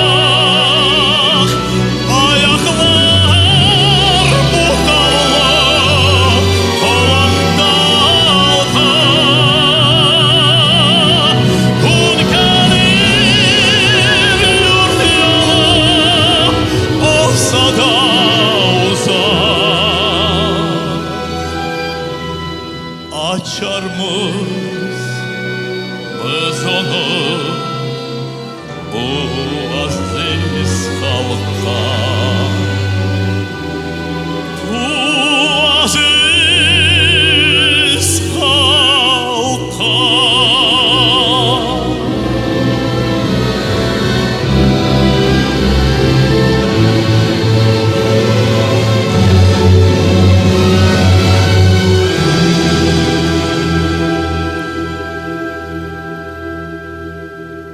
Men de bir yaş insan edim. Men de sevi ve sevili edim.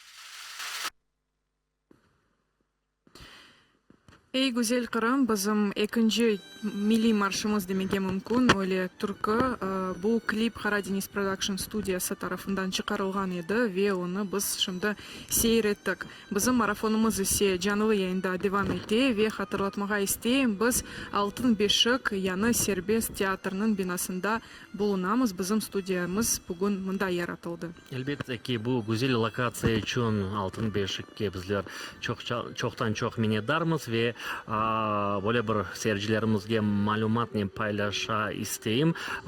Aynı Altın Beşik'nin aktörleri, artistleri kısmet olsa yakın gelecekte bu günler içerisinde spektaküller verecek olalar. Kısmet olsa Karasu Bazar'da Medeniyet Evi'nde 21'inde 5 dakika nefes adlı spektakülge seyircilerimiz, vatandaşlarımız buyurabilirler. Mayıs'ın 21'i saat 18'de. Ve daha bir güzel spektakül Baksaray şehrinde, o da Medeniyet Evi'nde olacak. Anda da Yaşa Vatan, Yaşa Kırım деген bir numayışqa kelebilirsiniz. Elbette ki imkanı faydalanıp güzel numayışlarını görebilirsiniz. Altın Beşik sizlerden selamlayacak inşallah yakın gelecekte. Biz ise kenede suhbetimizni devam etemiz. Efirimizge, marafonumuzga da bir acayip musafir koşuldu.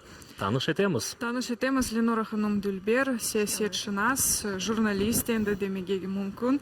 Hoş geldiniz stüdyamıza. Sağ olunuz. Çok sağ olunuz. Ленора Ханымнен біз бүгін оның яны іші ақында лaf етежекміз. Қасмет олса, бұл бір фильм. Премьера. Оны да біздің сeyircilerimiz қасмет олса марафон çerçevesinde seyretер. Мұны бұл фильм ақында айтыңыз, бұл ғайе қайдан пайда oldu, откуда возникла идея такой фильм снять и какова его концепция? Ну, мне кажется, идея давно витала в воздухе, поскольку я уже не раз слышала и в кругу общения собственном, и когда мы говорили на тему депортации с нашими старшими людьми, и идея того, что крымско-татарский народ сохранился благодаря женщинам. Почему? Потому что мужчины в 1944 году были на фронте и защищали так называемую родину, которая в это время позволила себе сотворить то зло, которое она сотворила. И в этой связи все тяготы, все сложности, которые ожидали женщин в день депортации и в последующие дни дороги и, скажем так, пребывания и адаптации в тех местах, в которые они попали, это все была забота крымско-татарских женщин. Что самое главное, это то, что женщинам приходилось спасать не только физическую нашу жизнь, да? Женщинам пришлось спасать нашу культуру, нашу историю, и как им это удавалось, мне сложно очень было представить до тех пор, пока я не погрузилась в эту тему. Благодаря тем историям, которые рассказала Зера Ханум Бекирова, благодаря тем эмоциям, которыми поделилась Сиранебита Рифатова, свидетельница депортации, эта тема стала более понятной и более, скажем так, объяснимой, почему и как это удалось. Ну и другой вопрос, другая сторона, скажем так, этой истории заключается в том, что сегодня наше время наполнено дискуссиями о социальной роли, да, о социальных ролях мужчины и женщины. Мы очень часто в кругу молодых, в кругу нового поколения крымских татар обсуждаем, да, чем должна заниматься, чем может заниматься и способна заниматься женщина. Так вот, мне кажется, что корни этого вопроса как раз-таки, или ответ на этот вопрос, он заложен вот в этой точке отсчета, в точке депортации. Почему? Потому что именно она нас изменила, именно в кавычках, да, благодаря, неуместное слово, но тем не менее, вследствие этой депортации поменялись в том числе и социальные роли внутри крымско-татарского социума. У вас в фильме представлены разные поколения, и то есть разные истории. Вот как вы их выбрали, то есть кто стал героями фильма? Я пыталась в этом фильме показать эмоции и взгляды крымских татар, женщин крымских татарок разных поколений. Почему? Потому что для меня было важно понять, насколько отличаются, да, ощущения и эмоции людей, переживших депортацию, людей, кто был свидетелем этих ужасов. Мне важно было сравнить, насколько еще сильна это и глубока эта травма. Почему? Потому что мне, как исследователю, как политологу, который занимается социальными вопросами, всегда было интересно, что определяет модель крымско-татарского поведения. Именно поэтому вот погрузиться в эту атмосферу было очень важно и нужно. Очень интересны были истории, которые раскрывали вот такие бытовые, казалось бы, да, с какими-то вот абсолютно жизненными нюансами, но вот они раскрывали эту суть. Да. Например, Зера Ханум Бекирова рассказывала об истории, она будет говорить об этом в фильме, историю о Саиде Оджа, молодой девушке, которую во время депортации взяла не хлеб, взяла не вещи, она взяла с собой патефон. Она взяла с собой патефон с пластинкой, одной единственной пластинкой, где была одна крымско-татарская песня. И уже потом в местах ссылки, благодаря этой пластинке, она обучала детей. И вот вопрос, когда мы говорили, обсуждали с Зерой Ханум черты крымско-татарской женщины, черты характера крымско-татарской женщины, вот именно вот такие истории, которые записаны благодаря Зере Ханум, они и раскрывают всю суть, всю красоту и силу крымско-татарской женщины. Siz çekimlerini ne vakit başladınız, ne vakit bitirdiniz? Aslında bu процесс nasıl oldu? Этот процесс был такой быстротечный достаточно. Почему? Потому что идея созревала давно, но вот реализовать ее, ну, учитывая сегодняшние реалии, пришлось вот в таком вот экспресс-варианте. Да? Почему? Потому что, ну, так сложились обстоятельства. Но, наверное, именно это вот подстегивало и давало вот, ну, какой-то драйв в создании этого фильма. Я благодарна каждой участнице, каждой героине, которая поделилась и собственными эмоциями, и результатами собственных исследований, и осознанием, и, скажем так, пропуском через себя вот тех вопросов, тех задач, которые я ставила перед героинями. Почему? Потому что, ну, люди делились своими эмоциями, сдерживая комок в горле. И, наверное, и в этом прелесть и ценность этого фильма. Почему? Потому что люди были искренни, люди были честны. Они делились самым драгоценным и самым важным, то, что вот чувствовали на тот момент и чувствуют до сих пор. Вот сказали, что вы многое себе смогли объяснить после съемок этого фильма. То есть как исследователь, что вы вот нового, каким-то, может быть, выводом вы пришли, каким-то открытием? Я думаю, что главный вывод, который он давно, в общем-то, напрашивался, мне кажется, что любая трагедия, любая боль, она не лечится теми обыденными вещами, которые вот окружают нас. Да? Любая боль, подобная вот трагедии 1944 года, она лечится справедливостью. Возможно, это будет звучать пафосно, но до тех пор, пока не будут поставлены последние точки в этом вопросе, до тех пор, пока наше общество будет жить вот в этих советских нарративах, которые до сих пор живы, до сих пор тиражируются в нынешних условиях, до этих пор, мне кажется, эта боль будет пульсировать в каждом новом поколении. Это, наверное, главный вывод. Но и еще, собственно говоря, напрашивающийся вывод заключается в том, что мы очень часто вспоминаем об этом дне, мы очень много говорим о мае 44-го, и, наверное, каждая семья, ну, практически наизусть знает собственную историю, да, как семья выжила, что с ней случилось, кого и где похоронила. То есть вот эти вот точки на карте каждая семья может поставить, но мы не выплакали, наверное, все-таки эту боль. То есть нам не хватило разговоров на эту тему, разговоров, чтобы нас услышали, да, разговоров, в которых бы услышали то, что мы чувствуем. Да? Вот тот самый ответ на несправедливость, да, он должен быть адекватным. Мы сегодня говорили уже об этом с психологом, и она тоже как бы выразила похожую мысль о том, что эта травма, она непонятно еще через сколько поколений она будет у нас передаваться. Кімде 50 yıl, кімде 100 yıl, ну, Аллах біледі. Эта травма, она будет повторяться до тех пор, пока не будут поставлены точки, как я и сказала. Почему? Потому что невозможно жить в повторяющихся условиях, в повторяющихся нарративах. Поэтому, к сожалению. Но еще один вывод, которым бы я хотела поделиться, это то, что несмотря... Вот у нас как-то, знаете, такое вот параллельное существование происходит. То есть у нас есть место и для трагедии, и есть место для жизни. То есть этим и прекрасен наш крымско-татарский народ, и в этом и феномен, собственно говоря, и нашей истории, и нас самих как таковых, что несмотря на то, что у нас есть багаж, который в каком-то смысле нас тянет назад, и мы требуем некой сатисфакции, несмотря на это мы продолжаем двигаться вперед. И вот молодое поколение, которое тоже было представлено в нашем фильме, нашей героини Ильнарой Гвардией, молодое поколение находит в себе силы двигаться дальше. То есть оно, реализуя себя, дополняет вот эту нашу крымско-татарскость, дополняет нашу крымско-татарскую жизнь новыми красками. То есть делает ее в некотором смысле современной, делает ее шагающей в ногу со временем. То есть и в этом, наверное, феномен крымско-татарского народа, наверное, в целом. Mutlaka bu filmni bizim seyircilerimiz mana bu dakikalar inşallah ko'rajak. Belki de bundan evvel siz endi o'z so'ylaringizda, ana babalarınıza, yaqinlaringizga ko'rsatgandirsiz bu filmni. Ular ne aytdilar? Nasıl duyguları Elnura Hanım? Galiba birinci seyircim bu anam. Men anama gösteren vaqtine bir saat içinde anam oturup ağlar idi. Onun duyguları işte böyleydi.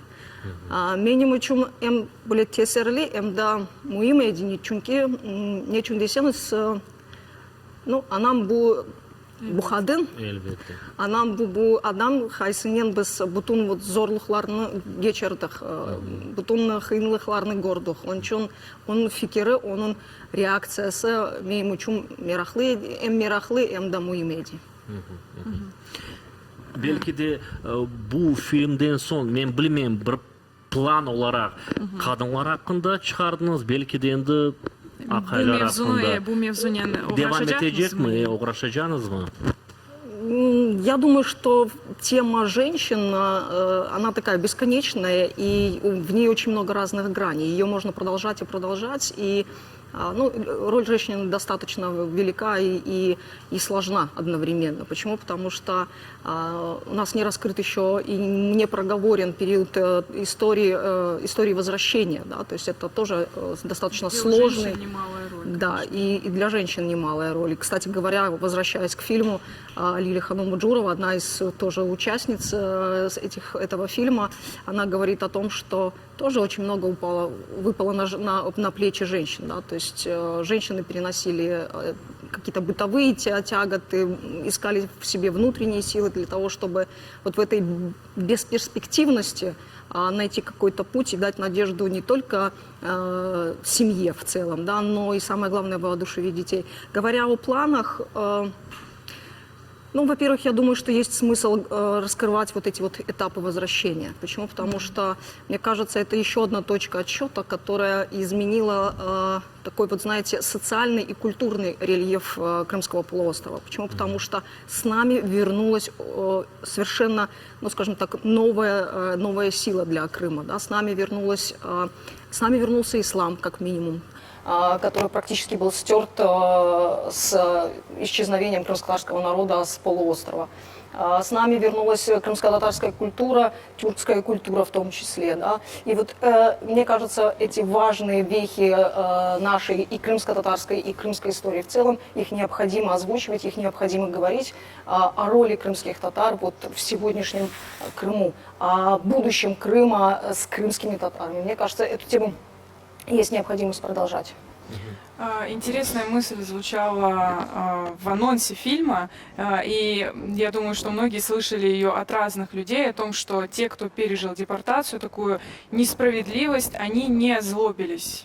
В них вот этой злости как бы нет. Они всегда, когда рассказывают и делятся воспоминаниями, говорят, что они не пожелали бы даже врагу. Что вот можете об этом сказать? Вы знаете, мысль, которая, у кого-то она вызывает удивление, у кого-то она вызывает оскорбление, а у кого-то вызывает, вы знаете, меня это поразило. Почему? Потому что я не знаю, какой была бы реакция, когда я бы пережила, не дай бог, вот такого рода события. Я, честно признаюсь, я не знаю, как бы я реагировала на вот все происходящее. Но это тоже тот самый феномен, о котором мы говорили. В нас очень много созидающего. Вот эта вот культура, которая заложена в нас, толерантности, да, толерантного отношения к окружающему, почему? Потому что это заложено историей. Мы привыкли жить в добрососедстве с теми, кто нас окружает. Мы привыкли жить, соблюдая правила. Правила четкие, ясные и понятные. Правила одинаковые для всех. Мы сами создавали эти правила. И они как-то вот генетически в нас заложены, наверное. И поэтому есть вот это вот чувство у нас, когда мы можем прощать. Но прощать, делая выводы. Мне кажется, это важно. Ну и, наверное, потому что это были женщины, которые вот пережили подобное оскорбление, подобное унижение лживыми обвинениями. Все-таки в женщине больше, вот, знаете, вот этой способности превращать зло в некое добро. Этой способности из безвыходности, безысходности находить какой-то путь. Из абсолютной черноты находить какой-то луч света и давать, как я уже говорила, надежду. Вы знаете, вот думая об этом фильме, я поражалась, да и, собственно говоря, каждый из нас, наверное, когда вспоминал те годы возвращения, которые мы, собственно, были свидетелями этого возвращения, мне всегда было удивительно, откуда наши матери брали такую духовную внутреннюю силу для того, чтобы давать нам надежду. Что вот в этих условиях, когда нет ни дорог, ни света, и нет у тебя даже просто элементарно дома, матери давали нам надежду на то, что все будет хорошо. Откуда эта уверенность? Откуда эта внутренняя энергия? И для меня это было, наверное, таким вот главным и важным, скажем так, нарративом, если хотите. Ну и самое главное, что я хочу сказать, наверное, это фильм еще и некая такая, знаете, в глобальном смысле слова благодарность. Благодарность нашим женщинам за то, что мы есть. Благодарность нашим Хартаналарымыза, аналарымыза за то, что мы состоялись, за то, что у нас получилось быть крымскими татарами в Крыму. Ленора ханым, мына қысқадан яйнымыздың соңында бір суал берeceğim. Бір шыққан ішні чешет мейданчықларда көстермеге тырышасың. Мені бұл қадынлар ақында фильміңізді әлбетте ки диаспорамызда белki de meraklanacak, көрмеге isteyecek, internette peyda olacak. Hangi tillerde belki de onu tercüme etmeye gerek olacak. İngiliz dili, Türk dili, bilmeyeyim öyle bir fikirlerini. Yani öyle olsaydı ben çok memnun edim. Elbette gerektir çünkü meraklı film oldu. Hem de ben bilesem film aslında hem Kırım Tatarca neleri var, söylenişleri var, hem Rusça işte öyle olmuş, öyle vaziyetimiz. İnşallah ben bilesem tercümeleri olur inşallah. Böyle insanlarını kıdıramız degen, destek, yardım etken insanlarını belki de inşallah çeşitli türlerde bu filmini seyredebileceğimiz. Çok sağ olunuz qo'shilganingiz uchun Lenora Ханым. Bu filmning adı aslında Женщины, сохранившие Крым. Yani Kırım'ni saqlab qalgan qadınlar. Onu biz mutlaka bizim marafonumuz içinde, çerçevesinde seyreterimiz. Bizim suhbatlarimiz ise yavaş-yavaş yekunlanıyor. Elbette ki Lenora Hanım'a sağolunuz aytamiz. Yaraştırdınız yayınımızı faydalı malumatlar ile. Kıymetli dostlar, elbette ki bu 5 saat içinde marafonumuz oldu. Çeşit misafirlerini gördünüz, eşittiniz, faydalı malumatlarla tanış oldunuz. Birçok matem tedbirleri hakkında siz bildiniz, gördünüz, cemaat nasıl iştirak etti. İşte biz aytganımız gibi şimdi efirimizni bu güzel bir premyera devam edecek. Ve elbette ki isterdik bu kun duadan başlandı ve mutlaka duanın da bitkenini isterdik. Cemaatimiz, halkımız sağ olsun. İnşallah gelecek efirlerge kadar görüşmek üzere.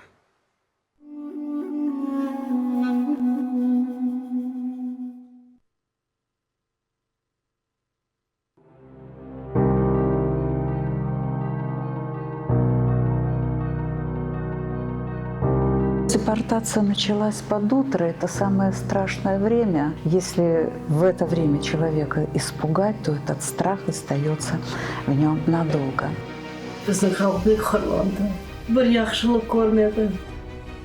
Это невозможно себе представить вообще. Вот масштаб вообще бесчеловечности того, что сделали с нашим народом. Сүргінлікін тек дuygularını, көз яшларını değil, рақамларını көстермек. И очень часто в последнее время повторяем, что мы выжили благодаря женщине во время депортации. Мы не просто выжили, мы как народ выжили. Мы сохранили свою идентичность, крымско-татарскость. Милосердие, оно никуда не пропало. Доброта, она никуда не ушла. Они не стали озлоблены на эту жизнь.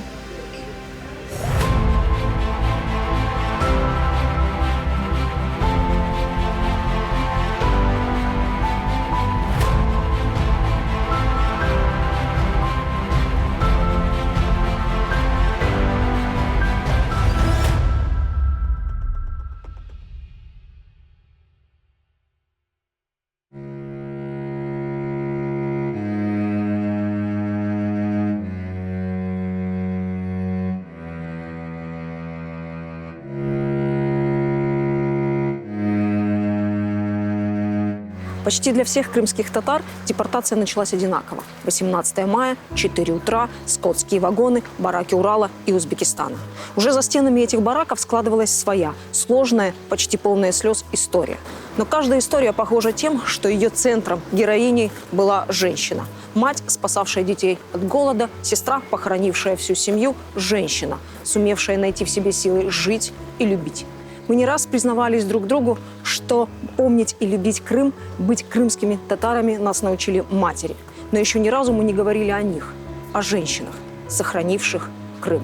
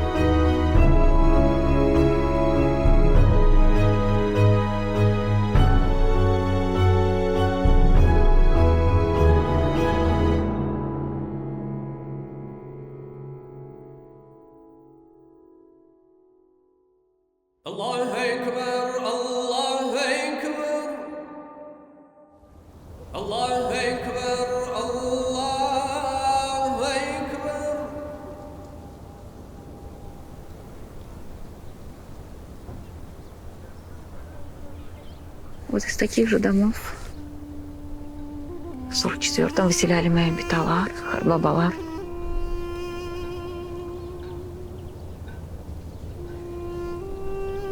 Не всем посчастливилось вернуться. Кто-то остался лежать в Узбекистане.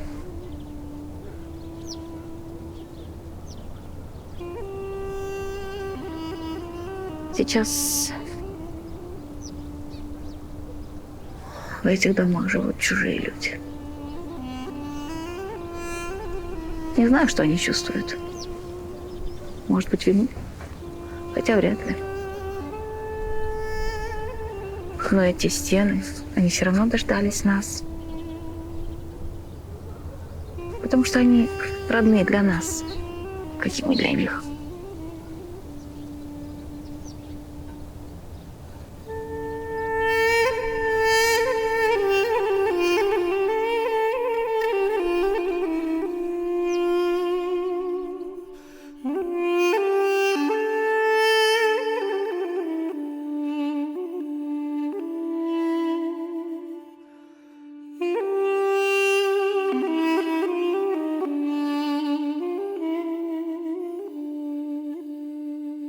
Лиль-ханым, насколько свежа еще рана депортации? Как болит депортация? Прошло уже больше 70 лет, она болит. Причем болит даже в тех поколениях, в нескольких поколениях, которые были рождены после депортации. И болит, насколько я знаю, даже у тех, кто рожден в Крыму. Некоторые нас упрекают в том, что мы типа культивируем, вынашиваем, холим и нежим эту боль. Но это, возможно, это неправильно. Я сама иногда думала о том, что мы полны негативной памятью, что нужно что-то делать для того, чтобы эту негативную память стереть. Ну как ее стереть? Как ее стереть?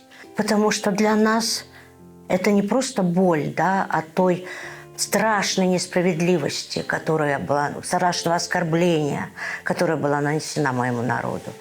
Это память о наших предках, о наших бабушках, о наших матерях, отцах, которые стали жертвами этой депортации. И предать эту память, забыть об этом, и сбыть из себя эту боль, их боль. Ну, мне кажется, это даже равносильно некому предательству. Вот когда говорят о депортации, я всегда думаю об утраченных возможностях своих бабушек, дедушек, родителей. Ведь все было бы иначе. Они бы жили совершенно иначе. Потерянное поколение. Давайте поговорим об этом. Этим термином я называю людей, объединяю, точнее, людей, которые стали свидетелями депортации. Люди, у которых украли мечты, их мечты. Моему отцу было 12, когда депортировали. И так оказалось, что в 12 лет он стал главой и кормильцем семьи, потому что деда в 1937-м забрали, и он пропал без вести. Он был человек-скала. Он был успешен. Он стал большим начальником. И я никогда, у меня язык не повернется назвать таких, как он, потерянным поколением. Нет. Несмотря ни на что, они стали скалами, на которые мы облокачивались и облокачиваемся до сих пор. Но когда мой папа умирал, и дня за 3-4 до смерти, когда он уже иногда начал терять себя, я увидела другого отца. Он плакал, просил хлеба, звал свою маму и спрашивал, куда нас везут, я хочу домой. Ругал своего отца, который оставил их одних, проклинал Сталина и советскую власть и постоянно трясся от страха. И мы с сестренкой только обнимали его с двух сторон, и я повторяла, как заведенная, часами: «Хорхма-бабам, хорхма-бабам». Сейчас, когда я прихожу к нему на могилу, я тоже говорю: «Хорхма-бабам». Епси кечта, ратлана пьюкла, она то правда. У этого человека скалы всю жизнь в нем жил испуганный мальчик, который проснулся за 3 дня перед смертью. Но он все равно не потерянное поколение. Это поколение вырастило нас, тех, кто вернулся домой.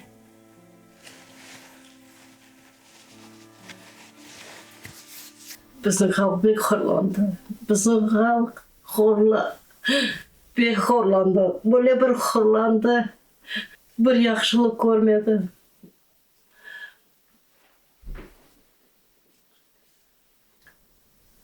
Яшар еді қарып, көрер еді бетанын. Яшаңыз балалар, бетанымыз бек татлы. Бір-бірлеріңіздің севіңіз.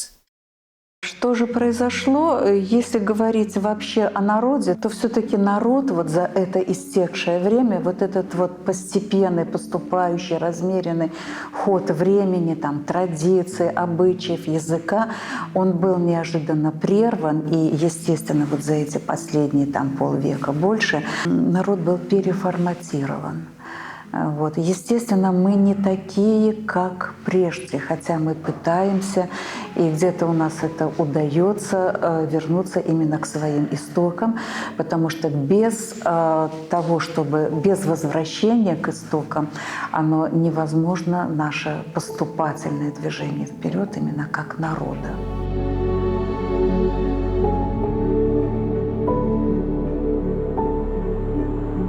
Біздің үкімет келген соң даже үміт жоқ еді, даже адамдар деңктен кележек, баба ана да хорандаға кележек деп қуаныш бар еді. Уақыт қапымызға солдат келгенде түфекнен еже, сағат 4-те еже келген соң, уже біз дүйдік, что біздің Даже ал китежеги дuymadık, а öldürmege al kitecek dedik.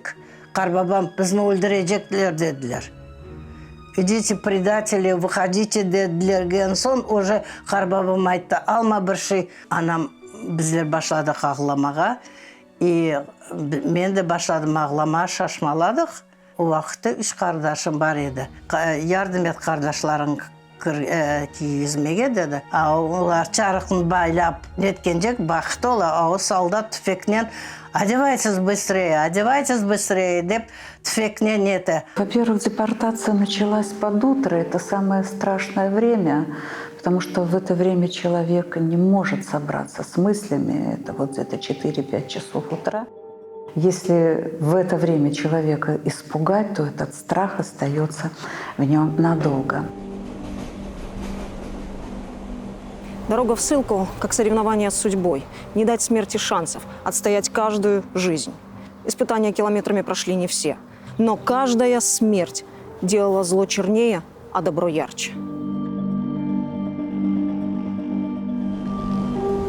Yol hatıralары әлбетте бүтін сүргінлік шағатларының ең тесірлі, ең ағыр hatırlауы. Gerçekten de bu yol, олар епсілері емин еділер өлім yolu. Yani өлімге кетелер. Оңа бақмадан өлежеклеріні біліп, yani өлдірілежеклеріні біліп, өле еминлікнен, әлбетте ки қадын оларақ балаларыны қорчалап қалмақ. Оларын жаны сақлап қалмақ. Kadınlarının ve balalı kadınları, yüklü kadınlar, mesela doğuracak kadınlar. Bir hikayeni yazıp algan edik Şefika Apte Gafarova, Bahçesaray'dan. Birinci balasını o vagon içinde doğura.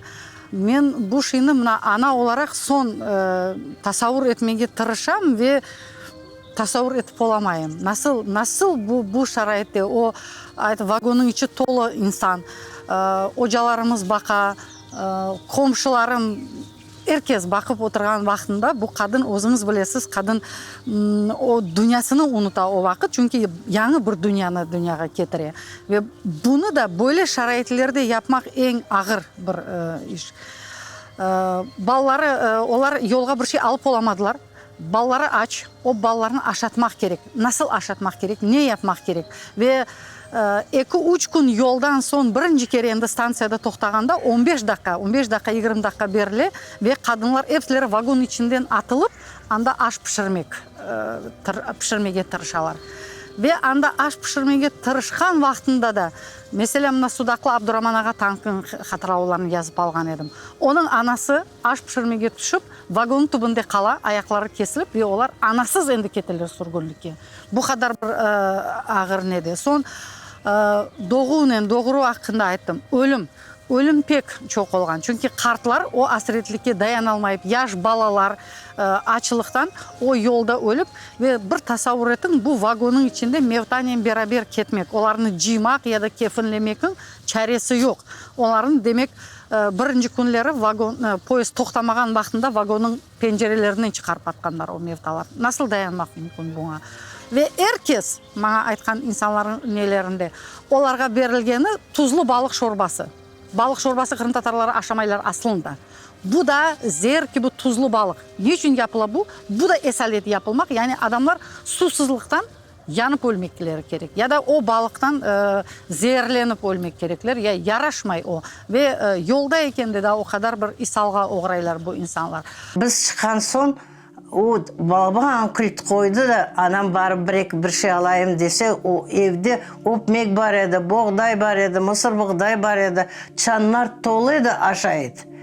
Aldırtmadı bir şey.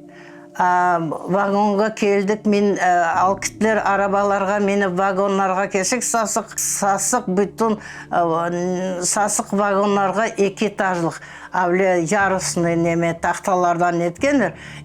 Prema bir üstüne yüklediler bizni. Korkma vakit olmadı. Niçin deseniz, men de işten uğraştım. Anama yardım ettim. Sondan son duygular oldu. Geçti, biz уже vagon içine yedik. Ağlayedik, net edik. Ne Özbekistan'a çıkan son çok bize ağlayedik. Açlıktan, yoksuzluktan, horluktan.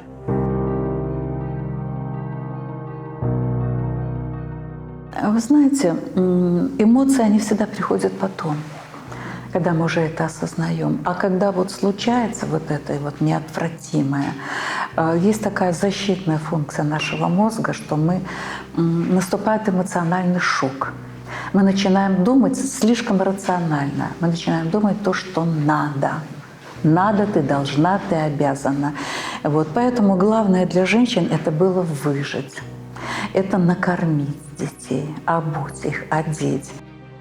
О гражданах татарской национальности. Указ 1967 года – пример лицемерия советской власти. Одной рукой она отменяла лживые обвинения, а другой вновь выселяла вернувшихся крымских татар. Жизнь без права прописки. Еще одно испытание на пути к родине.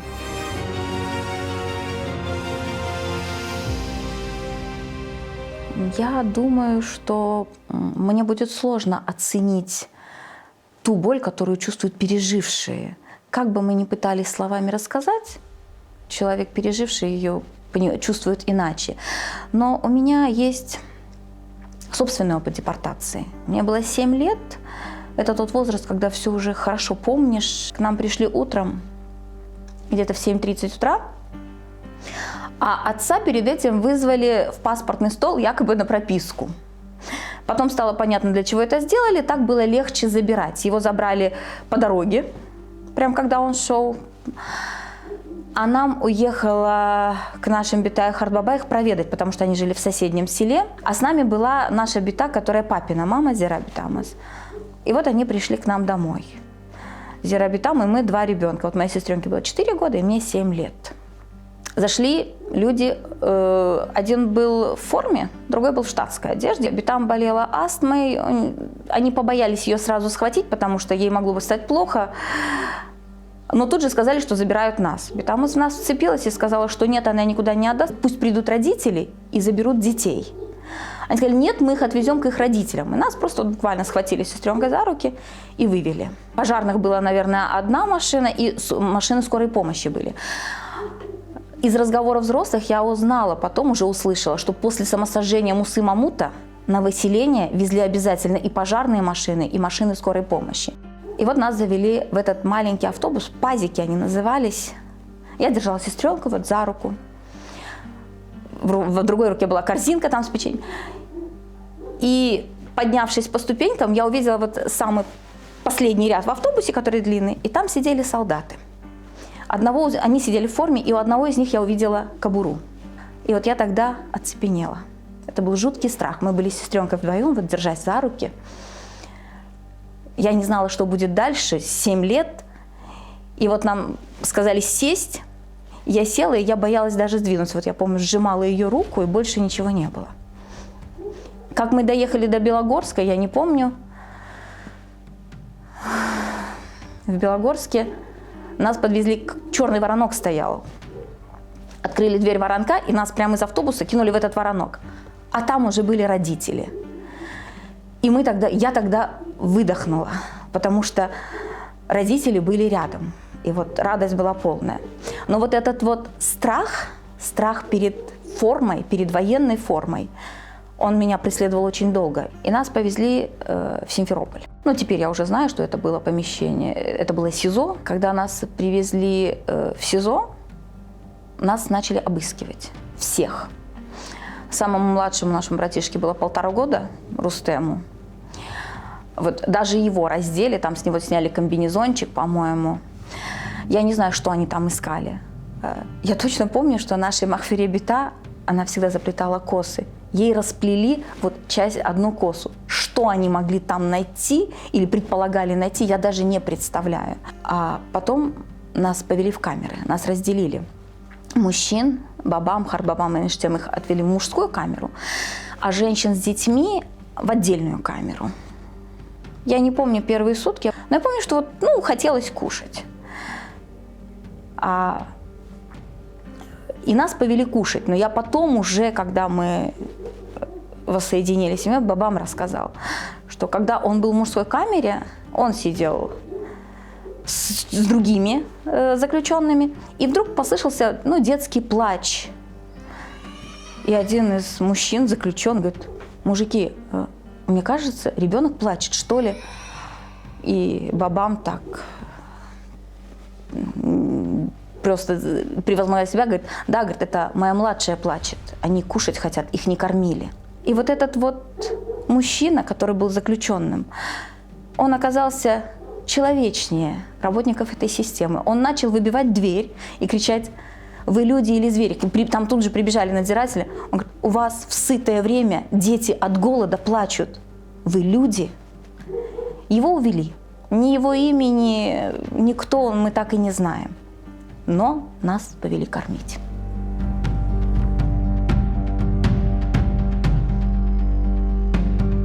Увидев смерть, голод и ненависть к себе, легко стать жертвой, расписаться в собственном бессилии. Но это не про наших женщин. Их глаза еще помнили Крым. Их сердца дарили нам не только любовь, но и надежду. Бүтін қартларың, білесіз, 99% дейкі дұшманларымыздың башына язмасын Алла бұл күнлерді. Hepsinin duası şu, düşmanlarımızın başına bile yazmaz. Ve bu kadar şeyini geçirip nasıl etip onlar insan olup kalabildiler. Nasıl etip bir nefret yok. Men mesela qarğagan bir insan görmedim, bilesizler Lenora Hanım. Mesela bizni mına elbet Uralдағы türküsünde var, bizni mında sürgün etkenleri gözleri kör olsun degen.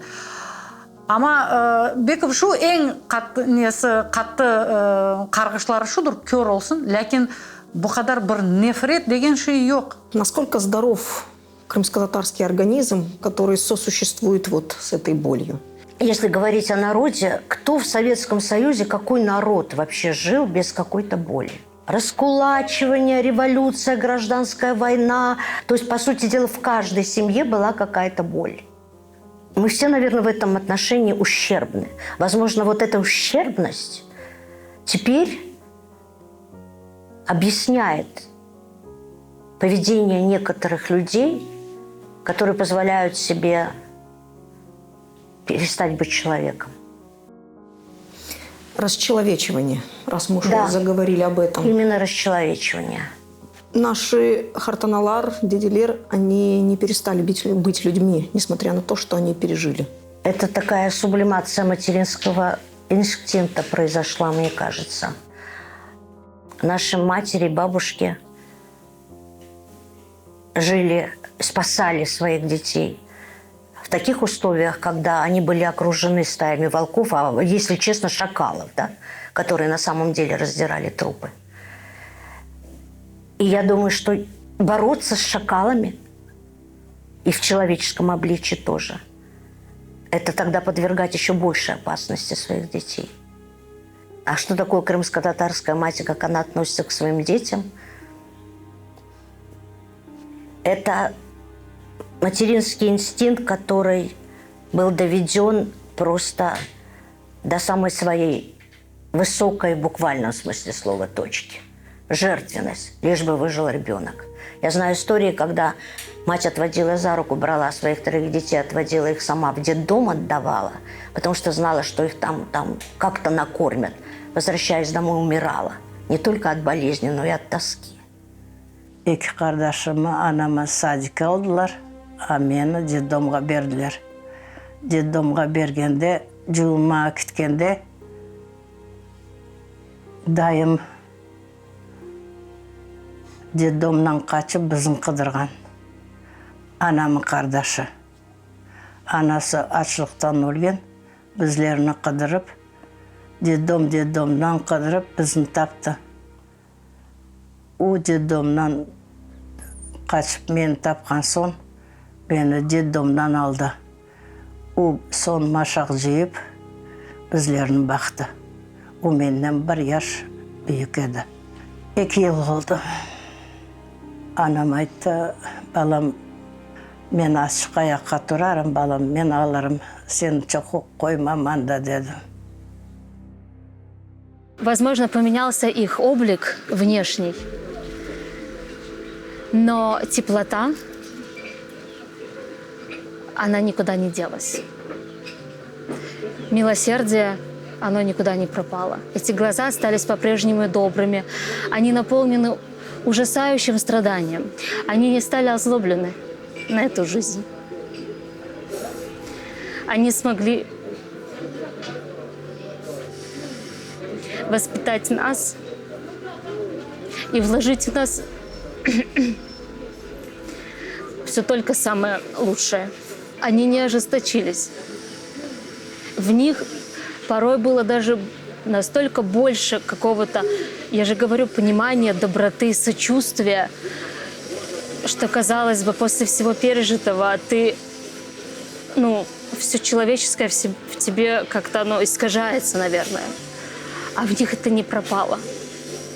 И всегда, когда ты приходил в дом Хартана, ее теплые руки, ее вкусная еда.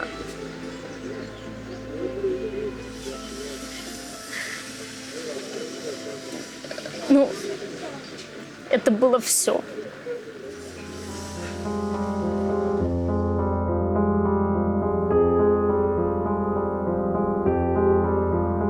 Вы знаете, я бы назвала это феноменом, потому что реакция на происходящее, она все-таки у крымских татар несколько другая. Обратите внимание, пережить такое, вернуться в Крым и вернуться не со злобой, а именно с миссией созидания. И это все-таки наше культурное достояние. Ненаказанное зло повторяется вновь. Основатели национального движения планировали свой Нюрнберг.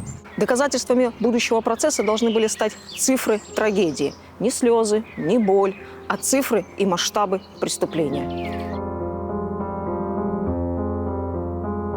Біз ресми рақамларға бақажақ болсақ, СБУ берген рақамлар болсын, НКВД берген рақамлар болсын, Министерство обороны, әпсі фарқлы. Bir-birine kelishmey. Eğer ular doğru olsa, yani hiç olmadım yakın olmak gerekirler. 181 binden başlap 193 bin, 197 bin, 200 bin, 238 bin. Men en çok neni gördüm. 238 bin Ukrayna nesi beri böyle rakamlı 238 bin insan sürgün etilgen. Yani 112 bin koranta sürgün etildi desek, her bir korantanın özünün evi var edi, doğru mu? Demek 112 bin ve bazı bir korantaların 2-3 tane evleri de var edi, bir tane değil. Yani 150 bin ev Kırım'da kaldı. Kırım'da kaldı bütün barkının, evinin içindeki bütün şeylerinin. Çünkü Kırım Tatarlar hiçbir şey alamadılar. Şu rakamların içinde elbette ki Kırım Tatar halkından çekip alıngan, yok etilgen medeni yadikarlıklarımız var, degeliklerimiz. Kırım Tatar mektepleri, başlangıç mektepler 640 mektep o vakit olgan. Şimdi Kırım'da ne kadar mektep var? İki kolumuzun nesi de yetecek. Orta mektepler 221 mektep. Ve her bir köydeki klublar, köy klubları 263 klub ve izbaçıtalyalar, bu pek meraklı bir şey benim için mesela. Yani köylerde kitap okılgan, kütüphaneden başka daha kitap okılgan ayrıca bir evler olan. Ve bunlar 380 kitaphaneler, 800 kitaphane, orkestrler var edi köylerimizde bilesiz.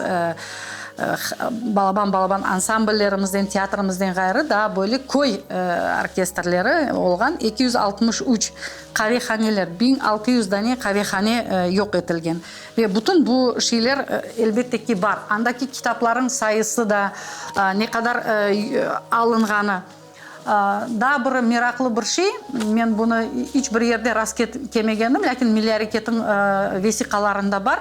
Tercüman gazetasının tolu подшивкасы olgan. 100 böyle подшивка, 100 egzemplar подшивка olgan. Tolusunun. Qaysı ki 33-35 yıllık gazetanın подшивкасы. Şimdi bakın kim böyle maqtanıp olur, mende hepsi var deyip. Yok etildi bu şeyler. Kıymetliden kıymetli kitaplar. Ve biz bilemiz ki pek çok kitaplar, Kırım Tatar tilinde yazılgan kitaplar, onlar 18 Mayıs'tan sonra yakıldı. Yakıldı. Çünkü hatta ki onlar bilesiz partiyni kitaplarını bile yaktılar. Onların bir kabatı Kırım Tatarca olganındaydı. Maksat Kırım Tatar halkını yok etmek, Kırım Tatar medeniyetini yok etmek ve elbette ki her şeyini yok etmek idi. Birinciden bakın bu sürgünlükün daha bir nesi. Niçin hepsini bir yerge sürgün etmediler bütün halkını? Mesela Özbekistan'a yer yeterliydi de Özbekistan'da. Halkını yok etmek maksadı var idi. Çünkü bakın 5 regionga sürgün etilgen olsa bu Rusya, Özbekistan, Kazakistan, Kırgızistan, Tacikistan. халық дармадағын олғанынан ғайры әлбетте ки халық қоранталардан ибарет. Қоранталар дармадағын олды. Бір қорантаның азалары 3 регионға түшкенлері белі.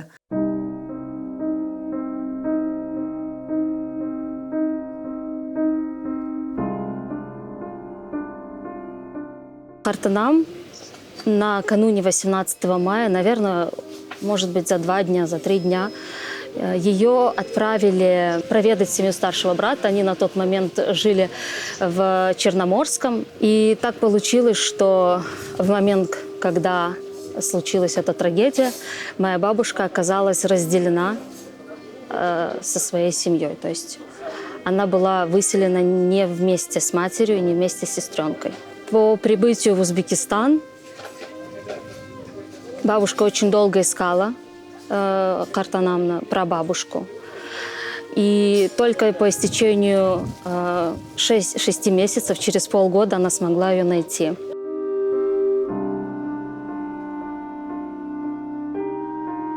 Представьте, что вас отменили, вычеркнули, удалили. Рискнули бы вы мечтать про завтра? Наши женщины заархивировали опыт и культуру, вернув ее народу с новыми поколениями крымских татар. Они не боялись рисовать будущее. Вильханум, 18 мая 1944 года – это день, когда у крымских татар попытались забрать будущее. Спросите любого из этого поколения, какое они себе строили будущее. Любое, старика любого. Наши чемоданы стояли нераспакованными в каждом доме. Эти чемоданы ждали, что вот какую-то секунду сейчас подбегут, возьмут меня за ручку, отвезут меня в Крым. В последующее поколение в этот чемодан ожидания добавляли что-то свое. А вот это поколение уже может получить образование. А вот этому поколению уже не так страшно. А вот это поколение уже сидело в тюрьме за свои убеждения. Мы туда добавляли, вкладывали. Но все равно самое большое место в этом чемодане было будущее наше в Крыму. Мы и сейчас его продолжаем строить. Говоря о данном, вот конкретной минуте, трудно сказать и прогнозировать. Даже кирпичики подобрать для этого будущего трудно. Но я думаю, что мы каждый день должны задавать себе этот вопрос. Каким будет наше будущее? У меня есть такая мысль, что ваше поколение, которое возвращалось на родину, оно было более мобилизовано, оно было более организовано.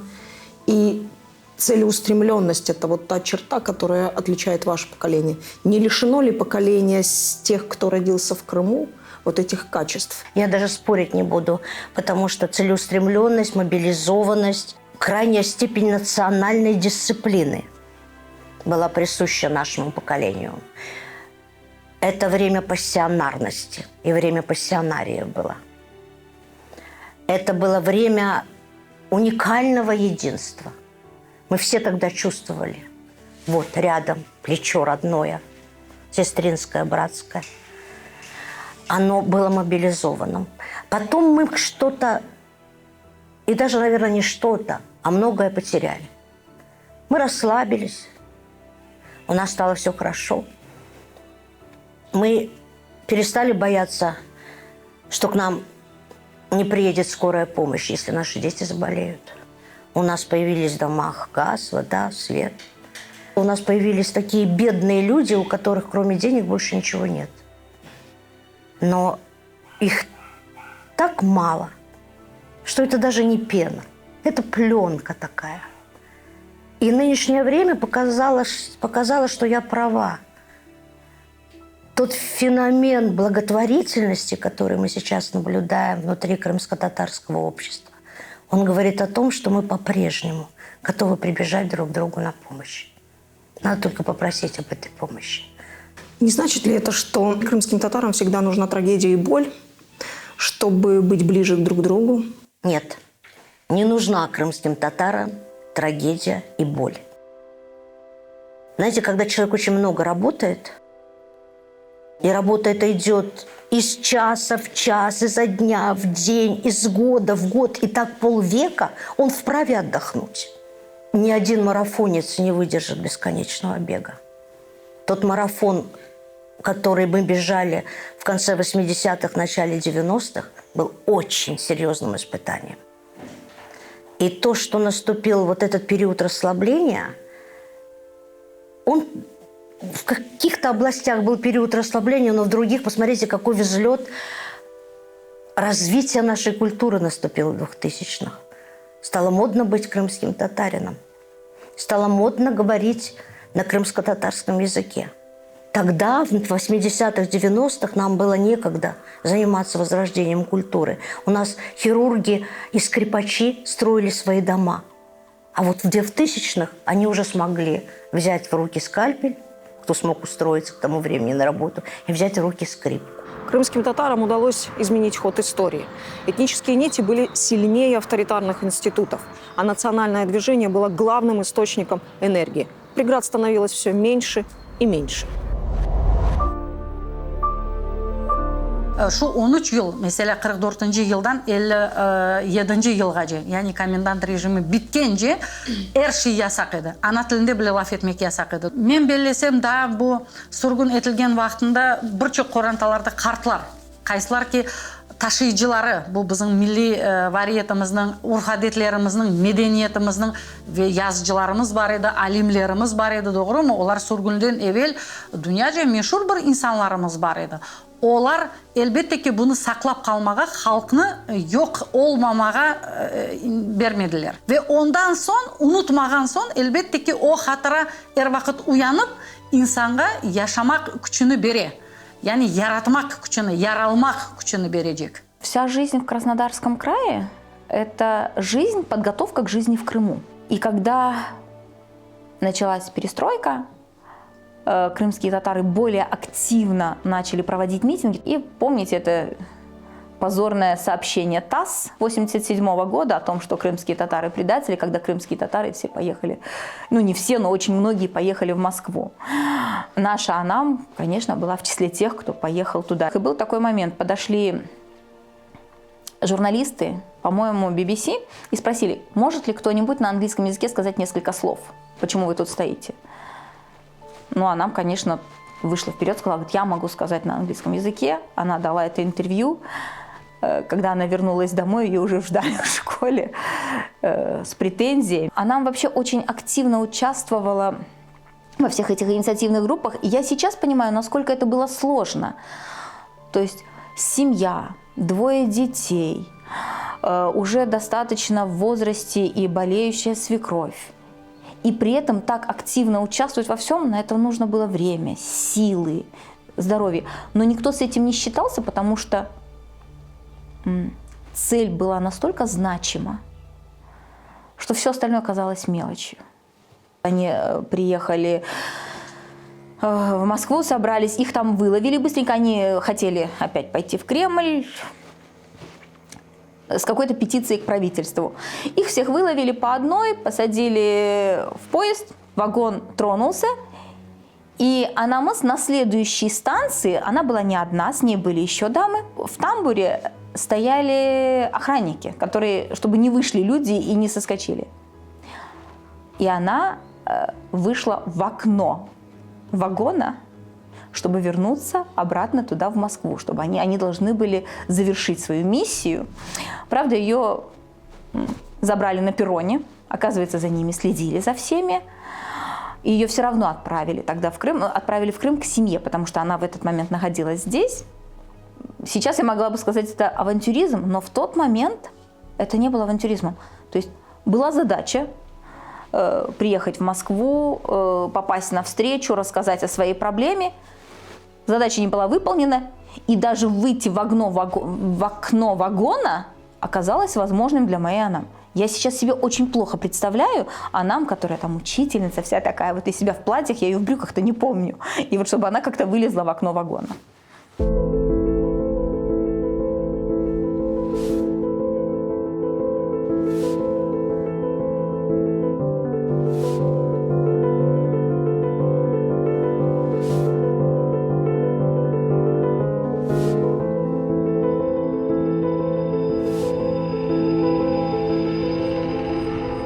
Крымско-татарская женщина – это 1000 прилагательных, но главное в ней – это крымско-татарский мир, где живут любовь, мудрость, сила и неиссякаемая способность дарить теплоту и добро. Садия Ожапче Абдураманова, Садия Ожапче бар еді де. Сургун етілген күні о қадын көйде ожапчелік япа, ве сургун етілгенде янына патефон ала. Патефон ве бірдәне пластинка, қырым-татар пластинкасы. Ве патефоннен сургун етілі. Мына сізге яш қырым-татар ожапчесі. Ве сургунлық ерлерінде Уралда гизли olarak erşi kapalı, pencereler kapalı, barak içinde de o patifonunu çalıp plastinkanı koyaydı ve bizlerinin bir türkü var idi. Bu onu öğreneydik ve o bizge Kırım-Tatar tili derslerini vereydi Sadiye Ojapçı. Bir sual, Kırım-Tatar kadınının çizgisi. Bu bir kadında bütün Kırım-Tatar kadınlarının timsali demege mümkün. Екінші misal Ayşe Әпте Сетмұратова. Bütün dünyaya біздің сесімізді duyura bildi. O da anasından kelgendir. Naime Әптені o вақыт айта, олар Самарқандқа түшелер пек бір неге ve rudniklerге, ocaqlarga, maden ocaqlarına ve Naime Әпте bazarga demek al bara bir şeyler nasıl kadınlar ne yaptılar? Onu 6-7 balası ne akaya cenkte olgen dengiştireler. Nelerini, basmalarını dеңіштірелер, не білмем, бүгімлерін, алтынларын деңіштірелер, бір пияла қатыққа, бір ауыч ұнға, бір неге. Ve Naime Әпте кете базарға, elbette ki son bir adam anda оңа dey ki satıcı. Men de senin üstündeki anterini beğendim diye. Eğer anterini bersen men sana veririm. Kadın şu yerde anterini çıkarıp beredi. Ve bakın men şimdi ne diyeyim, yarım kopka unga galiba. Ve alıp kele. Ayşe Әпте milli hareketке қосылып başlagan vaxtında onların evine tintuvnen kelirler. Ve onlar diler ki, женщина, скажите своей дочери, пусть перестанет этим заниматься. Yani vazgeçsin bu işten. Naime Әпте deydi ki, o vazgeçse, men uğraşırım bu işten. Bu kadın. Ve böyle kadınlar elbette ki her bir milli hareketimizin mınашында adlarını bilgen insanlarımızın hepsinin anaları, kadınları, kayısılar ki onlara güç gayret verirler. Mına Kırım-Tatar kadınlarının çizgisi, ballarını terbiyelemek, sak kaldırmak ve onlarını bu işe koşmak. У меня есть моя такая личная история, связанная с моей Зирабита. Я училась в Симферополе, приезжала на выходных к родителям. Битамас умерла в пятницу, я приехала в субботу. Меня здесь не было в этот момент. Мы похоронили. А потом на второй день или на третий день я залезла в холодильник и увидела там кусок кобете. Я говорю, а бокуман кобетесі? И мне говорят, bu битан саға қалдырған еді. Bu сені кобетен. То есть она оставляла, если что-то вкусное готовили, в течение недели она оставляла для меня Лиля Келлер де Ашар. Бубитан саға қалдырды, а бита мы только что похоронили.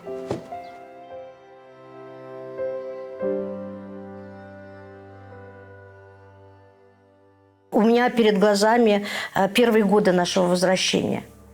Мы говорим и очень часто в последнее время повторяем, что мы выжили благодаря женщине во время депортации. Мы не просто выжили, мы как народ выжили. Мы сохранили свою идентичность, крымско-татарскость, благодаря нашим женщинам, матерям, бабушкам, тетям, сестрам старшим.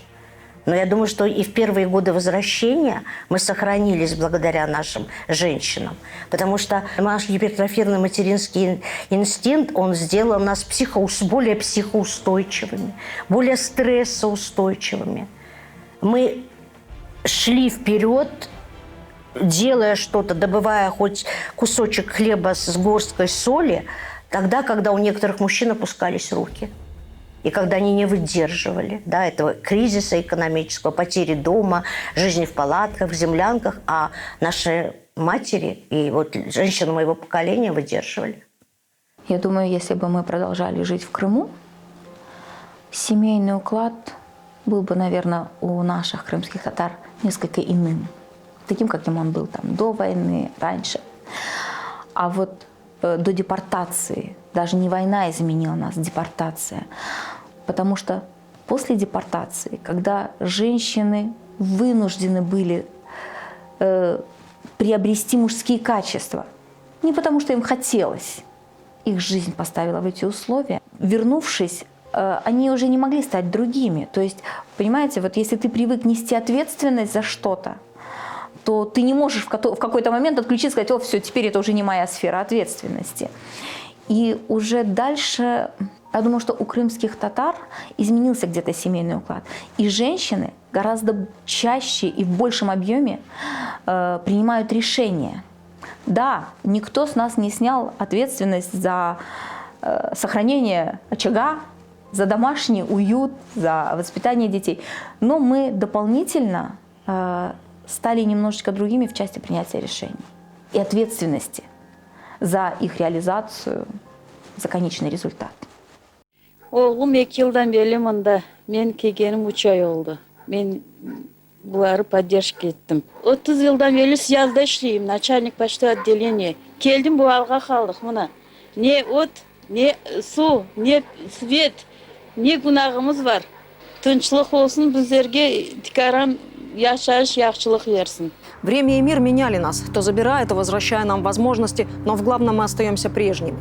Нас пульсирует крымско-татарскость, мы крепко связаны Крымом, вот только себя во времени мы прочитываем по-разному.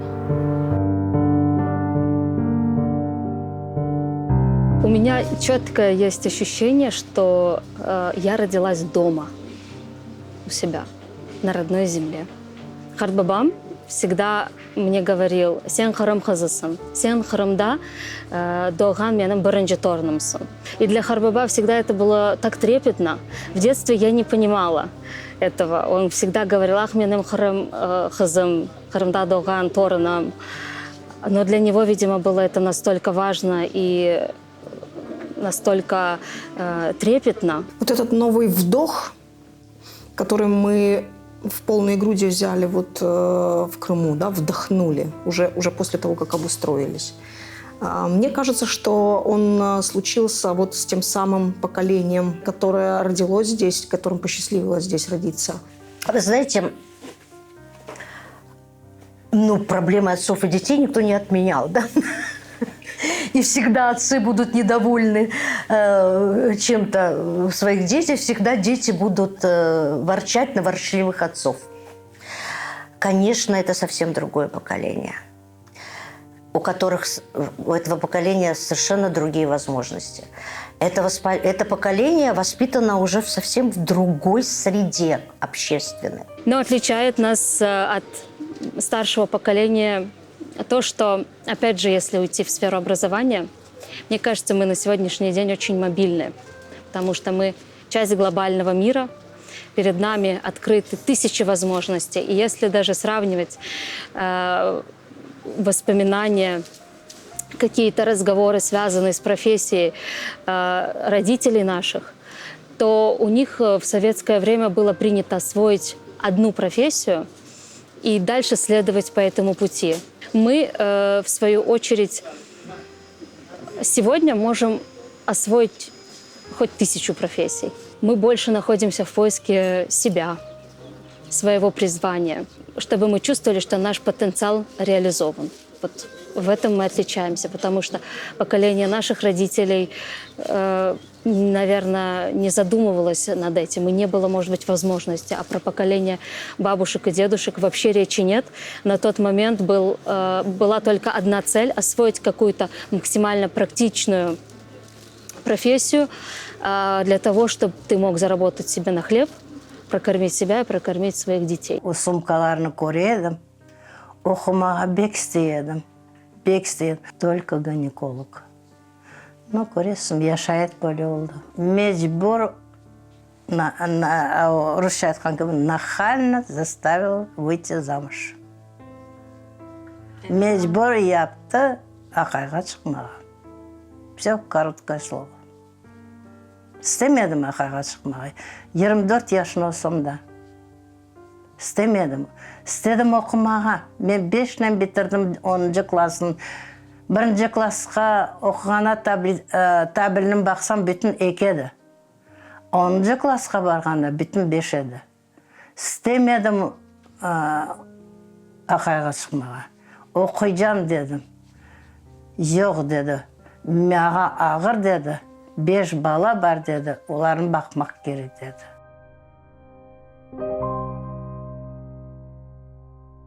На долю моего поколения пришелся еще такой исторический стресс, как возвращение. Со всеми, в кавычках, проблемами, да, которые были на самом деле иногда просто катастрофичными. И я как журналист знаю, мне приходилось быть в семьях тех, кто покончил жизнь самоубийством, не зная, как жить дальше. Как мне приходилось брать интервью у матери, у которой угорели 2 маленьких детей, а скорая отказалась к ним приезжать. Это было в районе промзоны. И мне приходилось вместе со всеми остальными соотечественниками хоронить тех 3 малышей, которые сгорели в палатке. Понятно, что то поколение, которое родилось в Крыму, мы не позволили уже. Это наши дети, а теперь еще и наши внуки. Не позволили. И все делали для того, чтобы они жили лучше нас. Чтобы у них было больше возможностей. Я хочу, чтобы в моих внучках сохранились наши традиции. Для меня это очень важно.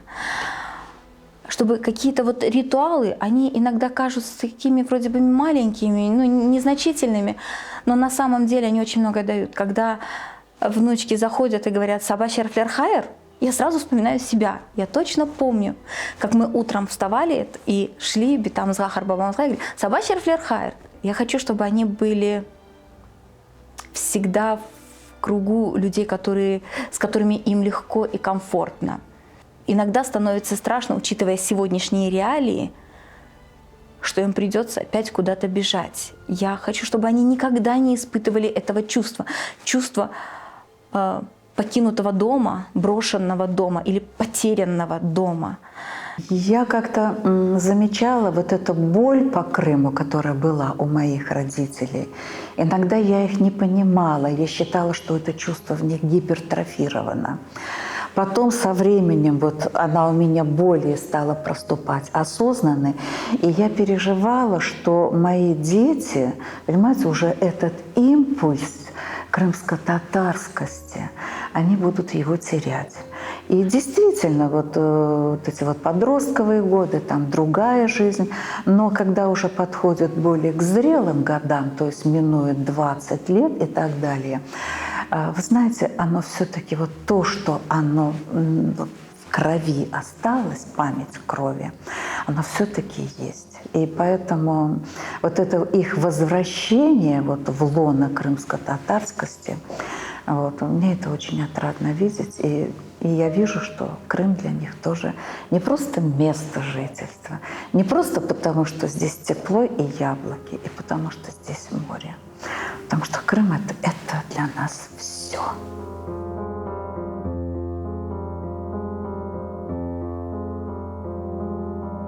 Мечты – это часть плана, которую сложно описать словами. Мечты почти всегда про завтра, которое непременно должно наступить. Я мечтаю, наверное, больше слышать родной язык, видеть родную архитектуру, что вот эти все пробелы с историей, которые с нами случились, утраченные вещи, мне хотелось бы, чтобы мы смогли, насколько это возможно, восстановить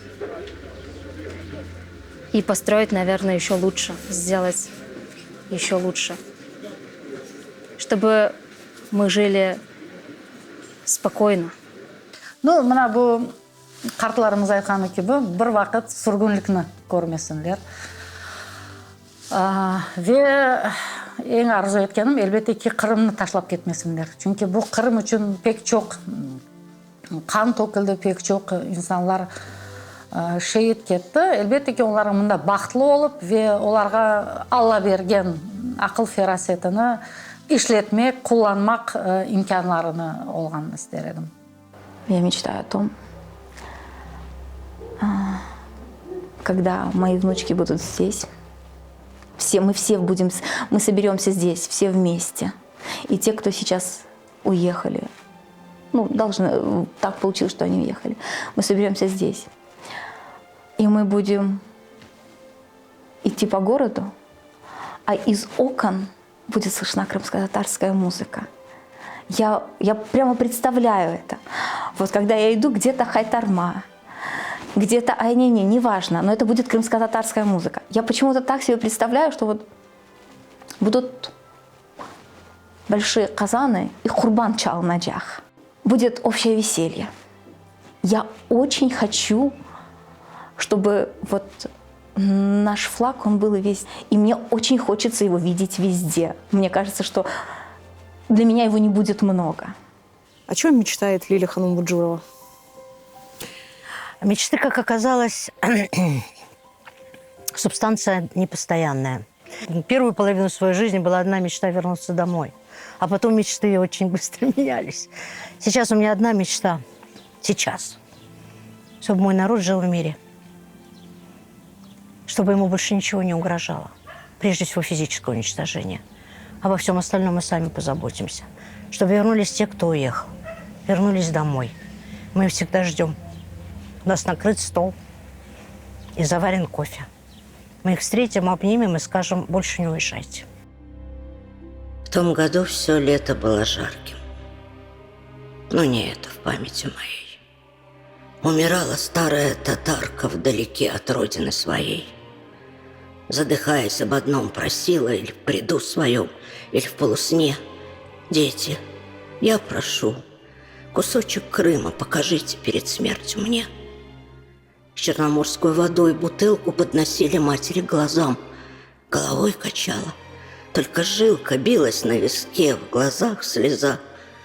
Дочь ей ломтик груши приносила: мама, видишь, крымская бера. Нет же, дочка, не кусочек Крыма. Я же говорила вам вчера. Позовите сына поскорее, он меня, наверное, поймет. Сын, тебя под сердцем грело. Посади меня на самолет. Я еще сумею встать с постели и дойти ногами до такси, чтобы увидеть Крым. Да неужели Бог не даст для этого мне силу? Вышел сын, глаза от близких пряча, силясь поуверенней шагать. А потом сидел за домом, плача, силы собирая, чтоб солгать. Возвращался. Мама, нет билета. Смотрит мать с отчаянием немым. Знаешь ведь, родная, что на лето невозможно взять билета в Крым. Я не верю. Попроси соседа, друга, тот с влиятельной родней. Я там Бога попрошу, чтоб беды обошли их семьи стороной. Уходил и возвращался снова, с каждым разом повторяя: нет. Мать уж больше не корила словом, только взглядом жгла: где мой билет? А потом: молчи, сынок, я знаю, что добра ты матери желал. Только брат твой, что погиб в том мае, он бы мне билет домой достал. Торопитесь, я уже не в силах смерть упрашивать о лишнем дне. Дети, я прошу, кусочек Крыма покажите перед смертью мне. Сколько можно болью резать душу? Хватит, мать, молчи, не говори. Умерла с открытым взглядом ждущим и рукой протянутой к двери. Знаю я, у всех трудна дорога. Хватит многим матерям и бед, и лет. Но прошу вас, люди, ради Бога, дайте нашим старикам билет.